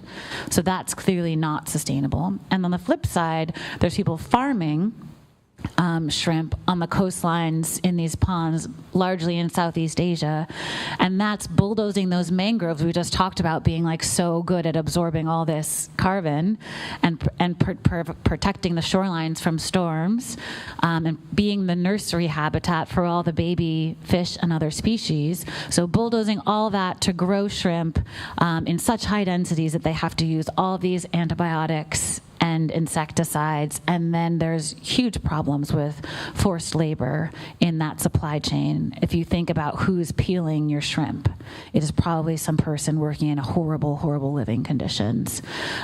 So those are some things to think about. I personally eat the seaweed. I eat oysters. I live in Maine, so we have a lot of fresh local oysters, and then sardines and anchovies every once in a while. And I do eat wild Alaskan salmon occasionally as a very special treat. I know the fishermen. I support their family. There's lots of indigenous families in Bristol Bay who have been fishing salmon there for many generations and protesting against the creation of the largest open pit copper mine in the world, Pebble Mine, and they won that battle to prevent that landscape, that marine ecosystem from being destroyed, which would have killed the fisheries and their rights to fish there as tribes. So I call it like my protest salmon, which makes it extra delicious, right? But we need to start thinking about some of those things as like a special treat and not like something that we have every day. Yeah, with Support and Feed, we, of course, ask people to eat at least one fully plant-based meal a day. And many of you know that I'm a fully plant-based eater, as is Billie, and that is a strategy that is successful, and we also are very concerned with animals, so that's very important to us. But we have to be making these steps and protecting these cultures that do rely on these fish and salmon that's part of their indigenous culture, and we who have the privilege to not do that are so fortunate. I don't want to take up all our time on the ocean, although I have a million questions about it, because you have this amazing book, What If We Get It Right? I've listened on audio, and it is amazing. The audiobook is fun because there's 20 interviews in the book with all sorts of different experts. So farmers of ocean and land, foresters, lawyers, policymakers, architects, museum curators, indigenous leaders, Black leaders, technology leaders, investors, right? All these people who are showing us answers to this question, what if we get it right? And you can hear it all in their own words. And I love the question, what if we get it right? Because I think it's a perfect thing to talk about now when we've heard a lot of dire things, a lot of scary things, but we do have the potential to get it right. And like you say, we do actually know all the answers. So What's your takeaway about this? And do you want to talk about your card? And would you like it to be handed out? I think a bunch of you got these cards, right? Yes. Okay, fantastic. So the idea here, I gave a 10-minute TED Talk about this. So if you want like the full version, that's on the internet. But the idea is that I think one of the things the environmental movement hasn't gotten right is for many years the conversation was about the short list of things we should all be doing, right? We should vote, we should protest, we should donate, we should spread the word, we should lower our individual impact on the planet. And those things are great to do. I do them all. I hope you will all do them all if and when you are old enough to vote. But the thing that's missing is that we should each be bringing our superpowers to this work, right? If Billie Eilish and I were doing the same thing for climate action, that would be ridiculous, right? One of us would be absolutely wasting our talents. And so what this approach, this framework asks you to do is think about what you, specifically you, can bring to this work. What are your skills, your resources, your networks? What do you have to offer? And that's going to be different for everybody, right? Like, as a marine biologist, that's very different for me than it is for you. And so think about that. What are you good at? And be generous with yourself with that question. People are really harsh on themselves about that. But it's also thinking about things people don't normally think about. It's not just scientists and politics, right? It's also project managers. We need graphic designers. We need people who make things cool. We actually, that is the culture change, as Katharine Wilkinson mentioned, is a huge part of this shift. So that's the first circle. The second circle is what needs doing. What are the climate and justice solutions you want to work on? It could be thinking about how do we improve transportation or bike lanes, thinking about green buildings and building codes. And insulation is not a very sexy climate solution, but an important one, right? And energy efficiency. Our food system, obviously, we've talked about protecting and restoring ecosystems that are absorbing all these, all this carbon, as well as getting the politics right and the cultural shift that will enable the politics to get it right. I think that's a step we don't talk about that often, right? Right. Politicians are usually followers, not leaders. They want to get your vote. They want to look at what the public is interested in. And so if we're all demanding better climate policy, they're going to have to do that to get our votes. So I think cultural change precedes political change often. We've seen many examples of that. And then the third circle is what brings you joy. Because let's be real, we're not going to solve the climate crisis next year. This is the work of our lifetimes. This is the work of generations. So we need to figure out how to contribute in ways that really keep us going and energize us and are fun. And for me, a big part of that is choosing who I collaborate with. Katharine Wilkinson and I co-edited All We Can Save and co-founded the All We Can Save project because we're friends and we just like working with each other. We have a similar love of details and the big picture. So I think those are the three circles, and for every single person in this room, the thing that's in the middle will be slightly different. What can you do when you think of what are you good at? A lot of that network part is important, right? Where is your sphere of influence? Is it your school? Is it your sports team? Is it your family? Is it your neighborhood? All that kind of stuff. So I hope you will actually take some time, bust out your colored pencils or whatever, and think about it. There's something about physically writing this, not just on a phone, that's really helpful. What do you think the world looks like if we get it right? And I know you said the best planet. One of your interviews, the best planet. Earth is the best planet. We're not all leaving. We have to figure it out here. How many of you have heard there is no planet B as a slogan? Yeah. I thought that was really corny for a while. It's pretty awesome. It's so true. We're not going anywhere else. We truly do have to figure it out here. And I think I was excited to be invited to come be in this conversation with you because I'm so excited about all the work young people are doing, specifically the moral clarity of like, of course we need to get this right.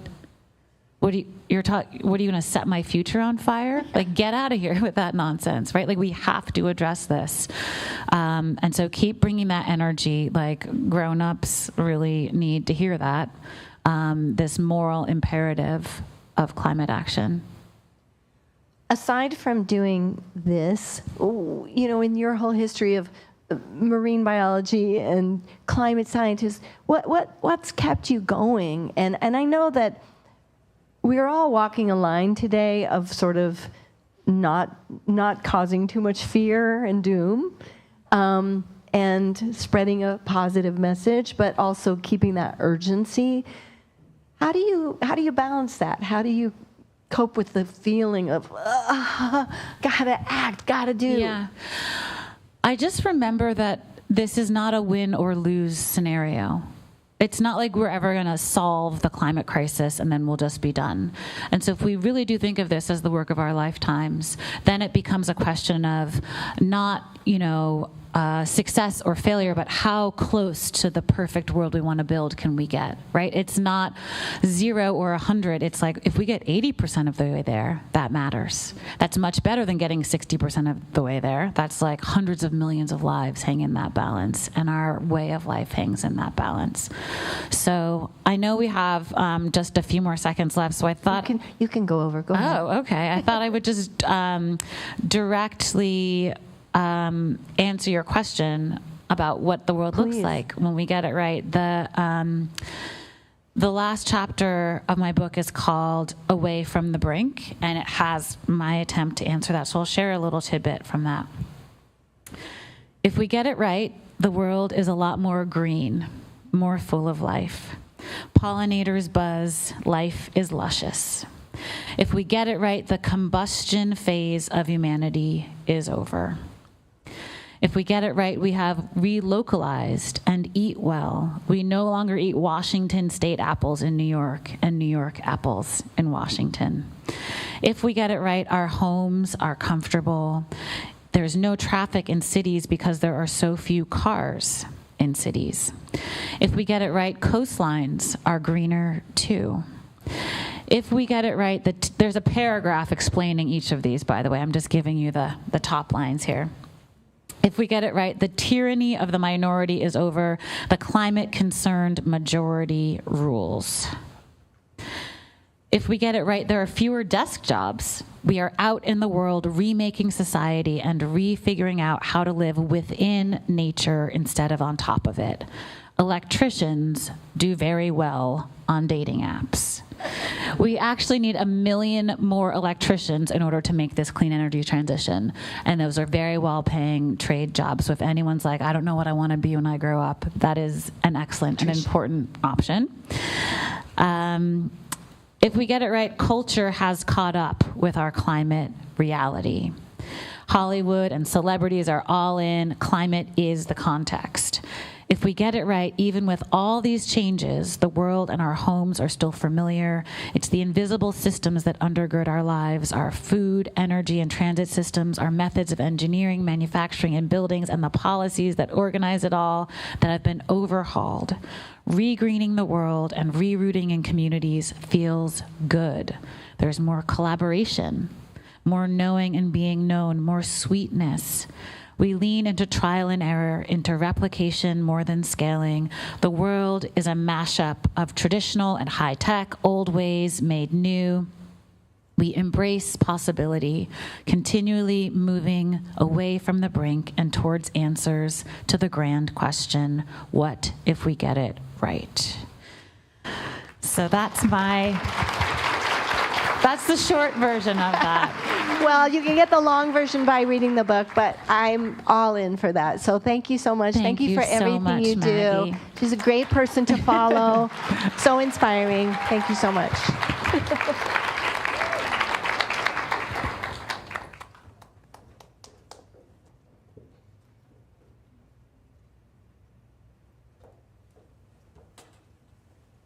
Hi, everyone. Oh my goodness. I keep saying the same thing about how great the panels are, but they really are. Dr. Ayana Elizabeth Johnson has been one of my inspirations in this space for years, and she's so incredible. Please go check out her book. It is such an incredible contribution to climate literature. And next up, we have a panel on the thing that's on all of our minds, the election. We're going to be talking about the power of your vote and how consequential this upcoming election is. The presidential election, local elections are to the status of our planetary health. With that, I'm going to invite my friend Saad Amir, who is an overall badass climate activist and founder of Justice Environment. Thank you, Wawa. Appreciate you. Hi, everybody. How y'all doing? You ready to talk about democracy? I love it. Today we have a really wonderful panel about what's going on in this country, the stakes of this election, and how it's connected to climate and so many other issues. So I would love to invite my co-panelists to come up here on the stage. First, we have Mary Pat Hector, who is the CEO of RISE. We have Brionté McCorckle, who is the executive director of the Georgia Conservation Voters. And last but not least, we have Jasmine Gill, who's the Associate Senior Director of the Hip Hop Caucus. Give it up for our amazing panelists. Thank you all for joining me. I'm so excited for this conversation because I think today we've been talking so much about climate, the environment, all of these big environmental justice issues, and the thing that brings it all together is this election, right? Who's heard about this election? Yeah, okay. I see you, Georgia.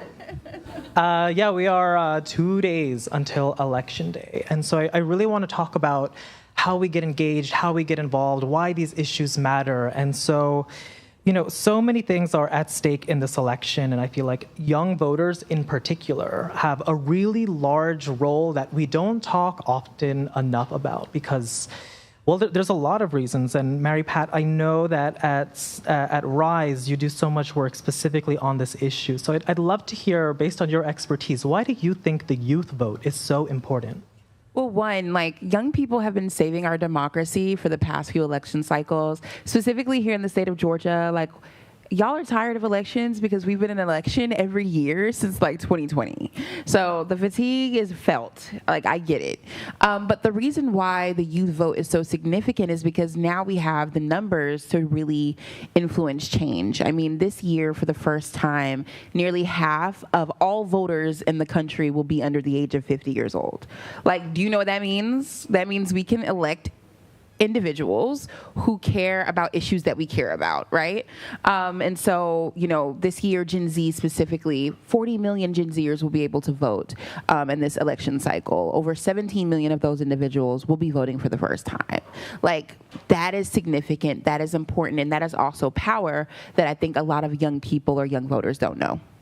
No, I think that's definitely true. Like, the youth vote can fundamentally make the difference of what happens in this election. Honestly, even more people are attending this Billie Eilish concert today than were the margin of victory in the last presidential election. So young people really play a crucial role in what's going to happen in this democracy. And I feel like the process of voting can be quite complicated, right? There's so many logistics to it and so much to that process. And so, Brionté, I'm curious, why do you think they make voting so hard? Like why is that the case? I mean, you said so hard, like, you know, we climbing mountains to go cast a ballot.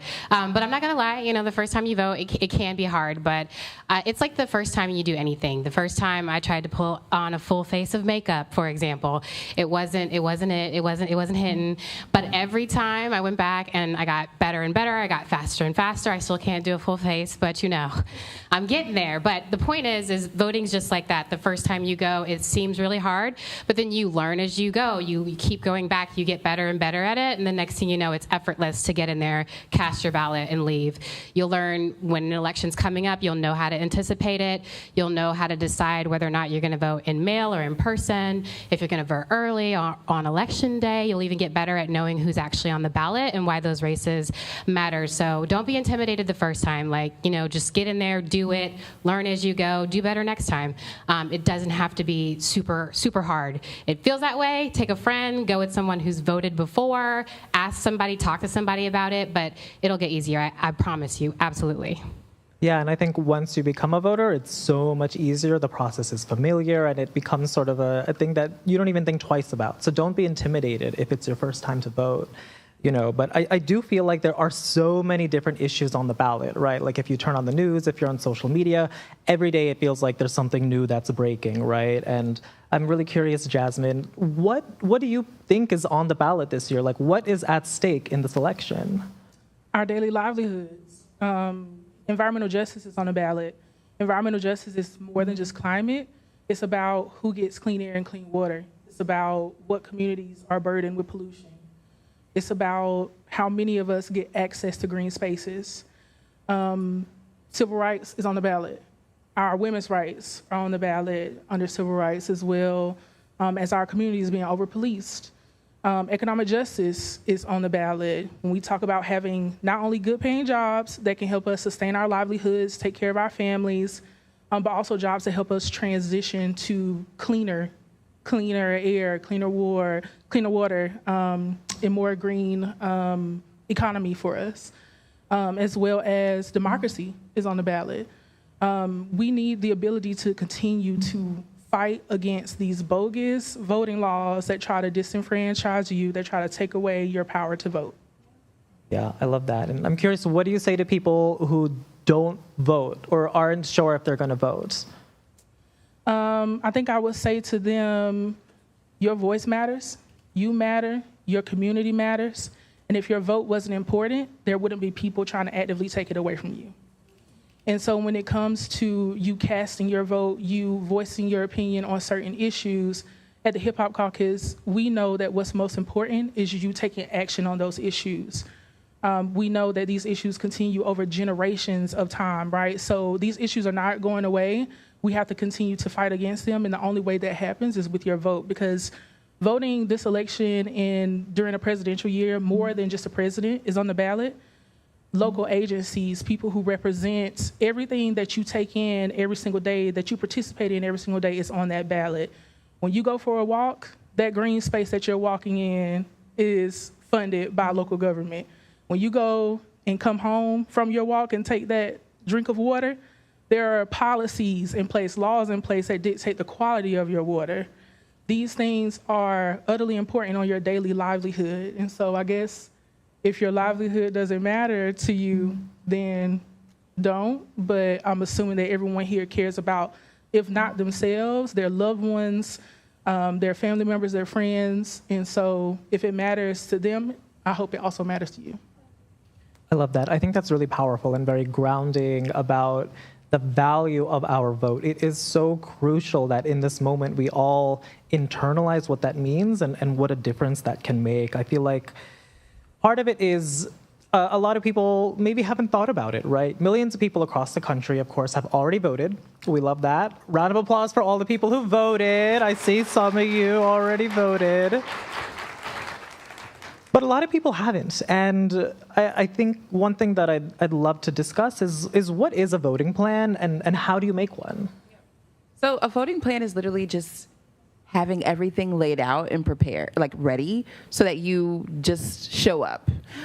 You already know when you're going to vote. You know what is on your ballot. You mentioned that earlier, like what is on my ballot.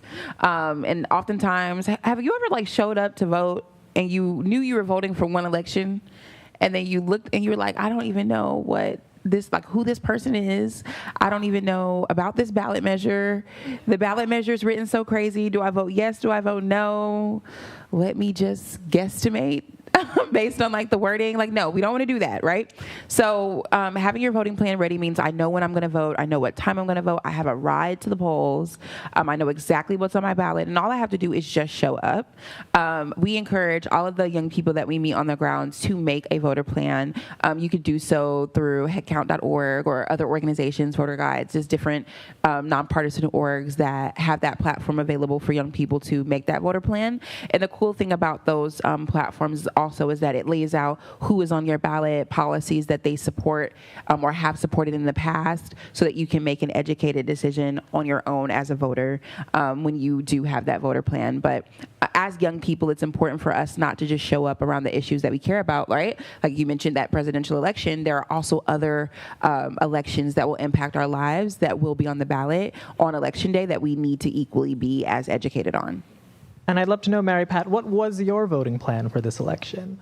My voting plan is what it is every election, and that is to show up with my mama and let her do everything else, right? But, we knew exactly what was on the ballot. We did in Georgia have some ballot measures that are extremely important. Not as important, well, they are important. Everything is important, but, and other states, they have repro and like other policies. A lot of ours just was around taxes, but taxes are important. And I know many of you all probably don't pay taxes yet, or you do if you work. But know what some of those policies and those ballot measures are when you show up. But we went on headcount.org. We created our voting plan. She gave me a ride. We vote together every election. It's been like that since my first election. And I do encourage you all to, create memories or do things like that feel and seem fun. Because sometimes voting can just be boring or right? Especially when you get those 80,000 texts in the election season. And I'm sorry if I've texted you 1,000 times. They're probably like, I know Mary Pat. She's been texting me for 5 weeks. I love your texts. Thank you. No, I think that's so important to share real examples. For me, I'm from New York. I vote in New York, and we had a bunch of ballot measures, and there was actually one on my ballot specifically for a clean water initiative. So I was really glad that as I was filling out my absentee ballot, that I had educated myself and I knew how to vote, because sometimes the language can be a bit confusing. But when you have the opportunity to be at home, look up voter guides, you can find so much information on what's actually on the ballot and what you're casting your vote for. So I was really glad that I'd taken the time to think about it, Can I make a quick suggestion? Please. How many people in this room use AI ChatGPT? Don't lie. Okay. Those ballot questions, copy and paste in ChatGPT. In simplest, lamest terms, can you help me understand what this question is asking me? If I vote in favor for or against, what does that vote mean? These resources are now available for us to be more civically engaged, and we should use them to our benefit.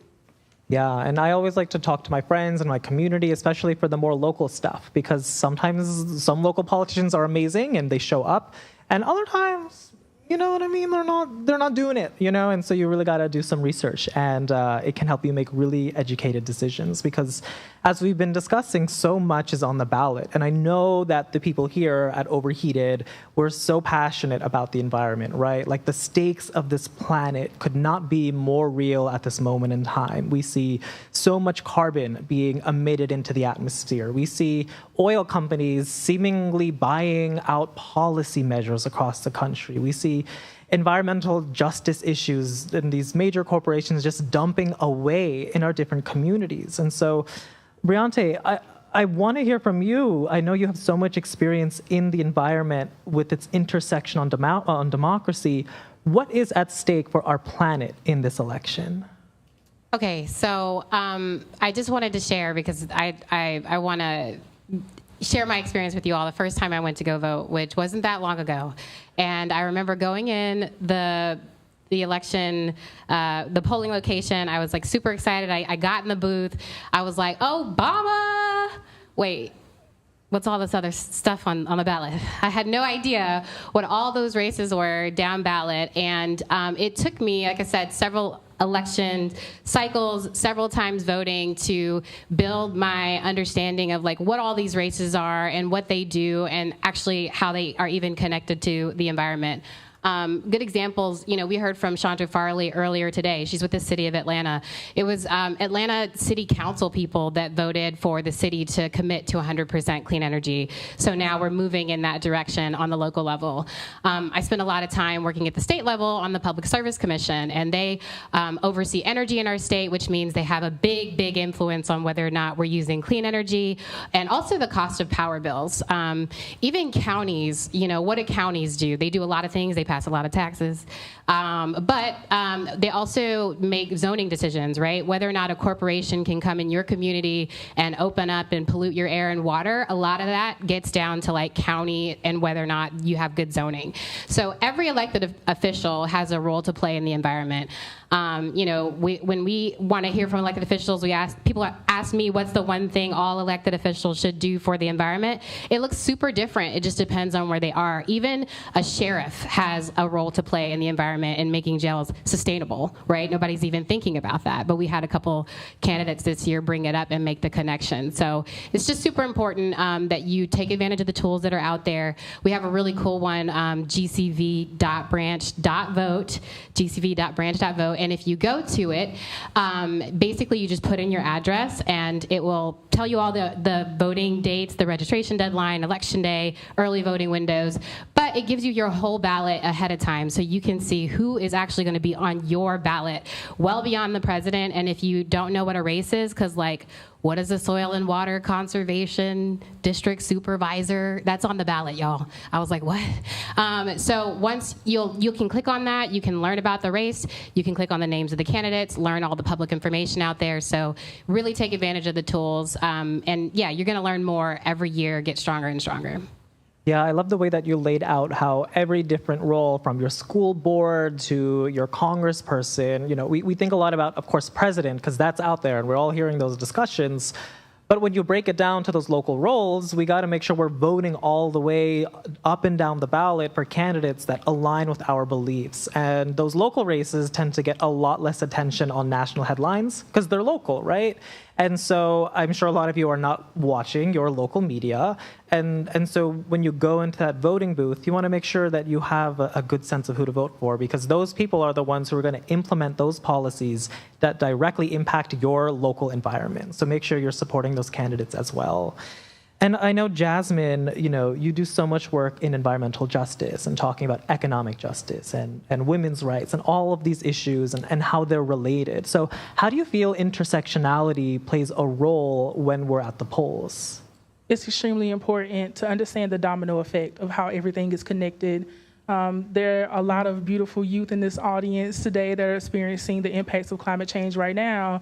And even though you're experiencing climate change, I'm sure some of you are also experiencing things like rising costs of rent, rising costs of utilities, being able to get a job and get it quickly and one that pays well.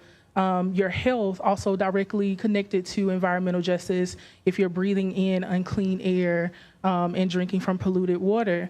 All those things fall within one another. They impact one another heavily. And so when we talk about intersectionality, that doesn't also omit things like women's rights, as I said before. In Georgia here, a huge issue is around Cop City. Cop City, a huge facility that will militarize, overburden already a Black community here and Black people in general in Georgia.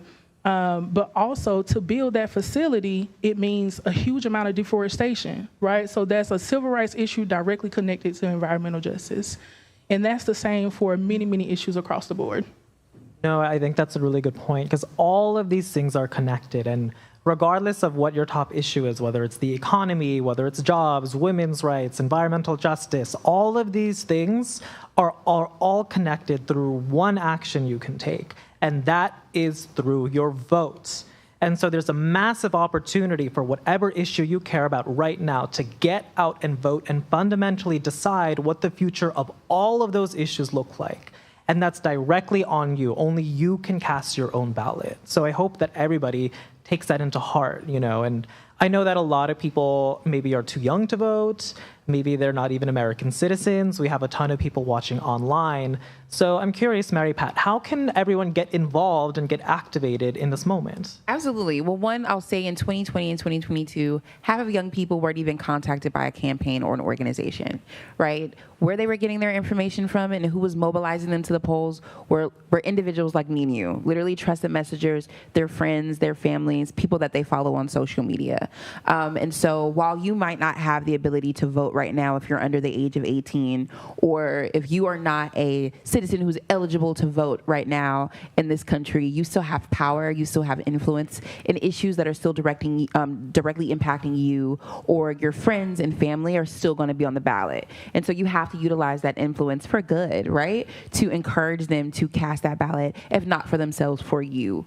No, I love that. And that's the thing is democracy only works when you make it work, right? It is on you to activate your community. And I think a lot of young people in particular are skeptical about our democracy, and they need messengers like you who can get out there and help them understand what's really on the ballot, because right now there's a lot of big money out there, right? There's a lot of big money. We see all these massive corporations, a lot of oily folks out there trying to buy out our elections and pass laws all the way from local levels to federal levels, even internationally, influencing the decisions about what happens to our planet. So I'm curious, Brionté, are they taking our power? Look, the corporations are everywhere, right? They're not just paying attention to what the president's doing and what's happening in D.C. They're in the state capitol. They're at City Hall. They're in county commission buildings. I see them everywhere. So I am just asking everyone to be relentless in your voting. Get there to the polls. Vote all the way down ballot. And then if you can, try to meet your elected official. They're just people. They're usually in your community doing grocery shopping, trying not to be seen because they didn't get it together that morning. You've got to get out and talk to them, because that's what corporations are doing. They're not just playing one level. They're everywhere, and they're talking to them in between elections. So yes, go vote, but if you can, try to catch them at an event, ask them what they're up to. And again, that's part of getting better and better at it. Yeah. No, I think that's a really good point, because one thing that, while we're, of course, focusing on this election, it's right around the corner. Election day is November 5th. We have to make sure that we realize that this isn't over on November 5th, right? This is a continuous journey and a continuous process of us all deciding what we want to do. And so we can really decide what we want this election to look like. And not just that, but what happens after. That's on us to decide, right? We have to continually put pressure on our elected officials, whether that is lobbying, whether that is writing letters, whether that's even tweeting at them. I mean, to be honest, especially for local officials, they don't have that many followers, right? They just don't. I probably have more followers than a lot of local officials. Can I tell a story? Please tell me a story. So I was in college. I was about 19 years old, and I had this idea following the 2016 election to run for office. I ran for office. I was the youngest woman to run for office in the state of Georgia. Y'all, I lost by less than 23 votes. That's you. Y'all could have been 23 votes. By literally less than 23 votes. And so when I tell you that, but what that taught me, right, was that there were people within my community that wanted to see change, right? That there were still young people in my community that wanted to see elected officials that looked like them. And one of the things you mentioned were some young people are skeptical of the system. Some of them are skeptical of the system because they don't see themselves represented in it. But now that we know the numbers, now that we know that half of the electorate is literally under the age of 50 years old, we can start seeing elected officials that are less than 75, 80 years old, right? Who care about the policies that we care about. But if those 25 people would have showed up for me, right? I could imagine the difference that would have made within my direct community. But I vowed to myself that day, I was like, you know what? I'm probably never going to run for office again. But I will make sure that I ensure that every young person that ever runs wins, because I'm going to help them do it. But that also means that we have to show up, right? We have to show up and support those that are putting themselves out there by casting a vote. And I also encourage you to even take it a step further, because it's beyond just the election. You also need to volunteer for some of these campaigns, or go to some of these board meetings, or even put yourselves on the ballot, right? That's what it's going to take for us to see change around a lot of these different issues that we mentioned today on stage. Yeah, Can I add? Sorry, yes, really I want briefly. you to add. Yes, I also ran. I ran for Atlanta City Council in 2017. Mm-hmm. Yes, she did. I was 25 years old. I had a 2-year-old. I don't know what I was doing. I was out there in the streets, though, and it was 166 votes for me. So less people than, I think there's more people than that here. So, yeah. And I think It's a really good point, because a lot of people don't realize, like, when we say it's close and it's tight, like, we mean it. In the year 2000, Vice President Al Gore was running for office. And of course, he's known across the world for his efforts to protect the planet. He lost by literally 500 votes in Florida. 500 votes determined who the president of the United States was in the year 2000. And that might be before a lot of you were born, but that would have fundamentally altered the outcome of what we're dealing with right now. And for better or for worse, these elections are so close. And in the elections that both of y'all ran in, like, could have used a little boost, you know? And like, that thing is, your elections were close enough to be decided by a group chat. Right? Like, it was that close. And so, like, that's the thing, is in this moment, make sure you're texting your friends and you're reaching out to them, because that accountability goes a long way. I have been posting so much about this election. If you go on my feed, it's literally just like nonstop posts about this election. Like, I'm door knocking in Georgia. I'm in Arizona. Like, this is specifically the work that I do. So I've been traveling and doing a lot of electoral work. But there's a role for all of us to play. And I know at Hip Hop Caucus, you do so much in music, Jasmine, you do so much in art. Like, there are so many creative ways that people can get involved that maybe they don't think about. I mean, here we are right now at Overheated, literally in the same arena that Billie Eilish is about to perform at, and using her artistry to promote this election and how we can use our own efforts to save the planet. So what do you see in the intersection of art and music and all of this political work? Yeah, Hip Hop Caucus, we just celebrated our 20th anniversary this September. Ooh, yeah, congratulations. Happy birthday. Thank you. And for 2 decades, we've been intertwining issues like voting, democracy, economic justice, environmental justice, and civil rights work with culture, music, and art, because we are temporary, but art is forever. Art lives, transcends past time. And so what we do know is that the power of art, it allows us to not only speak to these issues, but also amplify them. I remember listening to Tupac and him saying, you know, we got money for wars, but can't feed the poor. Hip hop celebrated its 50th anniversary last year, and hip hop has always intertwined social issues with the people, with movement in general. And so we've always been at the helm of being able to bring on people onto these issues. And so when we talk about the power of music, we really appreciate artists like Billie Eilish that's using their platform to further amplify the work. So yeah, I mean, also talk, you know, to your artists. Sometimes they tweet y'all back. You know, get in their comments and talk to them about issues, you know, hit them up on certain platforms and, you know, try to get them to speak up about certain issues. We do it all the time. The more we put on that public pressure, the more we push for them to be a part of that social change, the more we see it. And that's what it's about. It is about holding people around you accountable. Right now, we have so much at stake in this election. We know Election Day is in truly 2 days. Election Day is November 5th. Make sure you use your voice, you use your vote, you activate your community, you get out there and you make a difference, because this moment matters. Your effort, your voice matters and can fundamentally decide the history and the future of this country. Do not count yourself short. Have some self-respect. Get out there, organize, mobilize, and vote, fam. Thank you so much for having us. We appreciate you. And now let's wrap up and hand it back to Wawa.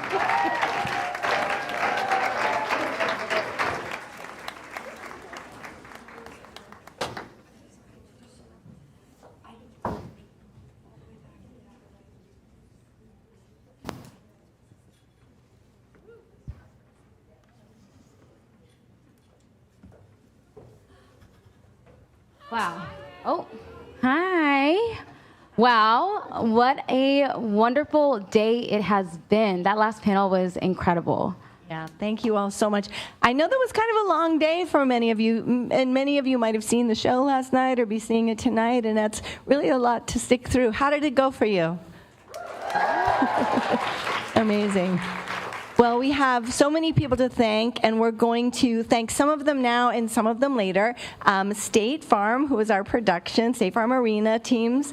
Daniel Blackman, Live Nation, Atlanta Fashion Week, who's doing the clothing activation downstairs, Fibers, Fashion Lab, and I'm going to tell you one more thing in just a second, but are we ready back there? Hello? Okay, we have one last guest, and it is the lovely Billie Eilish.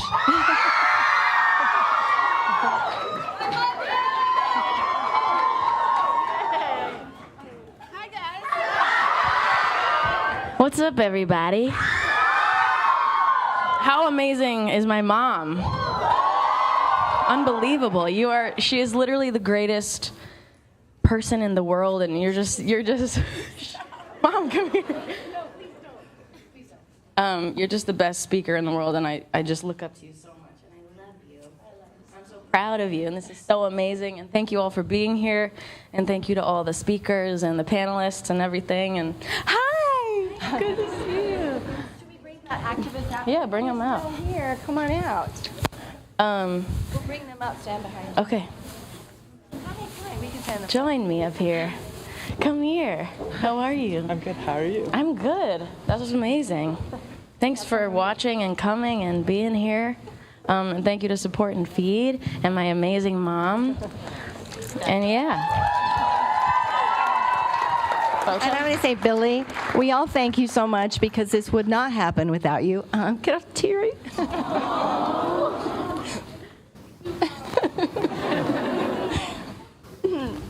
The amazing teams that put this together, but Billie, it happens because of you. And because of you all, because you care about the planet, because you care about Billie. I know you care about Billie, and I know that's part of it. But Billie cares about you, and you let that be known, and you use your power for such good.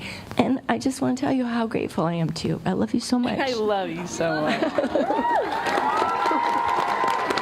Please vote, everybody. All right. Billie has to go get ready for a show. Photo? I think they got the photos. Did you get the photos? Zoe? Awesome. Okay, Billie has to go. You all can stay for 1 second. Love you, Billie.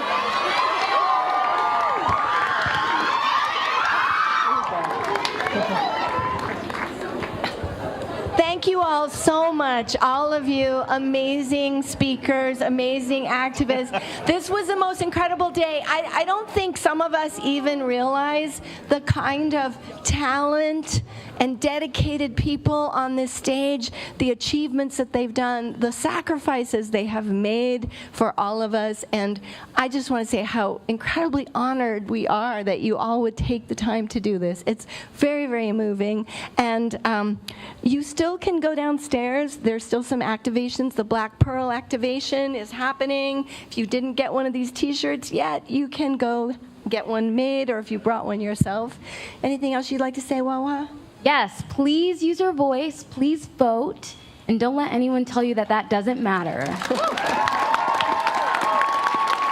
Thank you, Wawa. You are amazing, and she did an incredible job today.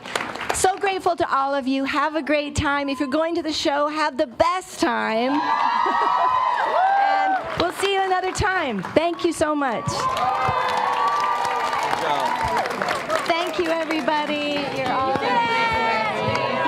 Look at us. We're like, oh, one big family.